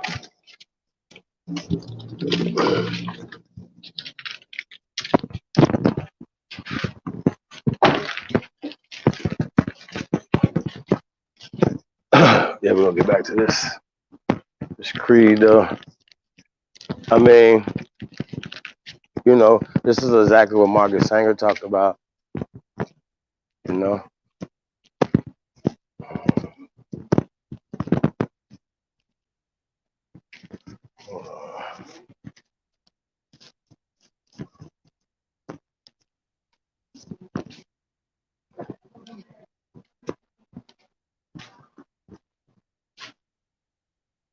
yeah. Let's go over this a little bit. I mean, like I said, this is a nice way of saying certain things or whatever, right? But shouldn't we all have this same type of mindset to preserve your bloodline, preserve your lineage? You know what I'm saying? I think it would be important, and I think we were better stewards of our bloodline, of our lineage. You know what I'm saying? So, unfortunately, you know, degenerates have flipped it around on us, and we internalize being losers, y'all. That's the best way I can say it.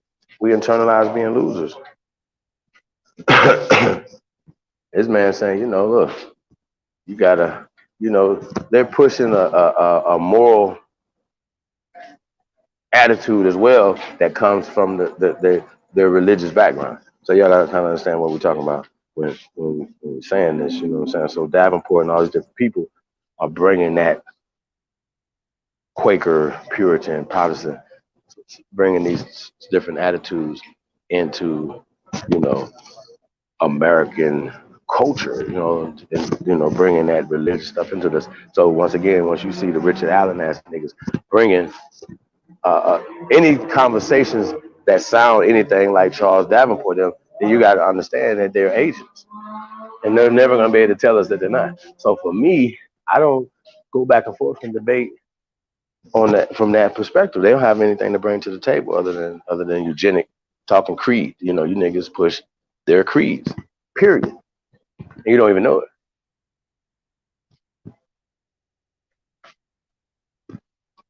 You have to snap out of it. They created this system for you. You can't believe it.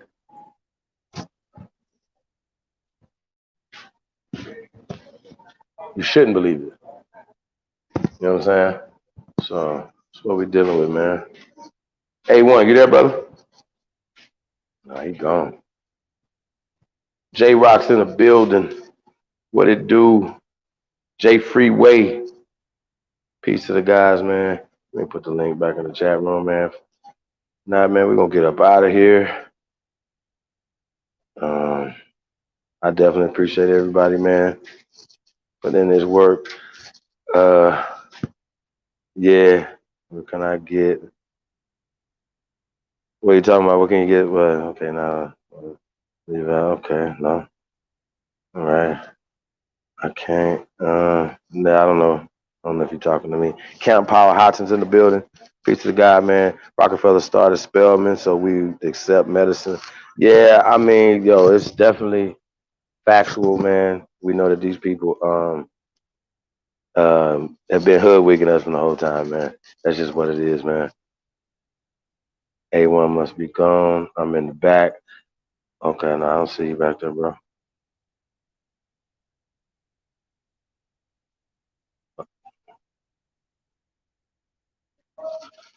Oh shit, yeah, we still got Ice Cube.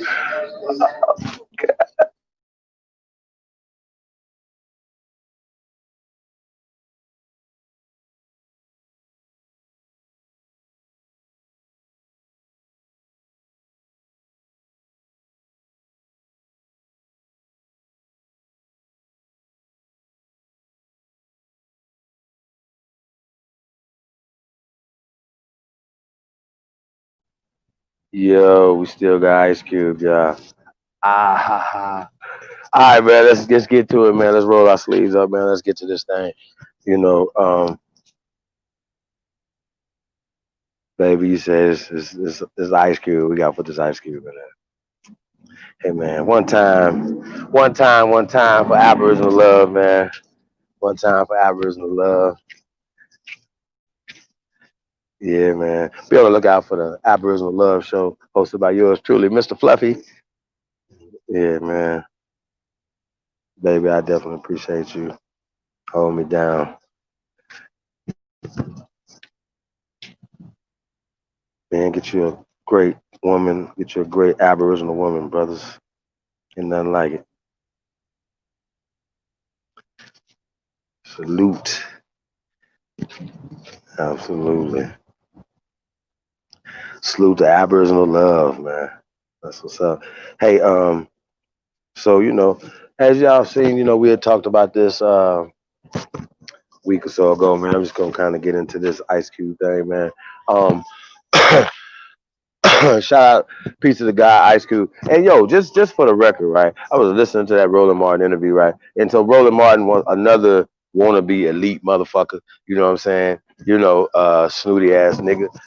Sport coat ass wearing ass niggas running around here acting like they smart and everybody else, right? First off, Ice Cube smart than all you niggas put together. Okay. He didn't go to college. He didn't have to go smooch some whole bunch of cracker asses. You know what I'm saying? Like you motherfuckers got to go smooch all these cracker asses. Then go join some motherfucking subservient ass motherfucking fraternities, nigga. Let's be clear, right? To kiss some more fucking cracker asses. You know what I'm saying? And then you turn around and be like, well, yeah, what do you say to people that say that an entertainer, right, shouldn't be talking about this? First off, they're smarter than all you dumbass niggas, because first off, he got more money than you. He don't work for motherfuckers. Motherfuckers work for him. You go work for motherfuckers. You gotta watch your mouth or you gonna get fired or kicked off some shit. You know what I'm saying? So that's what I mean by yeah. Sometimes you niggas you keep your little mouth shut or whatever, and don't be trying to put niggas in a box because a nigga's a rapper or a nigga play ball.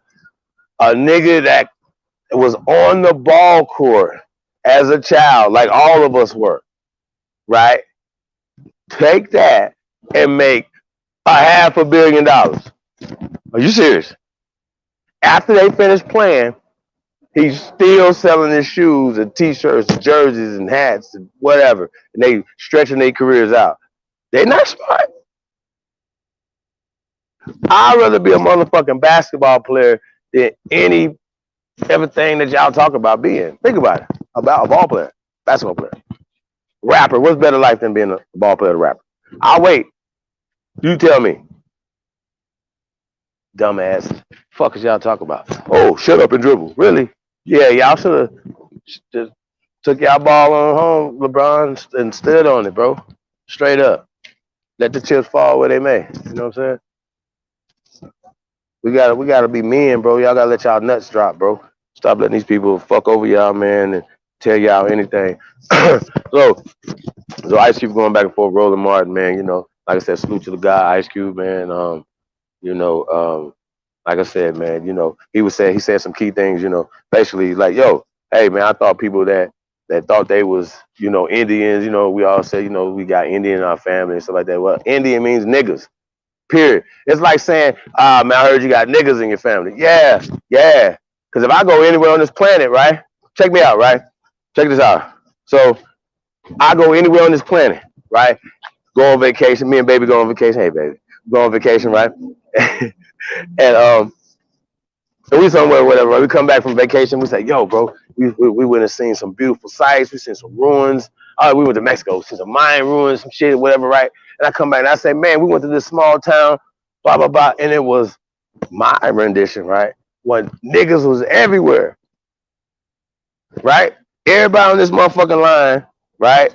Everybody listening gonna be like, yeah, we know what niggas is. We know what you're talking about. You gonna think in your mind, you're gonna go to a scene where you went and was nothing but niggas, like say at a Essen festival or something, right? Niggas everywhere, right? You gonna think about that, right? You gonna be like, yeah, it was niggas everywhere. So that you'll have a clear understanding and picture in your head of when I say niggas. That's my rendition, right? That would be how I would be able to describe niggas everywhere, right? It's like me going to DC. I'll be like, man, it was niggas everywhere. That's how I would describe. Shout out to DC, right? That's how I would describe it. I'm like, man, it was niggas everywhere I went to Detroit. It was niggas everywhere, right? Niggas, right? So that would be my descriptive term.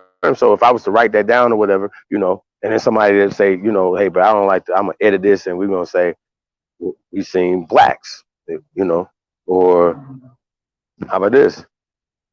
So my brother Ahanu, you know what I'm saying? If I say Moors or certain words will give you a certain picture of who these people will be. Niggas, I want you to know who I'm referring to. Nigga, right? Right? And so that was a term that we created through this culture that we built from hip hop, from our culture, from American culture, right? You know what I'm saying? So it's just crazy. Oh, Chief, you say that America was named after Tupac Shakur, all this dumbass shit, right? Nah, Remember, his mother named him after Incan, right? Chief. You know what I mean? That was dealing in Nicaragua, that was dealing with these people or whatever. So, you know, these are the people. These would be another descriptive term of the gods. You know what I'm saying? When we talk about, you know, just these terminologies or whatever that are modernized now, we still look at it from, once again, a colonized mindset, a modern mindset. This modern mindset, this modern mindset puts you like, it's like when you, it's like, yo, like, it was a song, as you said, one of the lines, it said, the crackers up there bleaching your dome. Absolutely. Kindergarten, they start bleaching your shit, dog. Your shit's bleached out. It's blotted out. It's blank. Okay? No matter what you, how you positioning yourself or whatever, you have to purge yourself of these terminologies, these things, whatever. And this is what we're dealing with, y'all. You know, we're dealing with a real sick situation. Okay? This is, I can't make this shit up.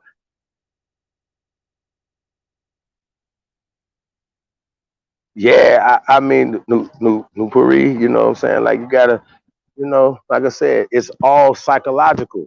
When we watch television, we have allowed, if I own one of these news networks, I would be off. They would not allow us to do it because they know we would not continue to put out negative imageries of ourselves. Okay? We just wouldn't do it. Even you could tell the difference between Viacom owning BT from Bob Johnson. It's a totally different situation. You know what I'm saying? That they turn they this is their idea of what you should be. You know what I'm saying? So, you know, it's what it is, y'all. Support the real, y'all. Y'all know what it is, man. Supreme Chief Holidays in the building. The goat is here. Yeah, man. Shout out to everybody, man. That's into this thing, man, with us, man. Oh, let me see. Who we? Hey, so that's really little, honestly, right? I know we want to go over a couple points in this thing. The contract for First Americans, right? Not Black Americans, Cube. The contract for First Americans, okay? It's important that we understand this, that when you put yourself in a black box, right? You put yourself in a black box, you know what I'm saying? You get, you know, black box shit, you know what I'm saying? You don't get nothing in the black box, right? You put yourself in that black box. Yeah. So y'all gotta stop putting yourself in the black box, Cube. You know what I'm saying? We are the first Americans, bro. So shout out to you when you said that we you know, he believed that, you know, people used to not want to be us, right? We are us. This is us. We here. This is our land. You know what I'm saying? So people want to put us in an African black box, which happens to have slaves in there and all this other bullshit, you know, getting pissed and shit on, getting raped, you know what I'm saying, all type of shit, whatever, the psychological damage that come with it, right? So a lot of times when we're talking to people and we're trying to let people understand, like, they don't even want nobody else on the planet to be slaves but them, right? It didn't take slaves to build a Great Wall of China. It didn't take slaves to build nothing on this. Like, come on, bro. Like, this whole concept of slaves is dumb. It's employment, but based off, because they was even talking about, oh yeah, but it's okay if it's pale people, right? Well, that's a work strike. If it's us, it's a slave revolt. You see the rendition? Who's telling the story, right? Like, who's gonna give this story? Who's painting the story? So we keep painting the story and we keep allowing other people to paint the story for us and we keep running with that narrative. That's the problem I have. You know what I'm saying? We gotta stop running with these narratives. You know what I'm saying? A lot of times people don't understand it. It's just what it is. Libra Sun is in the building. Yeah, no, right when I'm about to get up out of here. Ah, big bro, what it do?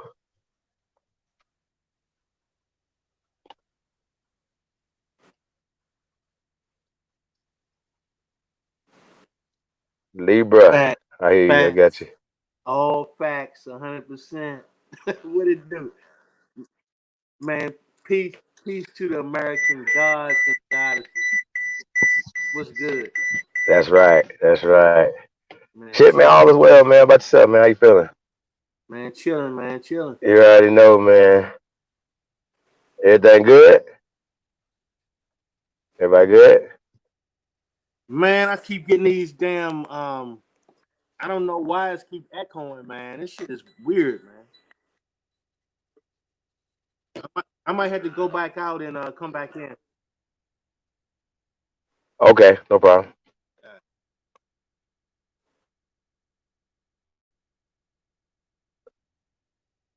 Yeah, man. Go get y'all some American Aboriginal Shoes.com, man. Walk like a guy, man. Walk like a goddess, man. It's real. It's real in the field, y'all. And y'all already know, man, we are 2am.com. Wake up. It's time. It's 2 a.m., man. We are 2am, 2am.com. Yeah, I can't see this right here. I'm not in front of the desktop. Okay, wait. It's a little bigger. It's a little bigger.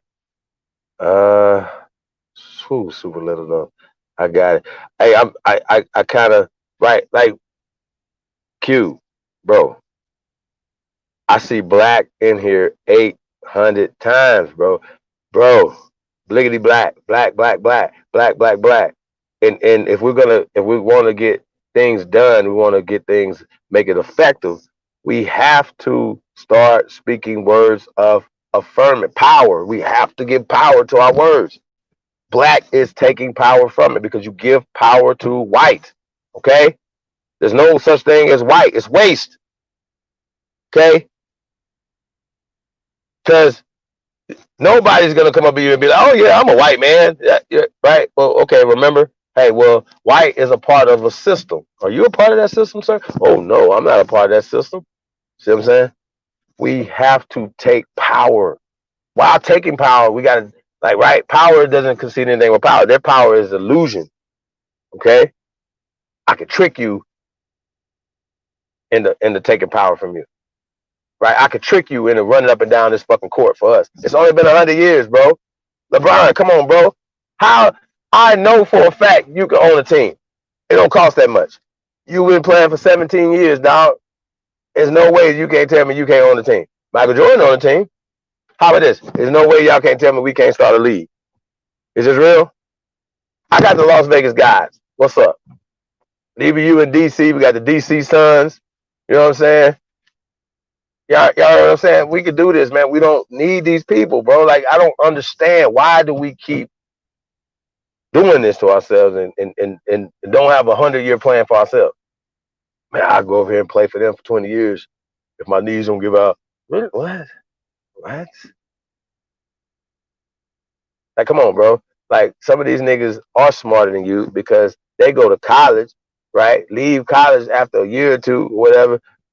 What you gonna make your whole goddamn life? They make that first year of their goddamn career. What are you talking about? You gonna work your whole life to get what this 19-year-old kid is gonna get his first fucking year, bro. Calm down. You're not smarter than him. Okay? You're working hard. You went to school for 20 fucking years. You ain't getting shit better than him. He just went to school for a year. If that. Some of nigga came out right out of high school. Really? Who's smarter? Again, I'm trying to figure this out. That's dumb. Get Libra back up here, man. Shit is dumb. Dumb. Libra. Yup. You're Yeah, you back in here. that's what's up. Yeah, man. What's good, man? Yeah, man. Hey, man. Anybody tuned in from Vegas too, man? Letting y'all know, man. We're gonna be definitely launching from here, man. So to be announced, man. The location, man. Let y'all know, man. We're gonna have a little meet and greet, man. Smoke sesh, shit like that, man. Come kick with your boy, man. Kick off the tour. We got Leonard Peel in the building. He said we changing colors, copper heads. That's right. The original Copperhead Hunters is in the motherfucking building, man. He said, Trojan hard, work hard. We at the gates. That's right. That's a fact, bro. We definitely at the gates. But the gates are in your mind. You have to open them up first. Okay? If you can't see, it's never gonna happen. If you go to sleep at night and you getting your ass beat in your own matrix, in your own dream, you're never gonna be able to change your reality because you can't change your own goddamn thought patterns. You can't even go to sleep at night and stop the white man from whooping your ass. You understand? Or this imaginary man. You know what I'm saying? Because this is an illusion. Okay, they're using the media as an illusion. Period. So it is what it is, y'all. So just keep that in mind. We got to change the system. We got to change our mindset. The police are not here to terrorize us. I don't give a fuck about them. Oh, it was a slave catcher. Oh, that only means just for you, right? You was the only people that was running away. So when these people break out of prison right now, nobody's gonna chase them down. The slave catchers ain't gonna run after them. They not paying taxes. They're not being subjugated. Oh, theirs is different. They're only servants. You're the only slave, even though it comes from Europe. Okay, stop being the victim. Bros, stop bending over, bro. Y'all taking it. I'm telling you, getting it. Libra, you in the building? Yes. You hear me? But this is a document y'all need to download right here. Y'all need to read. Declaration of Reclamation, man, is definitely a document. We were talking about this Ice Cube joint right here, but you can go in on Nacy Isenberg or anything, bro. Anything you want to go in on, bro, you got the floor. Man, I'm just man. All right. First of all, right, let's just talk about how she framed certain things, right? Now, you Okay. heard her say, can you hear me? Can you hear me? Check one. Absolutely. Sound good. Okay. Yeah, you sound good. You good. So what you hear her say is that they took these people that were low life people they considered in Britain, and they sold SOLD sold them to the tyrants that were in America colonies, that were in the American colonies, right? They sold them as indentured servants. We need to just think about that for a minute. So you mean to tell me that they took these people that at the time wasn't even considered white, even though they had the same, they were of the same people, right? The wasted. So they sold them and then called them indentured servants. But they weren't slaves, even though they were sold. You see the mind games? On the auction block. On the auction block. In chain. See the Really. mind games? They were like, oh yeah, soldiers, prisoners. Yeah, bro. It's definitely mind games. It's definitely casting word spells, bro. You know what This I'm is what's saying? going on all the time, bro. All of these X. so-called doctrines that they come up with, right? All these doctrines, doctrine of discovery, stand your ground, quali what's the other one? Unqualified immunity. All these doctrines are nothing but tools of socialization. They don't have any legal standing whatsoever. So we got to really be mindful of not just certain things that they're doing, but the majority of the things they're doing are based on controlling the social dynamic, right? That's what socialization does. It controls the social dynamic. And the social dynamic depends on emotions. It's not based on anything else but emotions, right?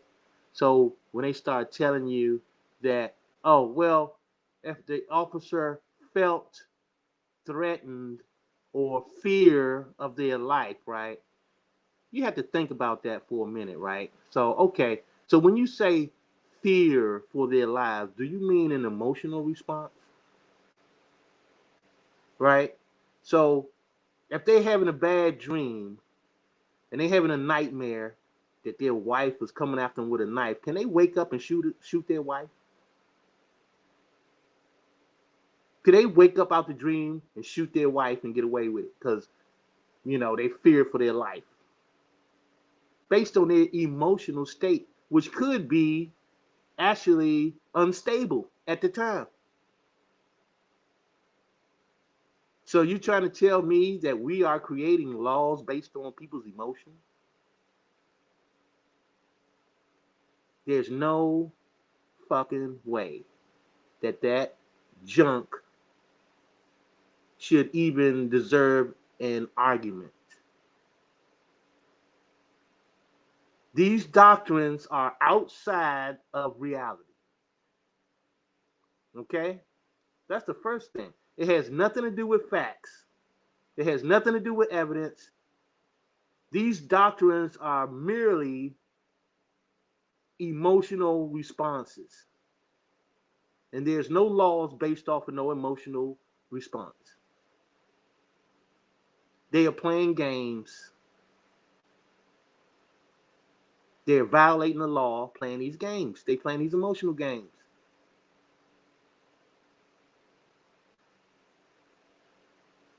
That's just something to consider.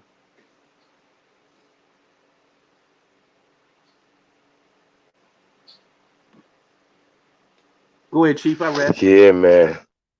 That's crazy. Um, once again, right? If the term waste was used, right, as opposed to white, we will have a different outcome, right?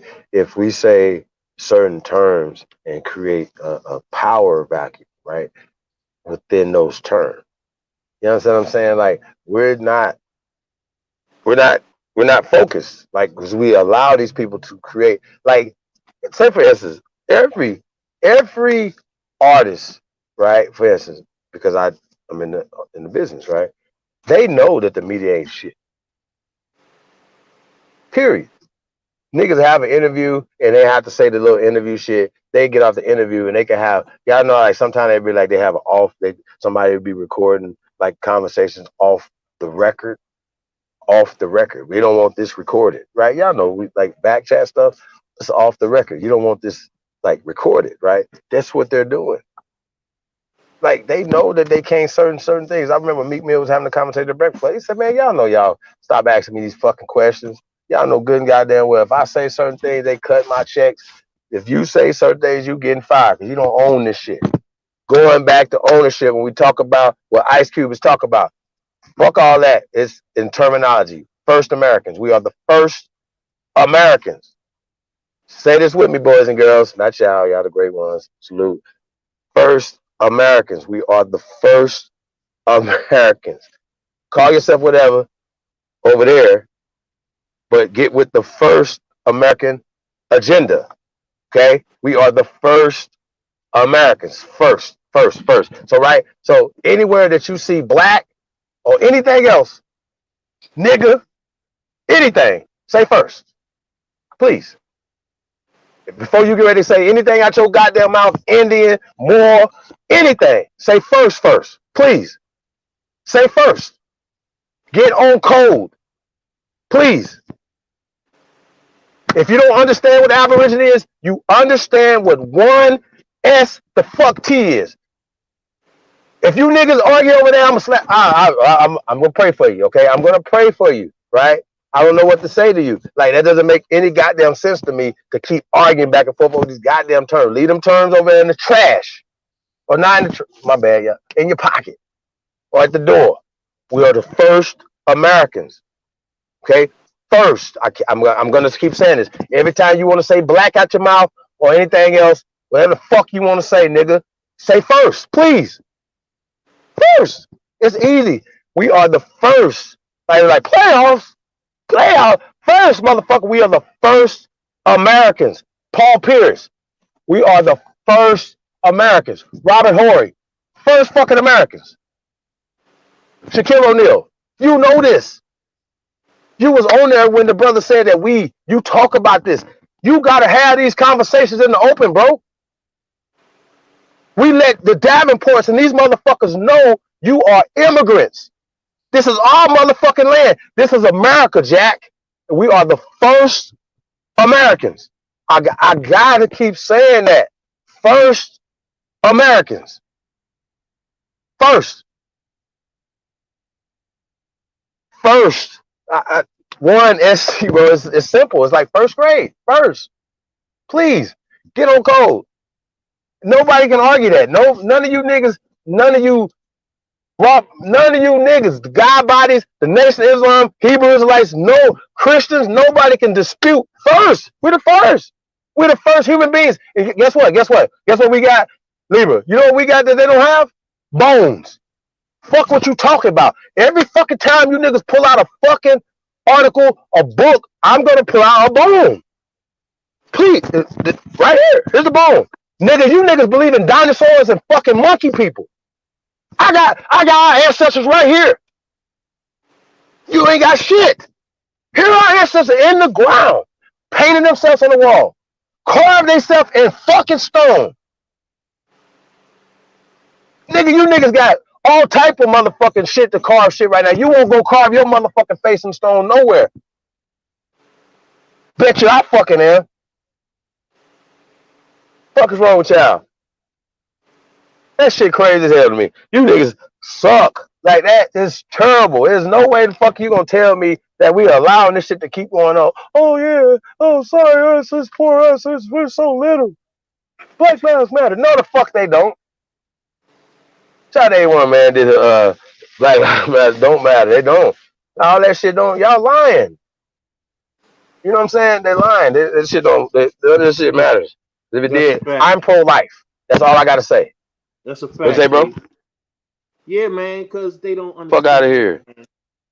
The colonized mindset put you out of the state of reality, bro. You know what I'm saying? It puts you in a state of lies. Okay? Having a colonized mind Facts. puts you in the lying mind state. It is artificial. It's just what it is, man. Facts. It's real simple, right? When you think under the colonized mindset, you are beyond reality.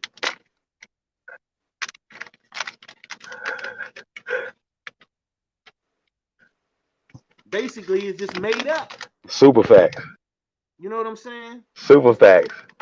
Just like I try to explain about these doctrines, they are outside of reality, bro. The shit is outside of reality, right? You had Amber Geiger, right? Make up a story saying, I thought I was in my own apartment and I saw an intruder that was trying to kill me, right? That's what she said. That's what she thought. But what the fuck do her thoughts have to do with reality? What she actually did was broke into an unarmed man's apartment and shot him dead eating a bowl of ice cream. That was the reality, not what she felt. Okay? Stick to reality. All of these excuses they using about, well, you know, if the officer felt threatened, that is a lie. That is an emotion. Emotions have nothing to do with reality. It has nothing to do with facts. The problem is the reason they get away with this shit is because people not paying attention. They're not sticking to the facts. They're going off into la la land saying, well, if you felt this way, I guess that means no, hell no. That's outside of reality.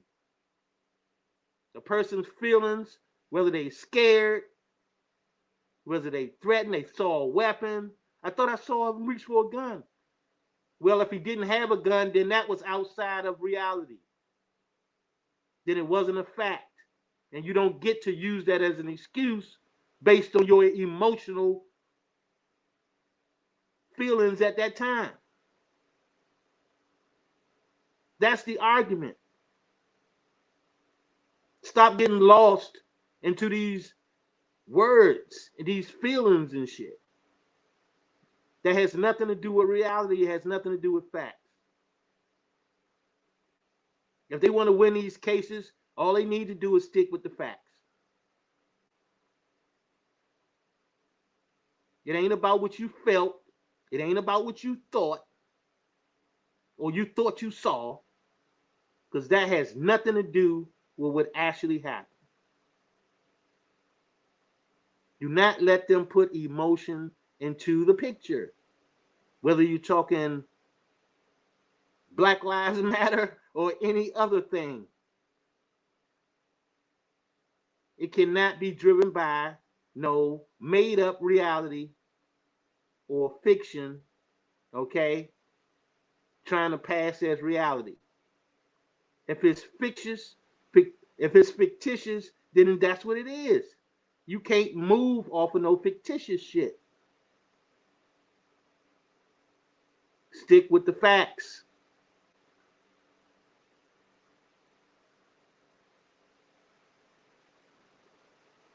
Go ahead, bro.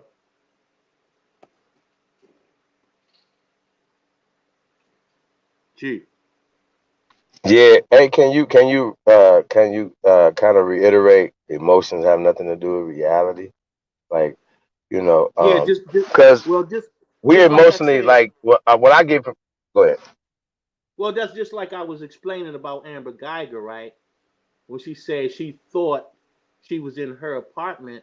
Well, her thoughts have nothing to do with reality, because if she was emotionally unstable at the time of the incident, right? Let's just say, for an example, and she was feeling a certain type of way, that has nothing to do with what actually took place. So we get into listening to these people describe their emotional state when emotions have nothing to do with law. Either you did something or you did not. It has nothing to do with how you feel. Whether you were scared, whether you were cold or hot, or none of this shit makes a difference. So when they say, I thought he had a gun, so I shot him. But the reality was they did not find a weapon. That means that his thinking was outside of reality. It did not exist. It is a story. Okay? You can't let them use alibis that have anything to do with how they felt.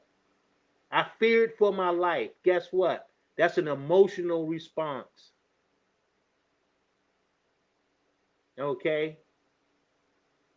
That has nothing to do with anything. All that's saying is that you are emotionally unstable. That's all. And you got people taking this stuff and running with it. Like, yeah, well, if an officer is scared, what the fuck?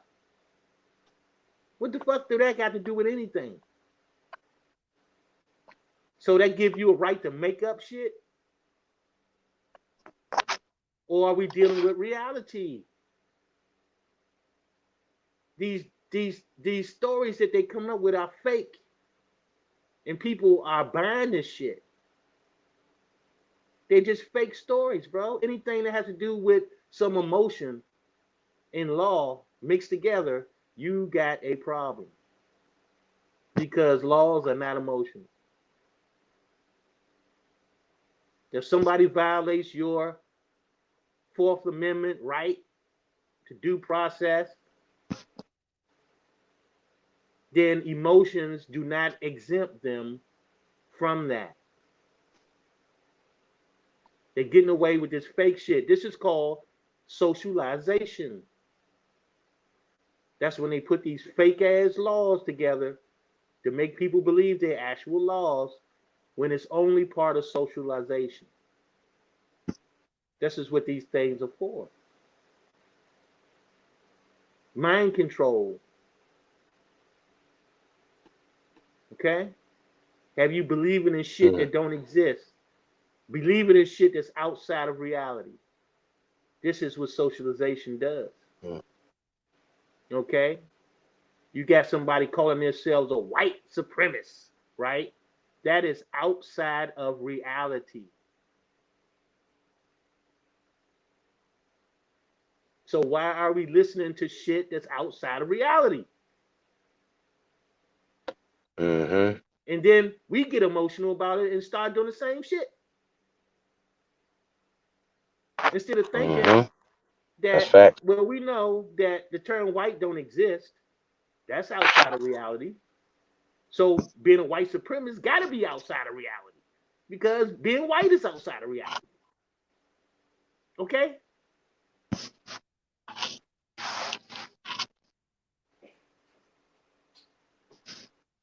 Mm-hmm. But they'll say that we Yeah. in denial of white supremacy by by denying it, brother.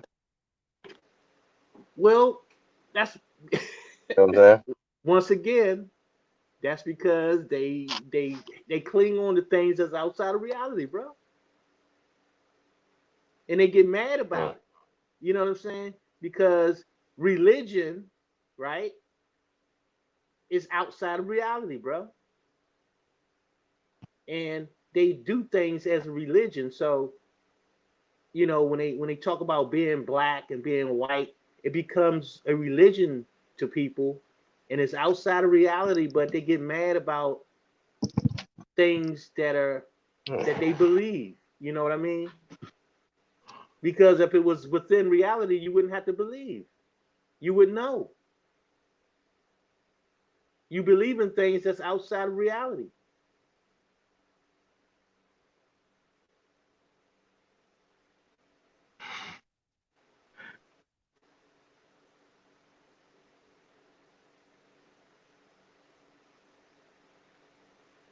Once again, it has nothing to do with facts.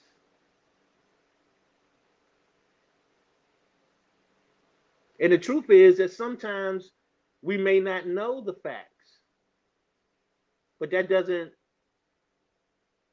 give you permission to make the facts up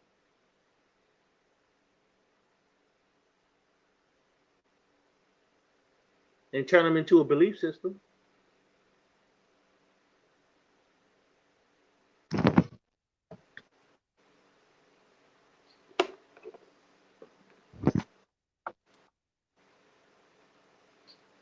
So that's what it be sometimes. Shit.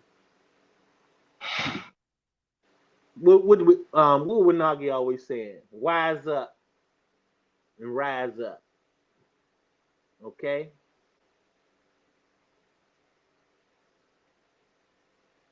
Wise up and rise up.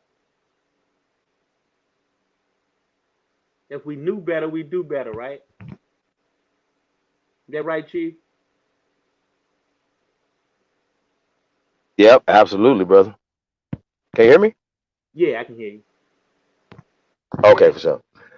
Um, Well, that's the point, yeah, though. man. I mean, bro, it's like, yeah, like we could read a million books if you read books and they just sit on your shelf and you can't apply nothing, you know, you know what I'm saying, to anything or whatever. Like, okay, motherfucker got a $100,000 book collection, but you die broke. You do the Yeah, let math. me turn my volume It's down so almost that they like that. they think I'm too loud. Am I talking It's too loud? almost like that story that. Nah, you're not too loud. You good. It's almost like that story what he was saying about the man wanted to get rescued by the boats. You know what I'm saying? Now I'm waiting on God. I'm waiting on God. But God done sent you 3 boats. You know what I'm saying? It's the same thing, man. We know what's the problems. Here's the problem. Problem is these systems. Okay. Professor Neely Fuller, Dr. Francis Wilson broke that down eloquently for us. So we act like we don't have blueprints to shit. Blueprint from First America by Dr. Amos Wilson. We take that and we change it. You know what I'm saying? We don't keep doing the same thing, Q. You know what I'm saying, bro? And I know you got good intentions because, bro, you don't have to do this, nigga. You can go in your mansion, go on your 50 acres or whatever. You can chill and do you. You ain't got to do none of this. You know what I'm saying? And it ain't about the money for a brother like that or whatever, because he's continually trying to push the ball forward, the big 3 league and certain things, whatever, to do certain things. So that's why I said Cube is up there, man. You know, we just gotta.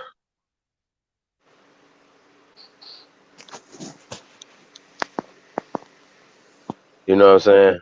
Yeah, well, like I say, Chief, man, if you want to really make impact, you got to deal with reality, man. If we start looking at things in a Right. certain type of way, you know, then we can make better decisions because we're using these decisions based on reality, bro. You know what I'm saying? Not a perceived um, uh, reality or the artificial reality that they're presenting us. You know what I'm saying? And that always get us in a trick, put us in a trick bag because that's when you don't know fact from fiction. You know what I'm saying? So I mean, we gotta, Right. Absolutely. yeah. I mean, we gotta be on point with that, man. Like we gotta really pay attention to to reality, man, and how if everybody else is outside of reality, let them be that way. You know what I'm saying? But our people should be on reality, bro. Our people, that's the way to get on code is to operate in reality. You know what I'm saying? No matter what that reality is, because we do have to deal with these artificial mindsets. But as long as we understand what we're dealing with, we can deal with them a lot better. You know what I'm saying? Facts. Hmm. So Absolutely facts.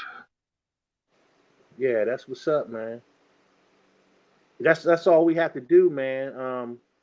And one of the most important things we have to do when we're looking at information and we interpreting and deciphering information, um, we got to pay close attention to how they take modern terms and put them back in time.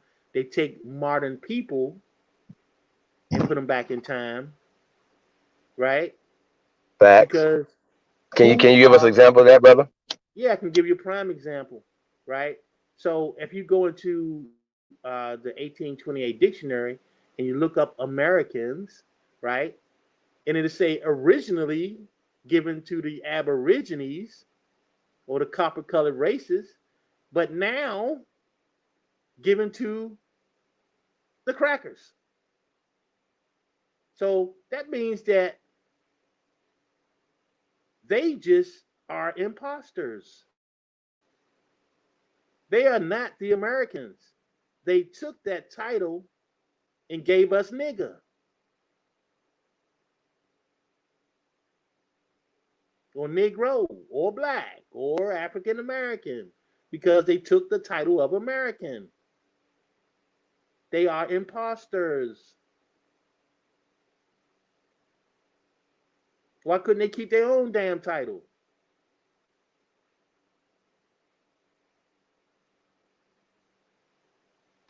That's facts. Shout out to Mr. Darkfly brother. He's entered the building. Peace of the God, man. Shalom to you, my brother.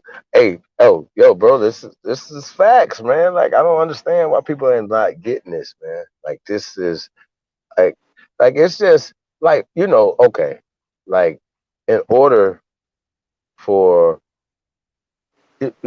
it would be different if the word like technology didn't exist, manipulations and all these other things, bro. That things that these people have done to get into this position. Like this is just facts. But the facts are that we are perpetuating, we're pushing their historical domination over us. And it keeps happening. And as we sit idle, right, and talk about ancient Africa and Kemet and all this other shit, they're building on top of our land, bro. Like that's a problem for me. We have to Right. have a upward mobility mindset. Period. Fuck Well, they caste system. Fuck what they well, got that going on, bro. Like we don't even honor nothing that y'all anything that y'all honor. We don't honor Gucci. We don't honor nothing. Waste people bring. How about that? right. Nothing. Well, Not a motherfucking thing that y'all can bring to the table, bro. And that's just on God. That's just on if and I don't have to tear nobody down to push our greatness up. Electricity, like I can go on and on cars, clothes, fashion. We computer, got the computer, baddest women cell on the phone, planet, and whatever. yeah, just Yeah. everything, bro. Like everything that you Nah, can imagine, right? And the fact that them brothers because did walk off the basketball court just for a little bit, bro. Let them give y'all a glimpse of the power y'all got. Y'all understand what I'm saying? Y'all That's power doesn't concede nothing but power. Y'all can believe that. You can keep talking all this shit, but when y'all go back on that court, just imagine how shitty you gonna feel because you didn't get nothing. You make these motherfuckers bow down, get down on y'all motherfucking knees to the gods, not just on no talk God shit, on some real God shit. I never call another motherfucker my owner. You got to be out y'all motherfucking mind. I could have went pro. I'd never do that. I don't give a fuck. You don't own me, dog.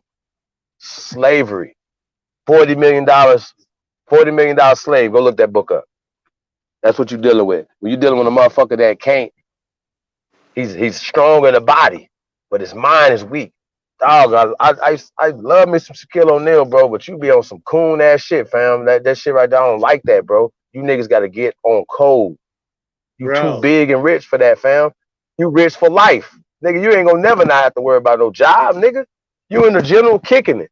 You know what I'm saying? You getting money, motherfuckers insurance. Nigga, fuck is wrong with you? Cop ass nigga. Y'all know you're a bro, cop, right? So bro. he came for the police and that shit, bro. Watch your goddamn mouth, bro. That shit's crazy to me, bro. Go ahead, man. I mean, yeah, it's like the thing is, man, that colonization breeds what agents, right? So Facts. that's all part of socialization, bro. It's like they will Mm. protect this artificial system, man, by any means necessary. You know what I'm saying? Because they're dealing with a belief system. You got people that's dealing with beliefs, right? And dealing with beliefs is outside of reality, bro. You know what I'm saying? So you're not gonna have any solid ground to stand on. You know what I'm saying? Um, Mm-hmm. there's no All principle. facts. You know what I'm saying? It's like what can you say, man?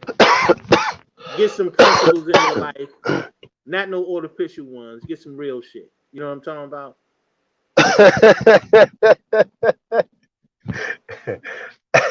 Y'all cutting up in the chat room, man. Salute to y'all, man. Hey, man, I promise y'all I'll be happy to and leave it though, man. We be having to like rein it in a little bit because we are on they shit.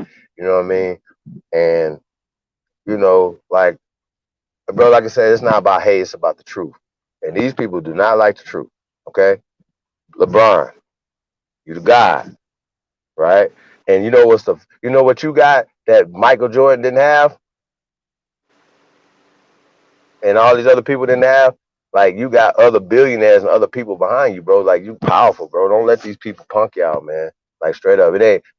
Basketball is not important. Shout out to Kenny Smith too, man. Walking off the like, come on, bro. You can't like, come on, Shaq. Y'all all got to get up, bro. All y'all got to get up. When Kenny Smith walked off that set, bro, y'all got to walk off that set. How you sit there? What they gonna do to you? You Shaquille O'Neal, bro.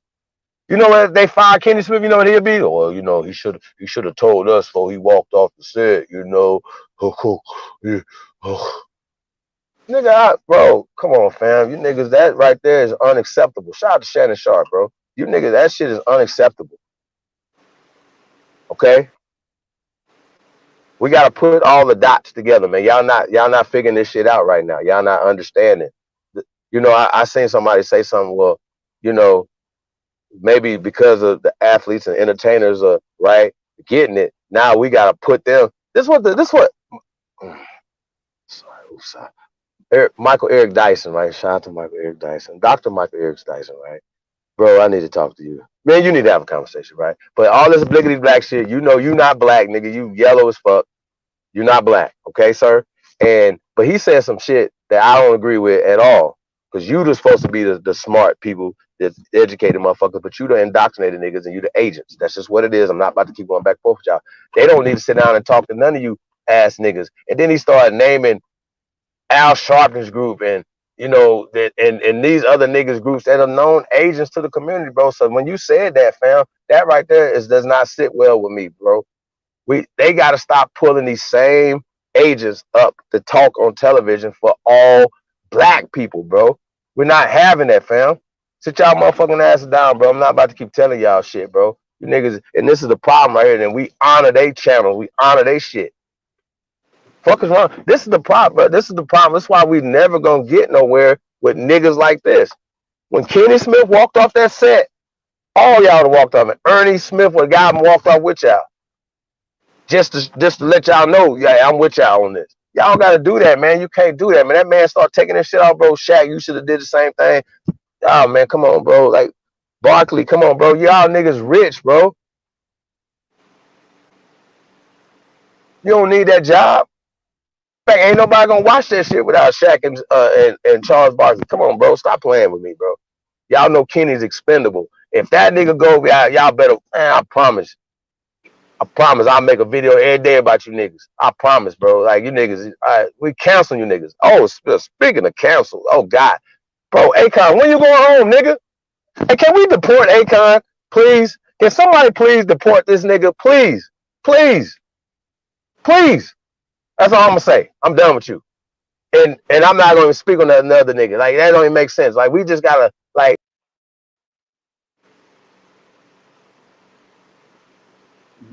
Well, but you know what that is, though, Chief.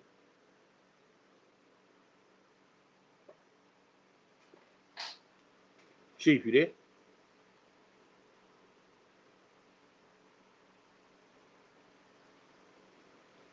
Mic check, mic check. Chief, you there?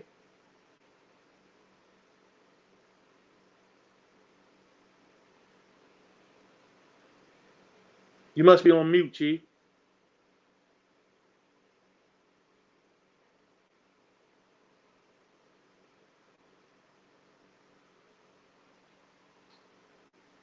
Might have dropped off. Just give him a minute. He'll be right back. Yeah, man. But like Chief was saying, man, it's like this, right? I don't get emotional about none of this shit that these niggas be talking about, right? Because once you start talking outside of the realm of reality, then I have nothing to listen to at that point. You know what I'm saying? So we got to Mhm. understand. You understand what I'm saying, Chief? Like our people are, they're thinking outside of reality, bro. So anything that they say is going to sound crazy to people that understand that that's what they're doing. Now, if your mindset is in the same position, then you may not think of it as crazy talk. You know what I'm saying? So that's what we're dealing with also, crazy begot crazy and shit. You know what I'm saying? So we got to understand that. But as far as people that's grounded in their thinking that understands these things, you can't even take any of that shit seriously, bro. You know what I'm saying? Because they're basing their thinking on some artificial shit. There's this famous saying, you don't know what you don't know. And some of you may understand what that means, and some of you may not.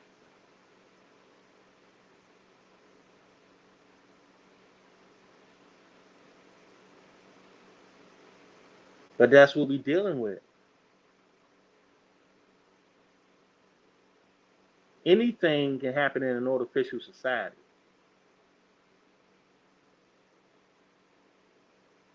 It's just like a Windows program. It's like shit. You on Windows 7 and somebody else on Windows 10 and somebody else on, another Windows program. You know what I'm saying? But they all are Windows programs. You know what I'm saying? It has nothing to do with the underlying program that's running underneath of all that shit, which is DOS. That is the operating system. You got to deal with the operating system. You can't worry about what fucking Windows you in, because that's all that shit is this window dressing. You know what I'm saying? Window shopping. Okay, that shit is above the surface.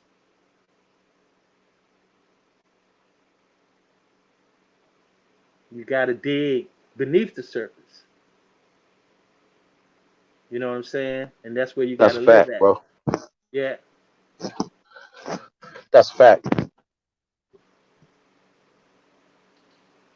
Super facts, fam. I mean, people can um, listen to these Africans all they want to. I do want to get into this. I do want to get into this contract of first Americans. First America. You know what I'm saying? That's us. We're the first Americans. We're not immigrants. Okay, that gives us a special place in this land, right? And it needs to happen socially first, okay? It has to happen socially, okay? Because if it doesn't happen socially, it's not going to happen politically, and it's not happen economically. Shout out to Dr. Claude Anderson. Like I said, I don't agree with everything. My this brother on the panel, we don't agree with everything each other say. You know what I'm saying? That don't mean that we can't build together, but you know what I'm saying? That's crazy as hell. Me and A1 don't agree on everything. Me and AP don't agree on everything. I don't mean we ain't been building. What the hell? That don't make Fact. any sense. Y'all don't agree with y'all everything y'all spouse say, but y'all making babies and shit. What's wrong with y'all? You know what I'm saying? That's what we created, so-called democracy that the rest of the world is using. That comes from America and Americans. We are the first Americans. I got to keep saying that. So when we talk about this first America, right? That's us. We're the first Americans, right? We have a first American agenda. We have a plan. Whoa. Did we say we have a plan? We have a plan. There's a plan. There's a plan in place with an agenda.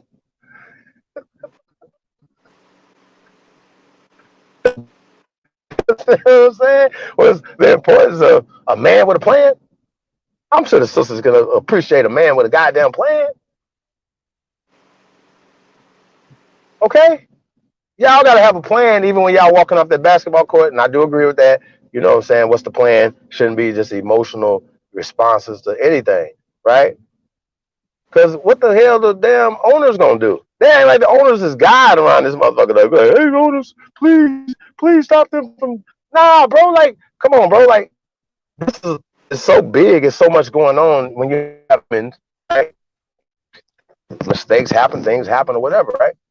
But That's you how you it know goes. you you So, know where that comes from though, Chief? huh?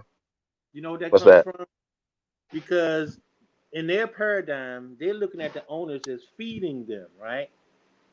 So, they don't want to bite the hand that feeds them. They don't understand how to fish. You know what I'm saying? It's like they don't want to learn how to fish. They just want to get fed. And this is the problem.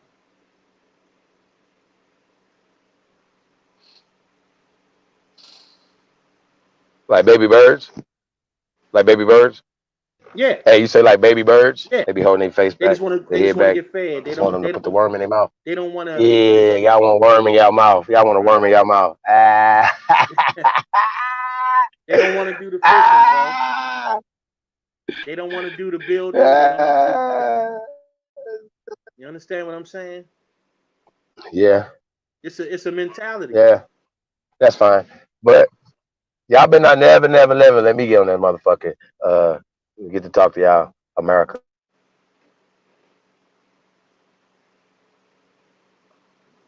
Bro, if it wasn't important, they wouldn't have stole our identity, bro.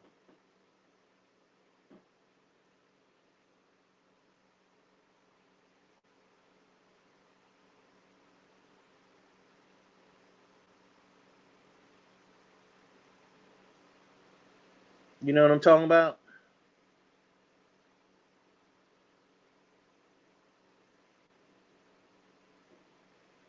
That was done at the very beginning. Steal their identity, steal their land.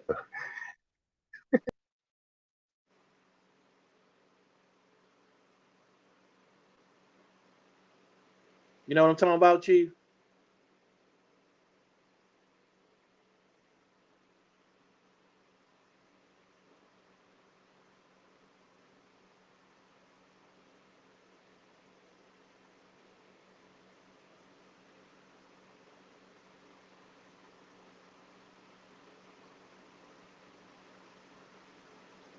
Check one.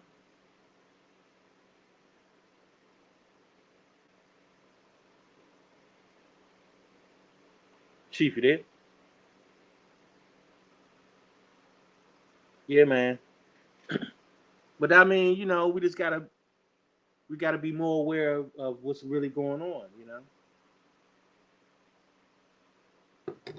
because a lot of the shit that's going on is just purely made up shit. You know what I'm saying? And we gotta be able to separate those emotional aspects of things, right? Instead of being driven by emotion. That's what we got to do. This is all part of socialization. They are socializing you into believing these things like they have something When to we're do with Americans, some they emotion. all say they're Americans. Oh yeah, we're Americans, we're Native Americans and Africans, right? There's no such thing as these terminologies. You understand? So they're telling us they're not tapping into our African side. We're Americans. So why not tap into the land and get power here? This is power at right on the land that you're standing on. You know what take it over. Y'all ain't trying to go to Africa, y'all Americans. This is where your heritage, this is where your lineages come from. You know it instinctively, you know this. You ain't going to say, nigga. Stop playing. There's a whole hotel over there for y'all to live in. Where y'all staying? You supposed to go to Ghana Plight and stay. There's no reason for you to come back over here, dog. Straight the fuck up. You can do live, Well, you can do live streams from Africa, bro. So but y'all, just y'all think, full of shit. hey We're Chief, just think Americans, about so we are standing on what we said. We standing on our ancestral land. What are you talking about? Chief, just think about it for a minute, right? The reason that these Yeah. fools, the reason that these fools are not going to Africa and staying because number one, they ain't about that life, right? That's number one. Number two, they don't have any friends. They are talking emotions, and that shit is temporary. You understand what I'm saying? All that emotional planning, that shit is temporary. That's some temporary shit. Like they planning a wedding or something. Yeah, just some emotional planning and shit. Like, oh yeah, Y'all planning funerals around this motherfucker. I'm going to Oh Africa shit. and get in touch with my family. You know what I'm saying? They get over there, and none of that shit happens. You know what I'm saying? Then they can't wait to get their ass back home. You Can't know what I'm wait. saying? And because they Yeah. didn't have no plan to be over there in the first place, they just went over there straight off of some emotions. Okay. You know what I'm So check it saying? out, right? I got it. We got to get into this little bit right here, man. We got to talk about this contract with First America, right? Okay, Ice Cube. So we're gonna edit it a little bit as we go, y'all. Anywhere you see black, substitute that for first or aborigine in your mind, right? Don't substitute anything else, you slick ass niggas. Substitute it with first or aborigine, right? Because there's an agenda, right? A social, political, economic agenda behind First America. Period.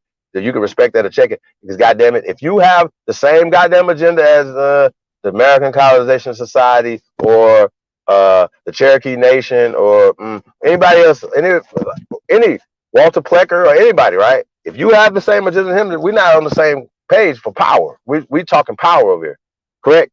Is that what we talking about? So this contract right here, it took power from it when you said, Q, bro, love you. The contract with Black America took power. If you would have said the contract with First America, brother, this right here would have been revolutionary. Okay? First Americans. Think about that, brother. You know it. See, first means that we predate the mestizo, aka, right, the modern day Latinos or Mexicans, something like that. No disrespect to them, but they know that they would have to have been mixed with the European at some point in time to create a class of people, a race of people. mestizos. This is what this is. I don't go back and forth with all this mongoloid shit. Niggas walked across the Bering Strait in time periods where it was only black people, even in China at the time. That makes no sense. It's dumb. It's dumb when niggas would have boats during the same time. We could scientifically prove that, but you cannot scientifically prove a motherfucker skated across ice. Like, you can't prove that. You're never gonna be able to prove the dumb shit. See how that work? So, all right, so let's get into this contract for First America, right? So it says, as citizens and lawmakers both, we are joining to demand the contract with First America be first. I guess we got to pull it in a little bit. Well, to the left, because it's cut off right there. There you go.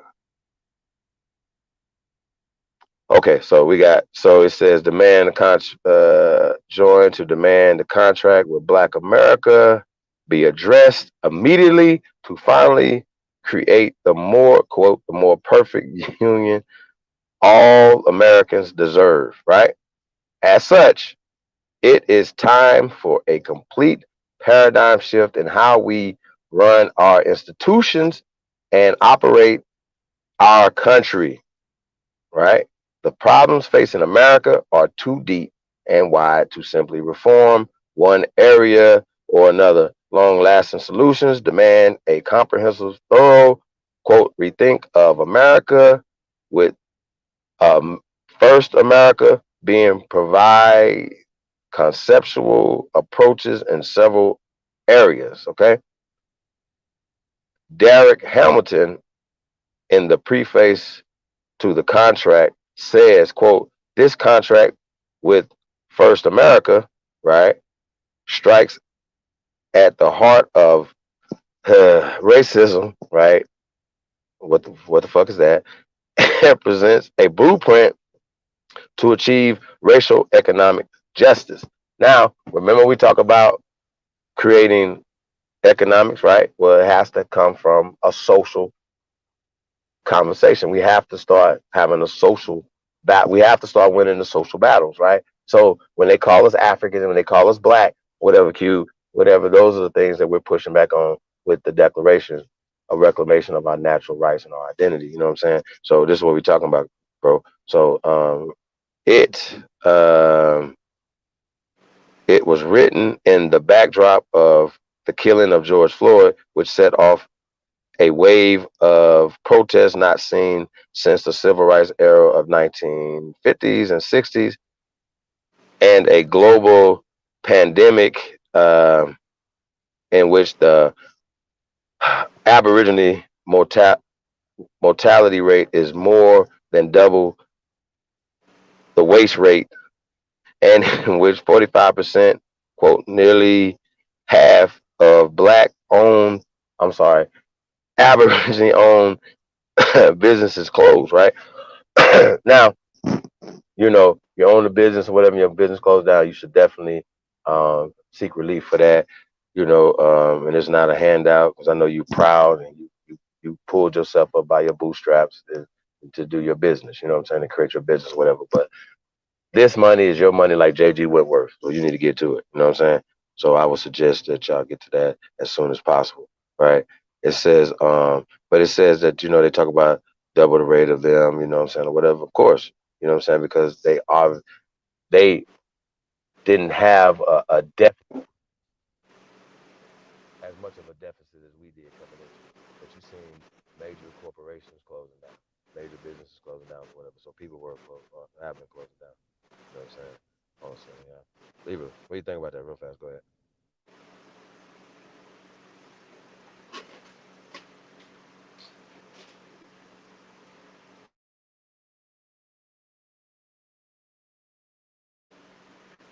Was that you?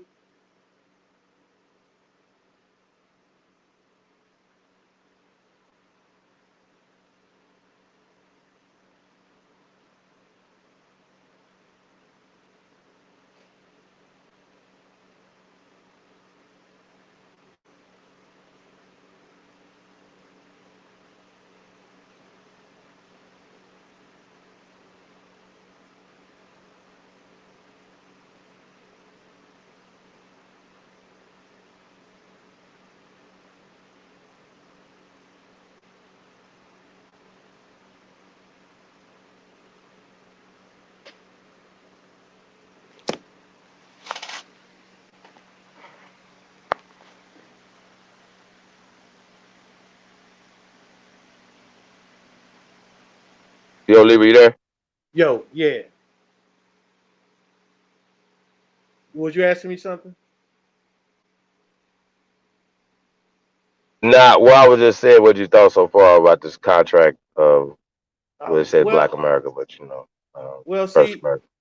it goes right back to the program, man. It's like it's within the realm of La La Land, right? Because when you're saying a contract with Black America, then you acknowledging the fact, number one, that you're black, and you acknowledging the fact that there's white people.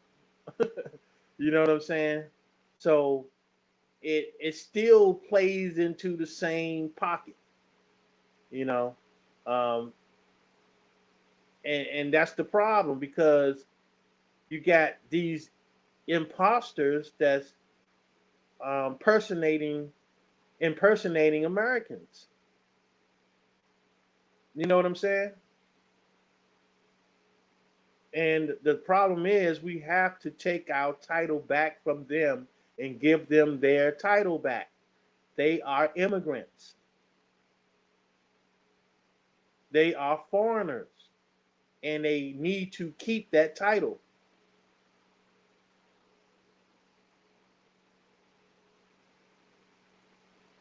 Facts. That's a fact. What I try to do is I try to get people to understand that the Revolutionary War was about these immigrants switching sides.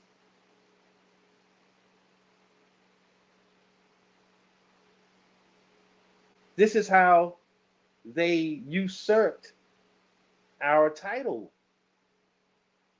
They start calling themselves Americans and calling us some other shit, or basically other than. And this is the problem. Facts.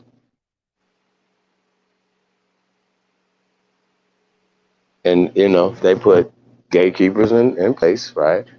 Through the Yeah. church, through these religious organizations, through these fraternal organizations, and so on and so forth, or whatever. We have a historical document. We have 100-year history of what you guys have done.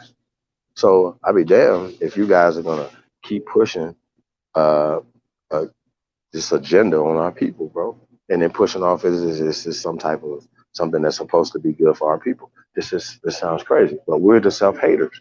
I think that's crazy. But we allow Well, other yeah. people to dictate our everything. I think Well, that's ridiculous. that's because that's the colonized mindset. You know what I'm saying? So when you under the colonized mindset, you know you're thinking that you other, you accepting the imposters as being uh, the originals. You know what I'm saying? Like it's just playing into the same pocket. You know what I'm saying? So if you're still putting yourself in that same pocket, it doesn't matter what you do. You're gonna end up in the same pocket.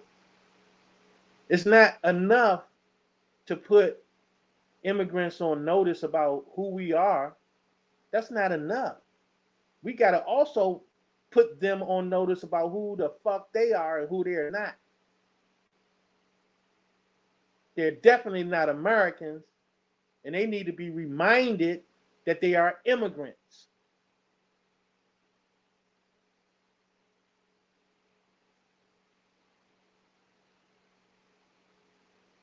That is the problem. See, see, the brother is absolutely right when we talk about legal terms, right? Even when we're just talking about just definitions of stuff, social turns into political and legal. Political, legal, same stuff, right? Laws, political. This comes from social norms. Okay, remember these people didn't want feeble-minded people walking around, so they created a law to sterilize people, right? They create laws for people smoking marijuana. You created a law for this. Something that's never hurt nobody, but they created laws, and there's people right now in jail for marijuana. So yeah, of course, and that's illegal. That's illegal against them. That's even if they were smoking crack, like that's what they want to do with their body. It has nothing to do with you. And we can But go on and that's on and on with the things that they have regulated but and, chief, created at the to, heart for of their it, power structure. at the heart of it is part of socialization though. That's what I'm saying. It's like we really got to pay attention to what they're trying to create. They're creating the mindset. That's all that they're doing. They're perpetuating the mind state. So when they lock people up for marijuana, it's like that has nothing to do with the Constitution, right? Um, so I mean, this shit is all socialization, bro. That's why we fall into that shit every time. It's all just maintaining social order, bro. That's all this shit is about. And until we put them in their proper standing, which is immigrant status, that's their proper status.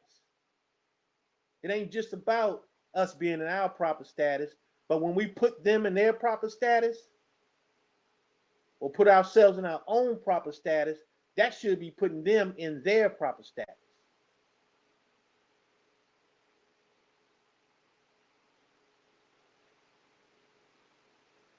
This is the problem. They're operating outside of their proper status.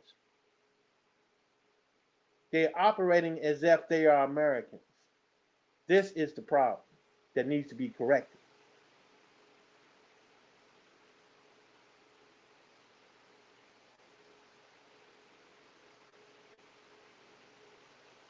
Until that happens, I mean, they just going to keep doing the same shit they're doing. All politics are local, and all politics are a numbers game. If you don't control the majority vote, you have nothing because you damn sure ain't giving them no money. And if you ain't giving them no money, then what kind of results are you going to get? You got to control the majority vote. And I'm not talking about no presidential election.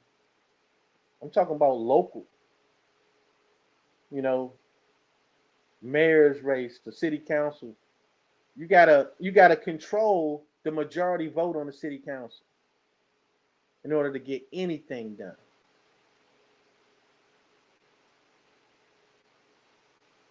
Then you have to control the majority vote in the state Congress and the state Senate, which people seem to overlook that they even exist.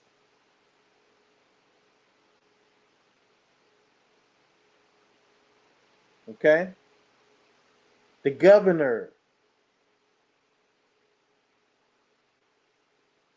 These are the things we need to control.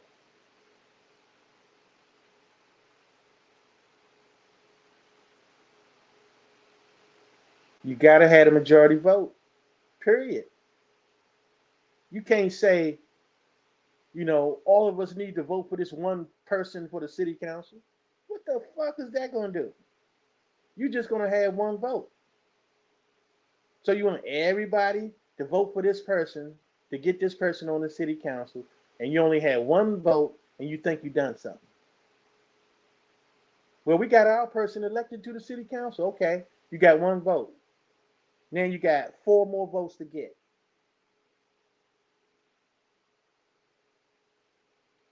They take that one vote, drink champagne, party like it's 1999 and shit, like they really accomplished something, and you ain't accomplished shit. That one person on the city council ain't gonna do shit. You got to control majority vote. Anything less than that, you in the wrong game. You playing checkers or marbles or some shit in a chess match. As long as they keep our people playing marbles and shit, we gonna lose it every time.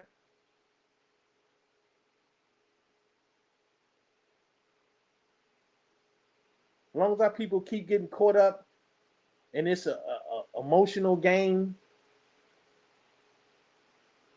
We're gonna lose every time dealing outside of reality.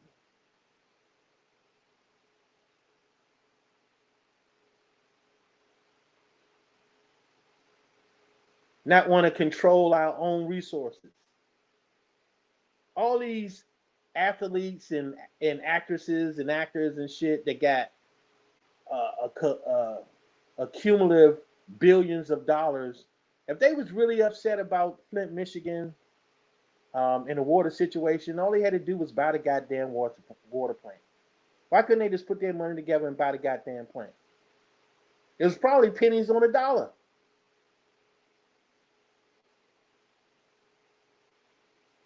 I bet you somebody else scooped that shit up, dealing with reality, realized what was going on. Their stock had to plummet.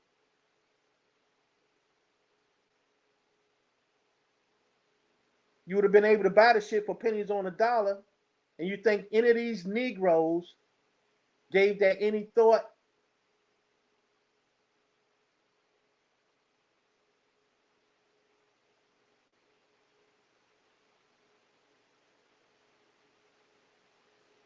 So you're just gonna sit there and cry about it?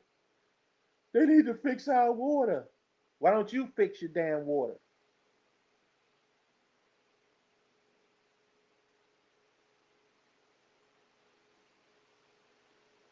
All the people in Flint could have probably put all their little money together and bought that shit.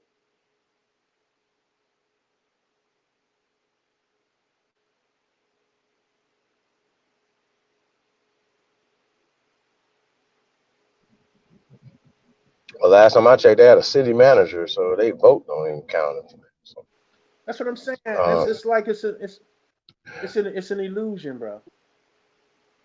I mean, it's a super illusion. yeah, you got I mean, people but in even with place. that though, they was like, we have the illusion of democracy, even though we talk about it or whatever. Like these people, like, are definitely, they definitely manipulative and conniving the whole situation across the board. You know, Well, either because we they gonna take our socializing ball and us, go somewhere else, or we but they gonna take it over. socializing us out of it though, Chief. They're socializing us out of it. I get it. You know what I'm That's saying? This facts. this this stuff But don't. once again, though, don't words aren't words a part of socialization, a part of the building process? You know what I'm saying? For Thinking us period. to affirm, to be positive or negative. You know what I'm saying? Like that, words matter. Like they Yeah, talk and about Black Lives Matter, but if somebody say all lives matter, then all, even black is included in all. Nah, you can't say that. Remember, that's being right. racist. How is it being racist to say all lives matter? So we say brown Because lives matter. What do we see? What I'm saying, oh, you guys don't like love black people because you're saying brown lives matter or copper lives matter or aboriginal lives matter. You dummies. We're saying the same thing. It's just terminologies to bring power. So we're saying aborigines, aboriginal lives matter. Why would that offend anybody? You should embrace power. Okay. Remember the Black Power Rangers? Okay, well, let's just be Power Rangers. Remember that analogy? Let's let's bring the red in, the pink in, the blue in, the yellow in, all the other things to get power. And that's the problem. We don't understand how to consolidate our power. Bring the Hebrews in, bring, bring, bring the Moors in, bring the Nation of Islam in, bring the Christians in, right? Y'all get it? Power. well, you got But to the problem is understand. that most of these organizations, these institutions, have been co-opted by these people. So we got to understand that. So from that perspective. I'm So, saying that even if you wanted to bring go them ahead, brother. in, well, even if you wanted to bring them all together, don't mean that you can because they have their own agenda. You know what I'm saying? And sometimes their Right. agenda is to operate outside of reality. So if they under that mindset in their mind, they're holding the line. You know what I'm saying? Um, but the thing is that okay? It's enough people that don't adhere to any of that bullshit that they do. You know what I'm saying? Like we need the free thinkers. If the free thinkers got together, they would be way more powerful than any of these stupid ass motherfuckers running around here acting like they doing something, you know, for the good of the people when they out they're acting like goddamn slaves. You know what I'm saying? Mm-hmm. We need the Absolutely. free thinkers.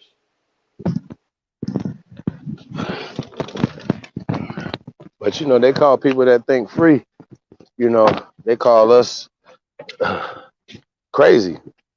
Yeah, We well, don't know what we're talking about. Self haters. Really. yeah, but the only thing is that don't stop shit. You know what I'm saying? Because when Mm-mm. motherfuckers call you names, that don't stop you from working. Mm-hmm. That don't stop you from working.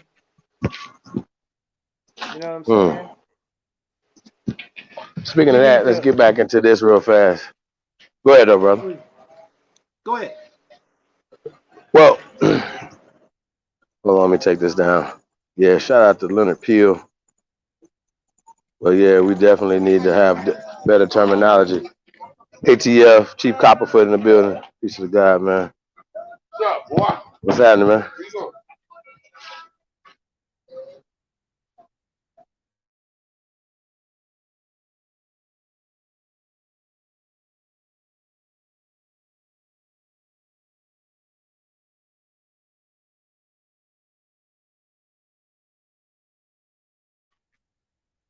All right, hold on a second. So, where I leave off at?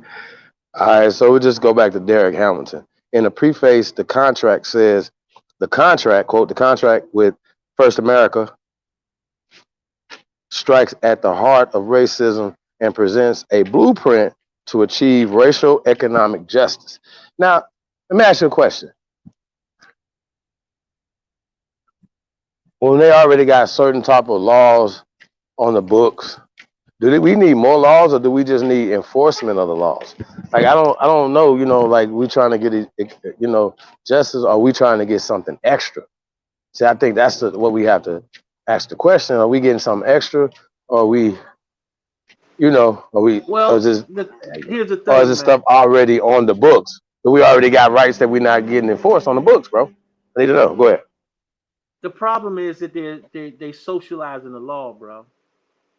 So it's a lot of laws that's already on the books that don't belong there because they're trying to socialize the law.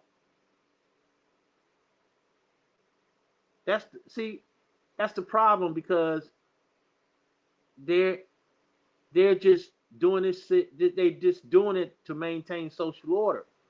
So certain things are going to happen and certain things are not going to happen. You know what I'm saying? And it's all going to be based on social order. As long as they're in the position they're Right. in, they're going to try to maintain social order. That's just period. So we have to operate within reality. And we have to understand that they are outside of reality. Mm-hmm. So all we got to do is handle our So, business reality based. right, right. So, do we have to go back to monopoly railroads? So, do we not want to own railroads more? We don't want to own the utilities no more. That's what I'm saying, We bro. don't want to own hotels. So these niggas ain't gonna just build no hotels, nothing, huh? Like nothing. We just cool. Like, come on, say yeah, no arenas. We ain't gonna build no arenas or nothing. No skyscrapers, Bro, no communities, nothing. Okay, they just want I to be got y'all. fed, bro. Just want to be fed. They don't want to fish. They Oh, just they want want to to be live in fed. Brentwood with them. That's it. Oh, Shay, you want to live in Brentwood with them, huh? See what I'm saying? See, this is what we got, man. Like I said, man, we want to live up there with them. That's just what it is, bro. But That's I it, say, man. they living on the best parts of our land, our earth, just in fact, right, is not reserved just for everybody else other than us. You know what I'm saying? So and I believe in taking what you want, not asking nobody for shit. You know what I mean? So Cube, you know that, brother. So they talk about the George Floyd and They talk about the civil rights era, the 1950s and 60s. We know who co-opted that in the 50s and 60s. They talked about, businesses, Aboriginal-owned businesses closing double the rate of their businesses. Okay, and we talk about that and impact or something. Presumptively random, such as a pandemic, however, catastrophic can be so linked to one's racial identity, right?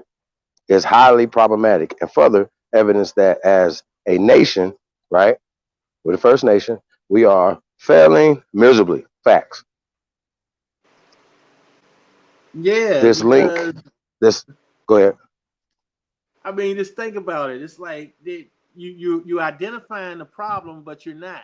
It's like this racial identity is false. It's fake. So why are you addressing something that's not real? And so, what tangibles can you get out of it besides keeping the system going?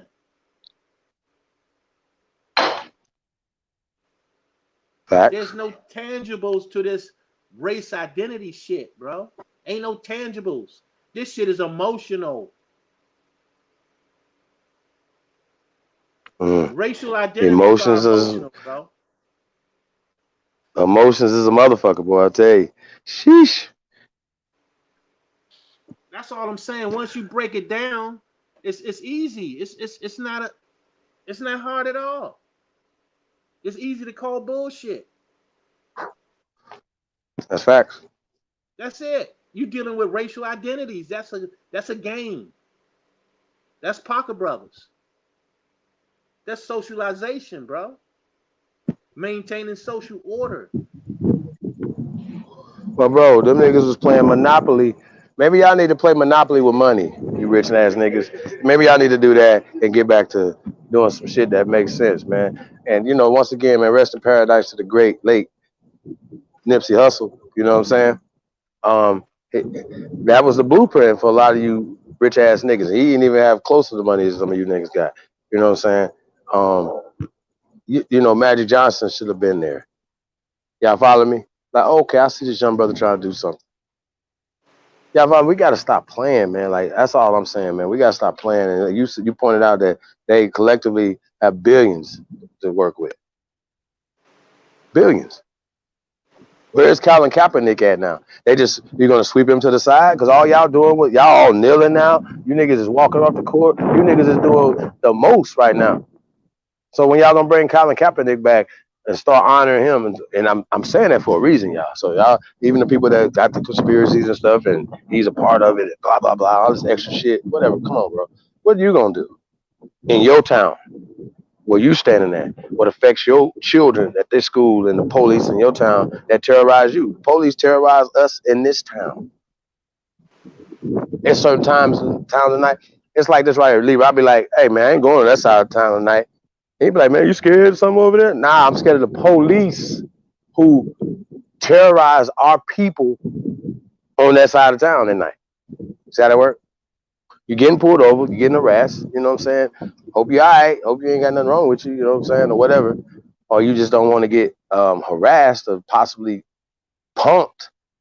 See what I'm saying? Because you fit the description. Y'all, have that happened before?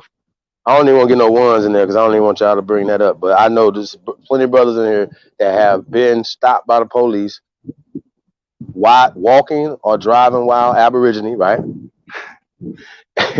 and they say you fit the description. If you get harassed and all that or whatever, how you felt after that? Fuck the police from straight from the underground. A young nigga got it bad because I'm brown. Cube, you was a teenager and you knew this, bro. Come on, fam. So we're gonna get back to this.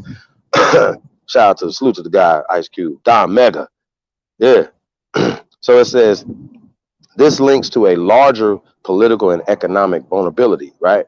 Whether we're in a pandemic or not, the immoral devaluation of Aboriginal lives has been ingrained in America's political, right, economy and is long overdue for a reckoning. Okay, this contract with Aboriginal America is or First America is a patriotic pathway to promote. Hey, I like that, Ice Cube.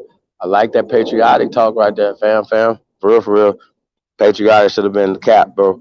Patriotic pathway uh, to promote. Oh, let's move in, y'all.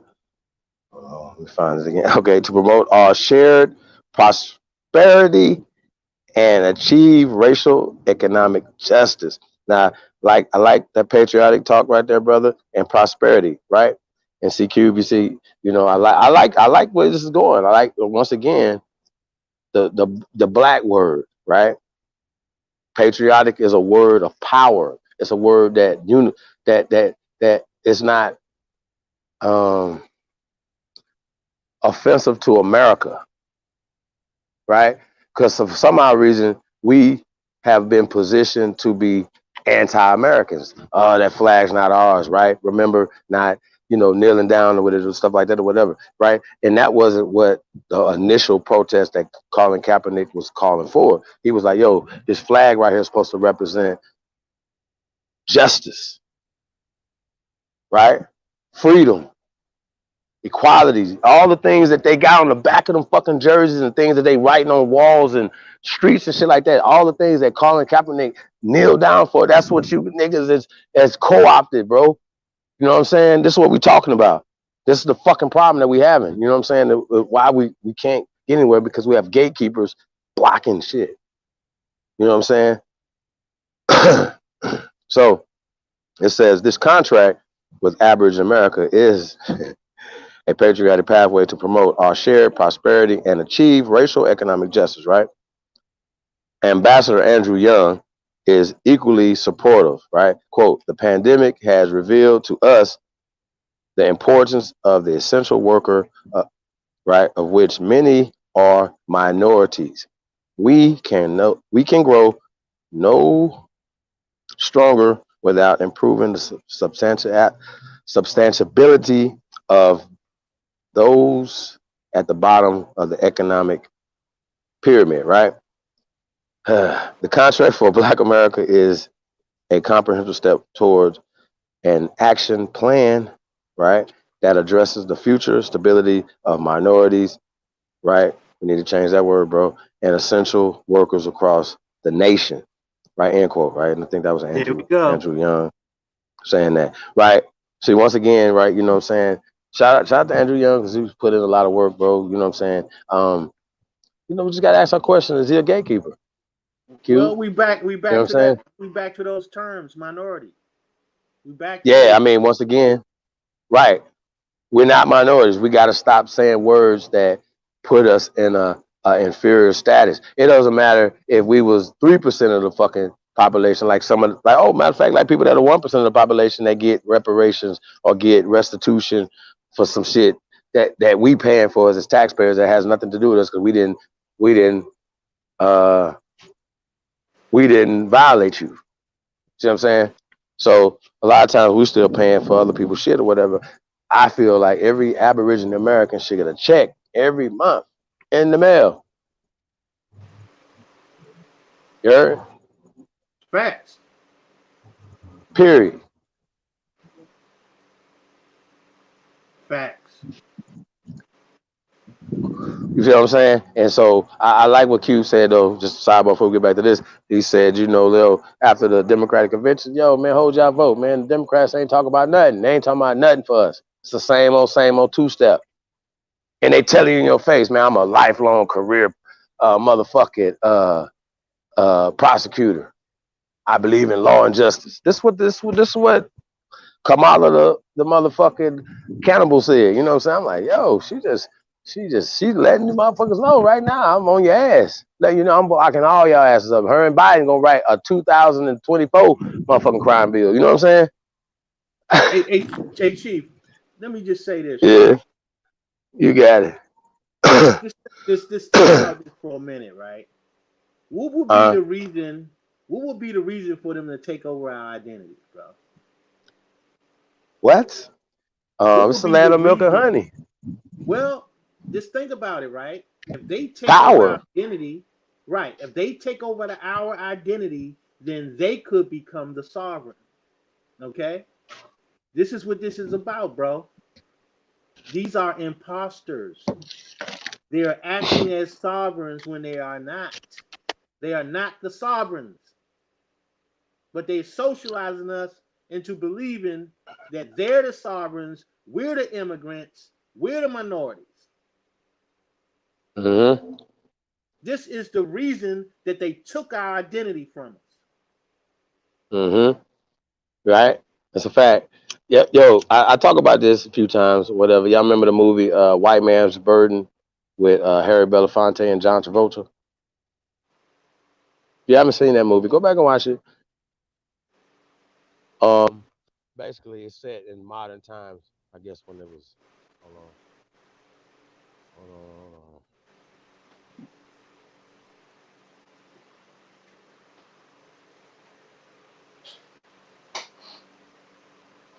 I need to definitely check that out.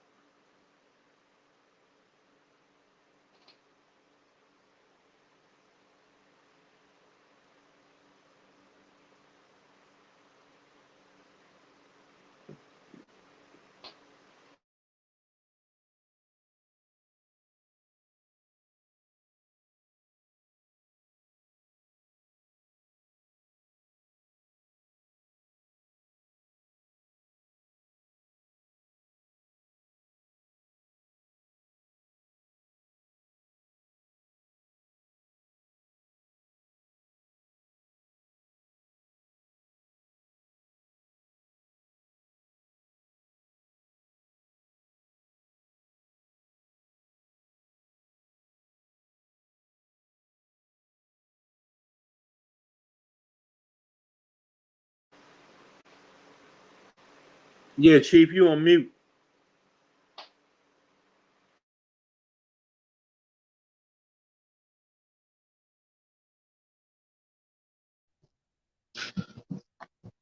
I'm back, bro. Yeah. So Shout out to Black Light in the building. it's starting to shed a lot of light too, bro, because Mm-hmm. when she was talking about that expansion, right? Expanding and moving people horizontally, right? Meaning Mm-hmm. moving them westward, right? Then that made me think about, damn, okay. So when they was moving them westward, they weren't just trying to remove the Aborigines westward. They was trying to move their white trash westward. You know what I'm saying? They was trying to put them in the mix and shit. So when we move these Aborigines, we're gonna throw these motherfucking white trash in with them and shit, and move their ass out there too.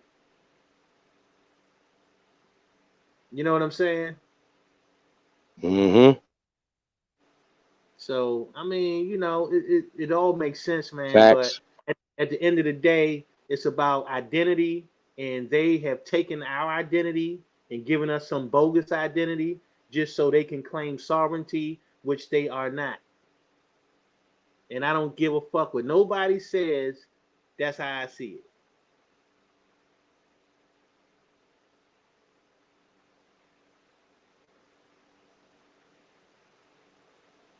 Because don't forget, they switch sides.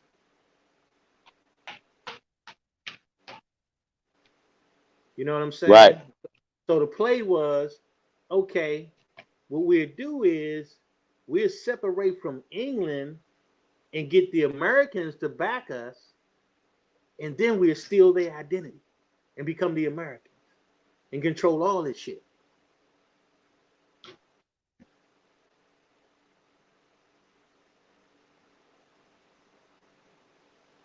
Now, does that sound like something that has probability to it? Does that sound like something that has been done?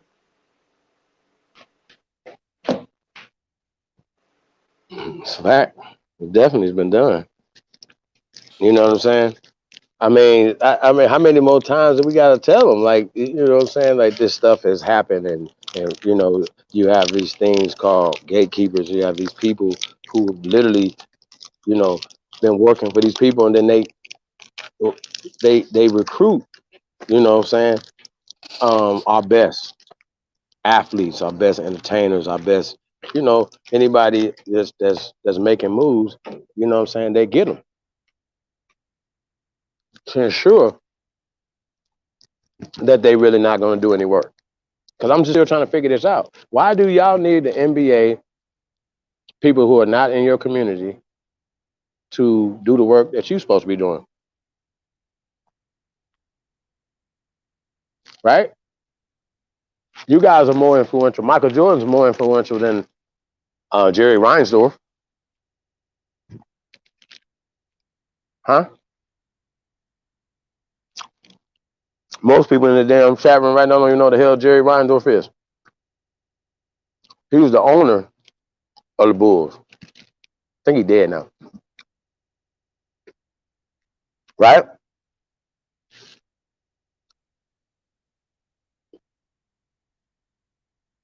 Mm-hmm.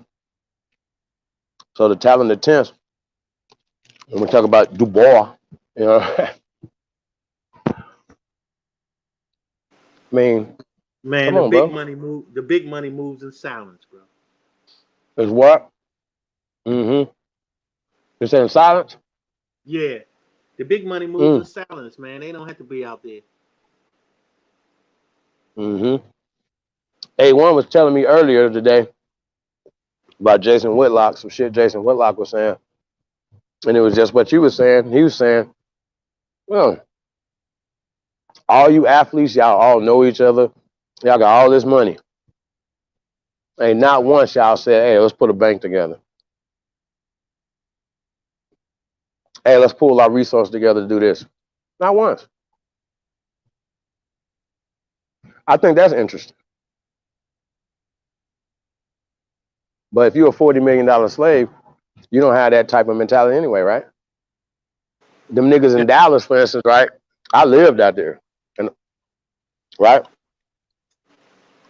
Them niggas, mm-mm. You would think that Jerry Jones is like on their shoulder, like like the little devil on their shoulder and shit, like he just following them around and shit. Them niggas are scared to death out there. You think about this. T.O. was radical for them. Okay? Because Why technically was that? T.O. didn't actually do anything. He wasn't even Why? really pro-black, but he was just Right. stand on his manhood a little bit, and they don't want to blackball him for that. Like think about what T.O. do. Right. I mean, because he was going against the programming, bro. Mm-hmm. The socialization program, bro. This is what I'm He saying. went to This the is what wrong they. town for that. Well, I mean, that's what I'm saying. It doesn't matter what town you go to, bro. They trying to maintain this social order, and when you go, when you go beyond that, they're gonna have a problem because they say, well, if this nigga do it, then what if more niggas do it? You understand me? Hmm.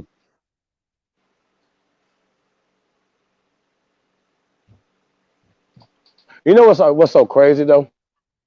That a lot of times you starting to see, even in Wisconsin, attorney generals, chief of polices, mayors are people of color.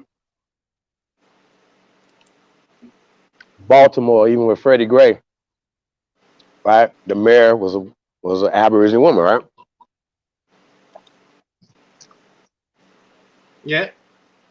You have a majority people that put you in office to do the work for them, but you still allow their tax dollars to leave their communities and then go out in the suburbs to other people's schools. Do anybody see a problem with this? It would be different if it was a mayor that their constituents in the suburbs put them in the office. But it's crazy that it's just every major city that has so-called Aborigine mayor, right? This happens all Detroit. Really? You're supposed to be Wakanda in Atlanta, Detroit, Chicago, right? I'm speaking in their terminology, right? It's supposed to be Wakanda. Jobs, prosperity everywhere because niggas have figured out how to keep the money in that community. Keep the tax dollars in the community. Build jobs, prosperity inside out, right? Inside out. not in China, not in America.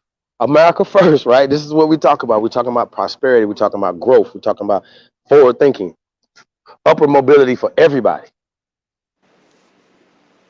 See what I'm saying? And this is the problem, you know what I'm saying? Like, I feel like some people are obviously going to go higher than other people just based off of talent. But it shouldn't be a system set in, red line, and all these other things. All those things, people that have been subjected to that should be, yeah. And the people that have been incarcerated from drugs and all these other things should be pardoned. All this.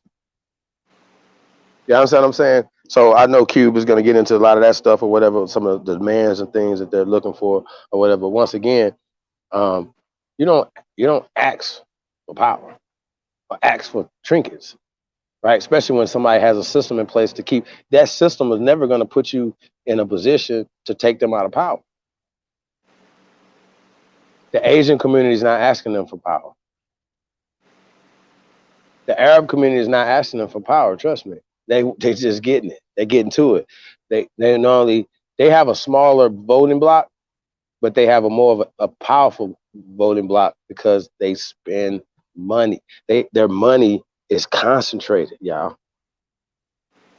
They don't care about nothing else. They're gonna build they're gonna keep their ecosystem amongst themselves because they knew they didn't have shit.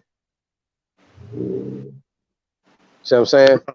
Bro, one of the things, one of the things that'll help our people out, man, is something that A1 said, man. A1 is brilliant, bro. Like sometimes he say Facts. things that are more brilliant than he even. Now he knows it though, but he said something, man, that triggered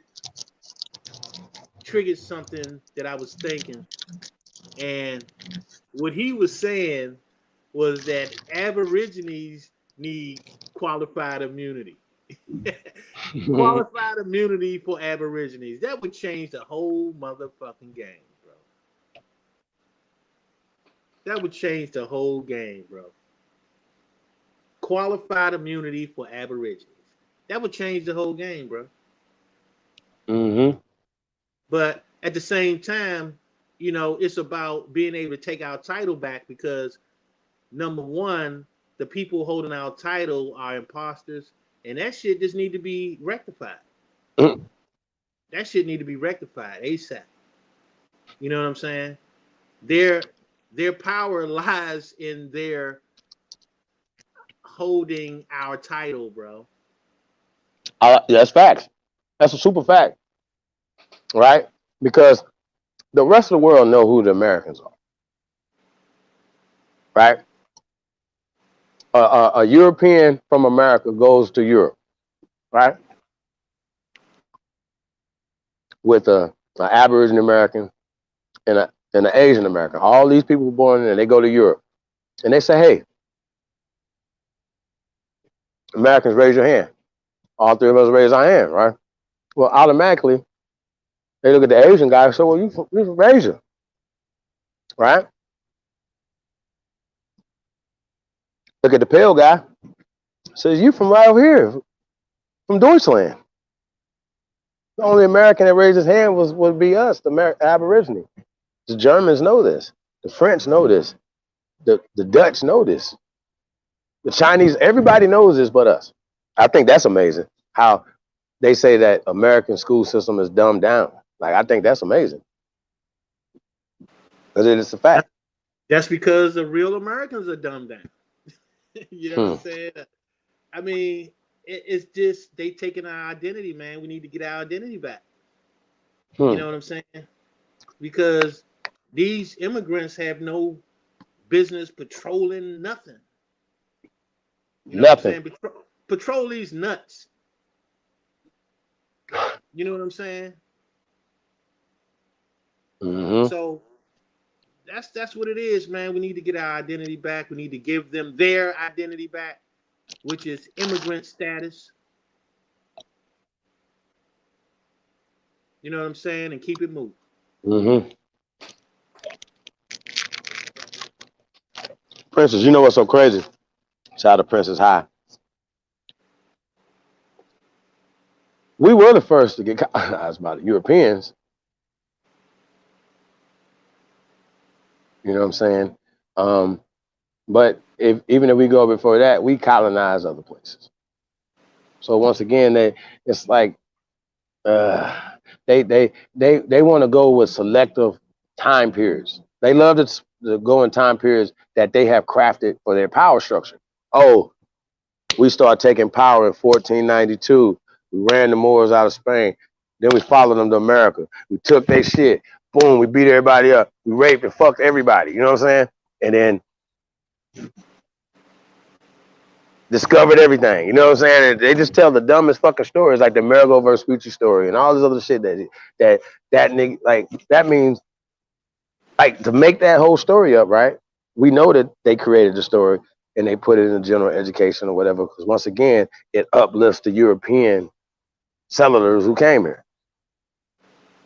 Okay, this is what we're dealing with. We're dealing with, like, what do you say? Like, it's just an illusion. It's just a straight matrix. Period. Right. Straight bullshit. Is not real. It is 100% fake, and they're manipulating you. And if you wanna trigger a pale face, tell them that their whole existence is fake. Tell them who they There's no really are. such thing as white people, bro. There's no such thing as white. That's what I'm saying. That's why I say None of that. the ones the pale face. You know what I'm saying? Like, if they, they're not Americans. If you give them back their real title, then you take everything else away from them. You know what I'm saying? Because that's what gives them everything. Calling themselves Americans gives them power in America. Mm-hmm. If they were Especially, truly immigrants like they really are, that's dealing with reality. The reality is that they are immigrants. They are not Americans. They are immigrants. and they are ADOS. And They are if you descendants of slaves. right, so they've already paid themselves back, right? They've already paid themselves back. And Nah, give money us, grip. they already paid themselves back, so all he had to do is just take their title back, you know what I'm saying, and live as them in the world, or go back to where the fuck you come from. Mm-hmm. Yep. You get caught fucking with American Aborigines. Mm. That's what I'm Depending saying. on the crime, you know, right? But at least you're gonna get deported. Right, at the very least. At the very least. And you won't be deported as no American either. Mm-mm. You get no embassies, no protection. Nigga, go back to your home country. Remember, so you're so proud of, right? And go do all that racist shit over there, bro. That's You know what I'm all. saying? Like, this is not it's time out for the racist shit. You know what I'm saying? So even when we're talking about this contract for First America, right? Let me get back to that, We don't need it. guys. All we got to do is stop living in fantasy land. That's all. We don't need no goddamn contract. We already got one. It's called the Constitution.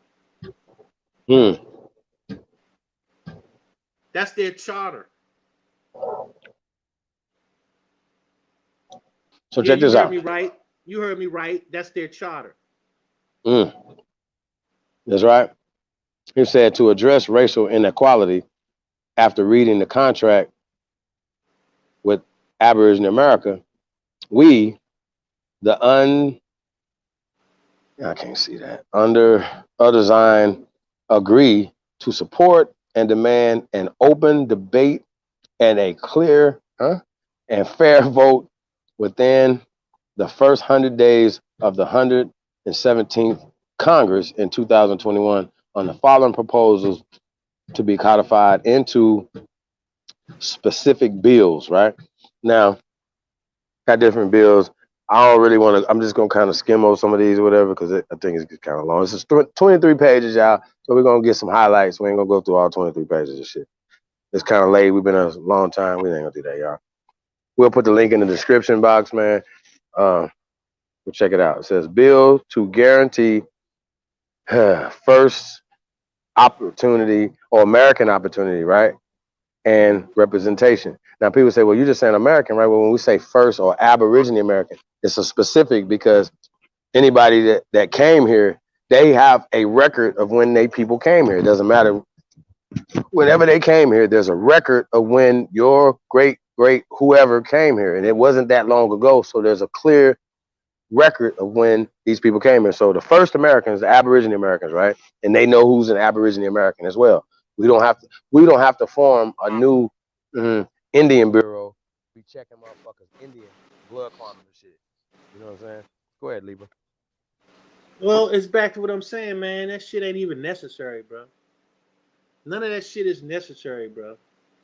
You know what I'm saying? Because the underlying thing is that they need to be in their own.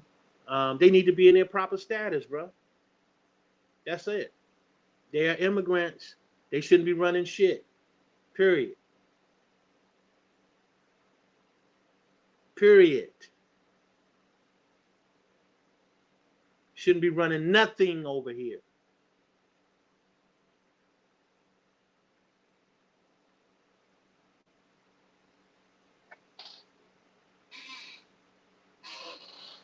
That's just like going to China and now you in the Chinese government and shit.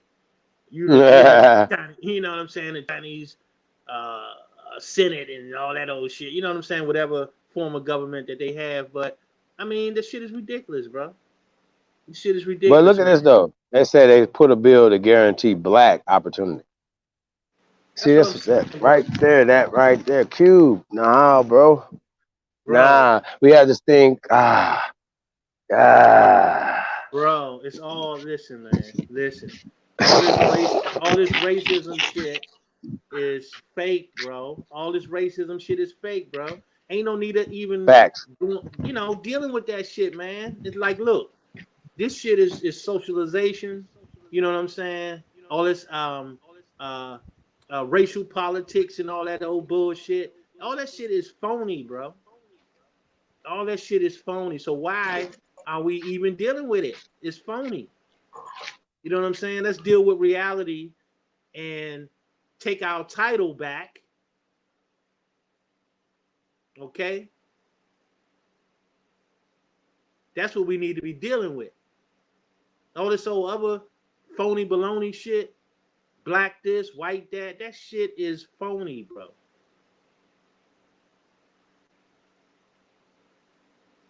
An That's a American fact. Okay. American is an Aborigine. An Aborigine is an American.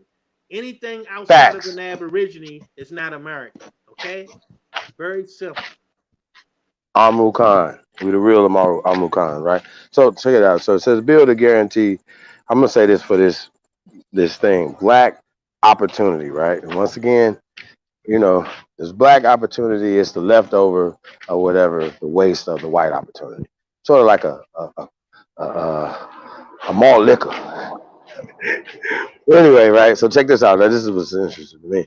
Adopt a plan of quote neo reconstruction.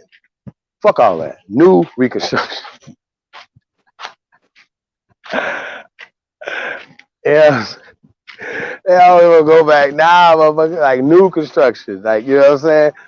Like we need we need tax shelters and tax breaks and things like that for people who are building in America, and it's specifically inside the communities and stuff like that. That is something that needs to happen. Period. All other stuff is just conversation and talking. Like, why y'all talking? What's going on? Neo reconstruction. Neo reconstruction. Shit. New construction, not reconstruction. All these conversations that put you in a fucking slave ass mind frame. Oh, we out of slavery and reconstruction era. Fuck out of here. No, slavery. That's what that is. So, I'm sorry, y'all. I want to nitpick everything, but it's just what it And I is. mean, like I say, man, social order. Social order, maintaining social Hmm. order. This is what all this bullshit is about. It's all fake and phony. You know what I'm saying? Got to Facts. do a reality. The reality is that these people are posing as Americans. That's the only reality we should be dealing with.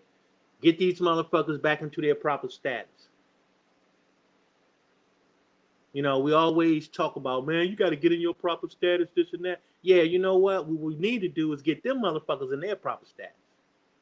That's what the fuck we really need to do.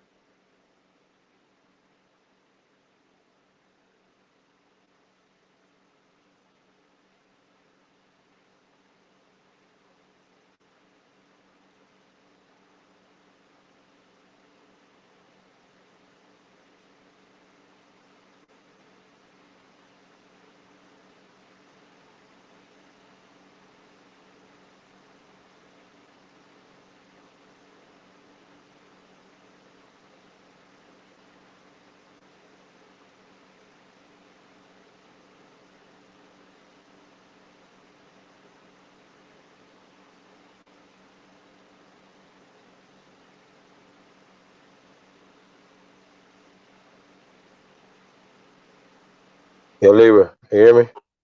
Yeah, I can hear you now. Oh, okay. All right, so let's get into this, right?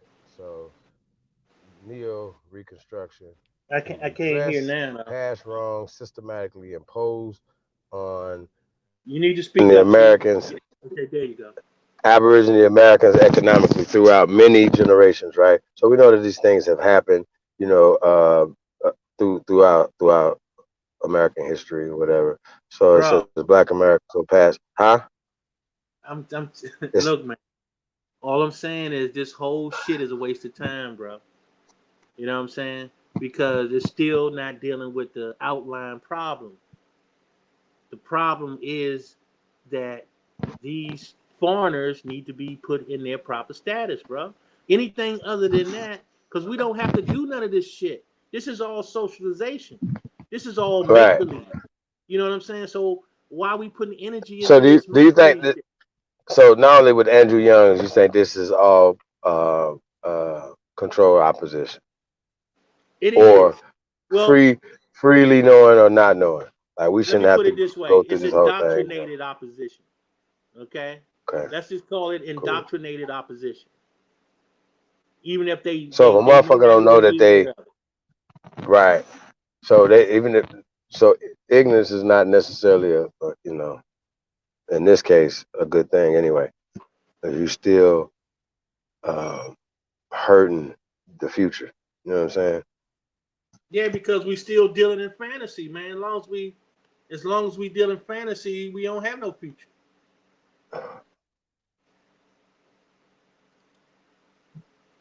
Yeah, man, that's facts. Let me get back into this. It says, okay, so it talks about wealth gap, um, where the average white family has 10 times wealth of black family. Da, da, da. Okay. Black Americans for the past discrimination of slavery. Okay, obviously about that. Additional black opportunity and representation will include affirmative action. Yeah, in schools, public and private, right? Per student funding in states on an equal basis instead of paid by local property taxes, right? Well, once again, we were talking about that. Baltimore, for instance, people who don't own property are still paying more in taxes. So just understand that. So they like to play little shit too, but you taxed us, you regulated us to put us in this position. So get out of here. Additionally, black opportunity representation will include, okay, we got into affirmative action, funding in case of equal basis instead of paid by local property tax, right? So black representation on all government civil rights bodies, civil rights classes mandatory in elementary schools, gerrymandering reform, additional polling places in black and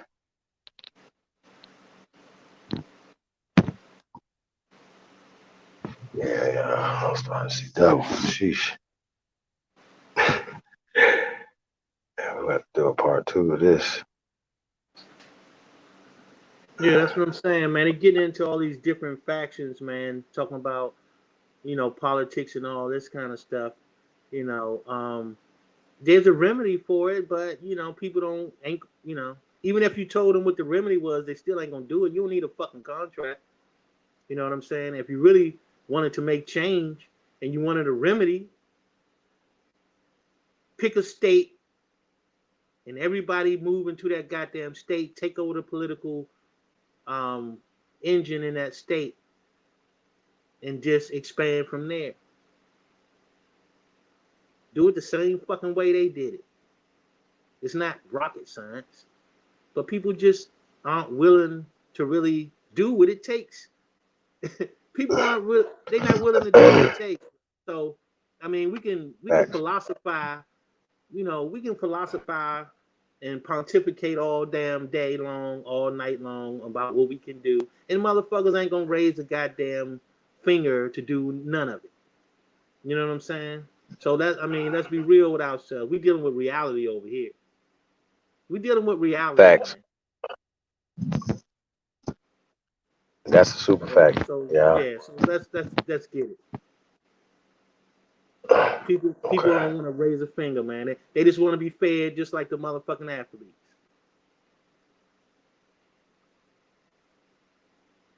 We don't That's want to fact. control our electricity. We don't want to control our water. We don't want to control our communication systems.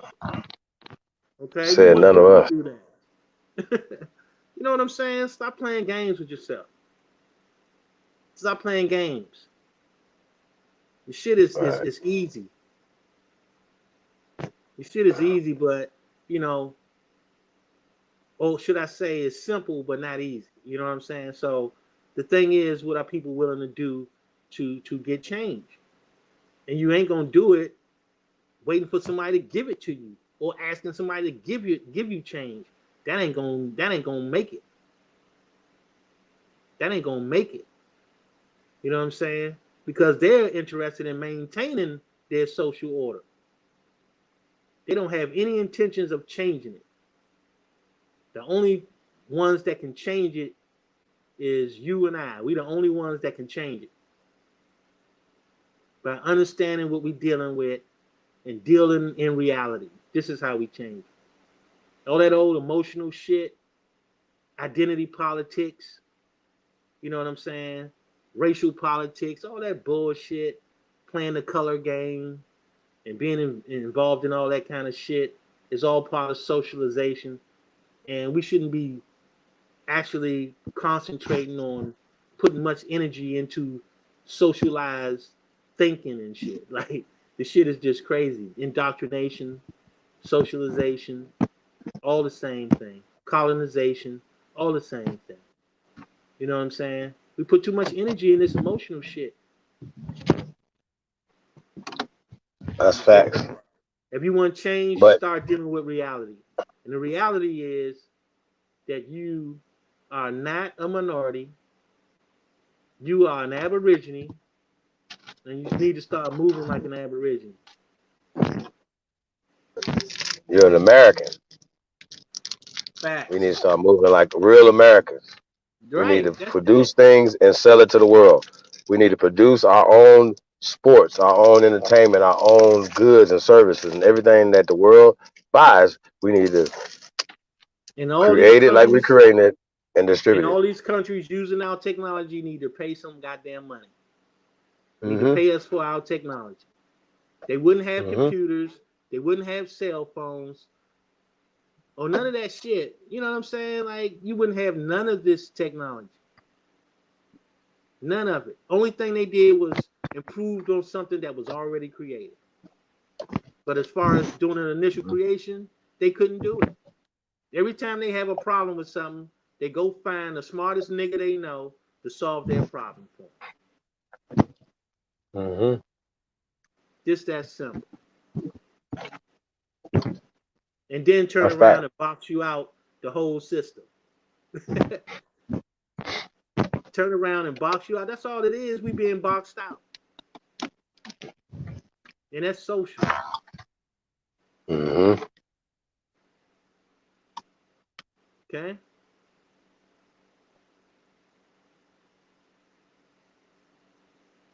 We just need to start being the first Americans.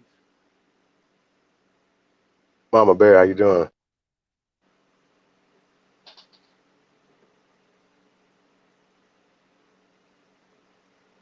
Yeah, man. I'm gonna read a couple more little points, man. I'm getting wiped out, yeah. Yeah, I'm already done with that shit. So You done with?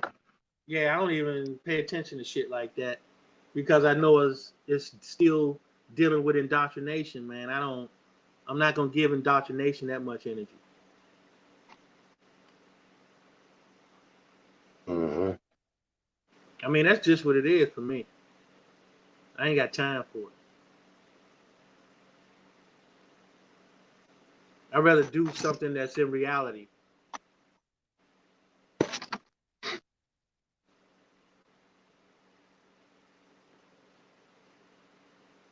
Mm-hmm. Well,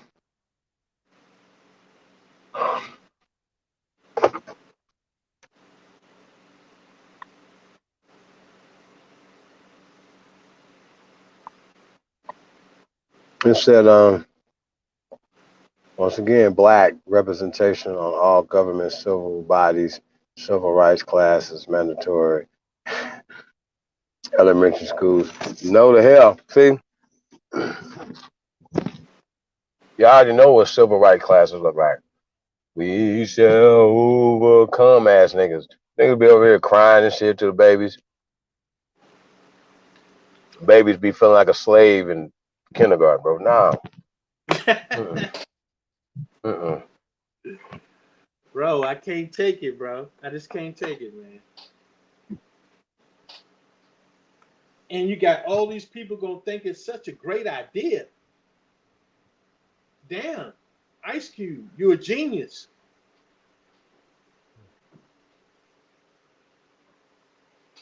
All that fantasy shit, bro.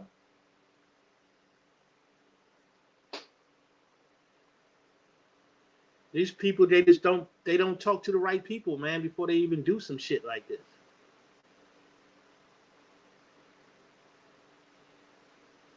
There's something called vetting, the vetting process.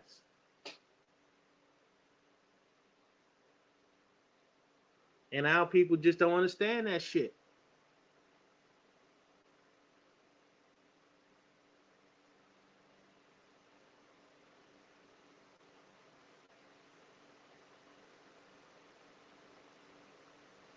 So I mean, what can you say, man? They gonna gobble that shit up like it's Thanksgiving dinner, bro. And they gonna get all emotional about it, you know. And then people gonna talk. People already talking about it and shit. They don't even understand what it is, but they talking about it like, oh man. So what you think about it? Oh, I think it's great. I mean, it's a much needed thing. This and that, whatever, whatever, whatever. They don't they don't know that the shit is nonsense. They don't know that. That's outside of their programming.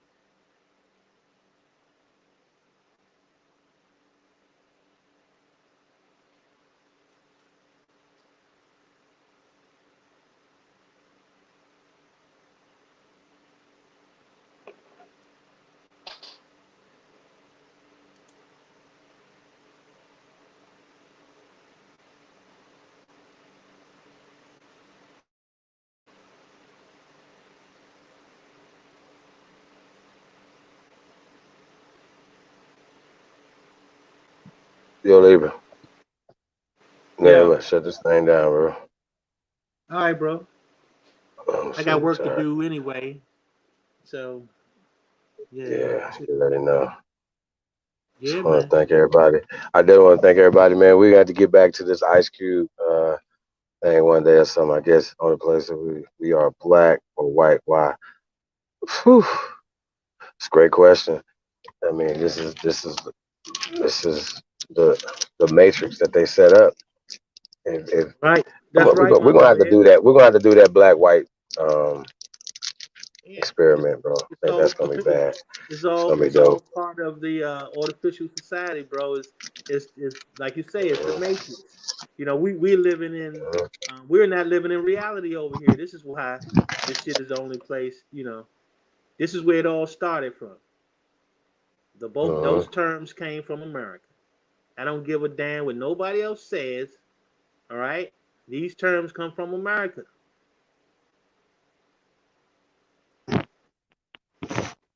Simple as that.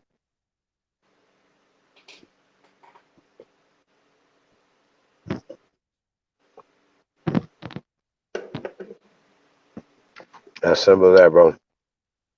So yeah. Hmm. So Thank there y'all you for have. coming out tonight. Mm-hmm. I met y'all with a Russell Simmons tonight. God bless you. Thank you for coming out tonight. We definitely appreciate it, man. It's all love, man. I appreciate it. Enjoyed the bill tonight, man. Um, yeah, we're gonna get back at it, man, tomorrow, man.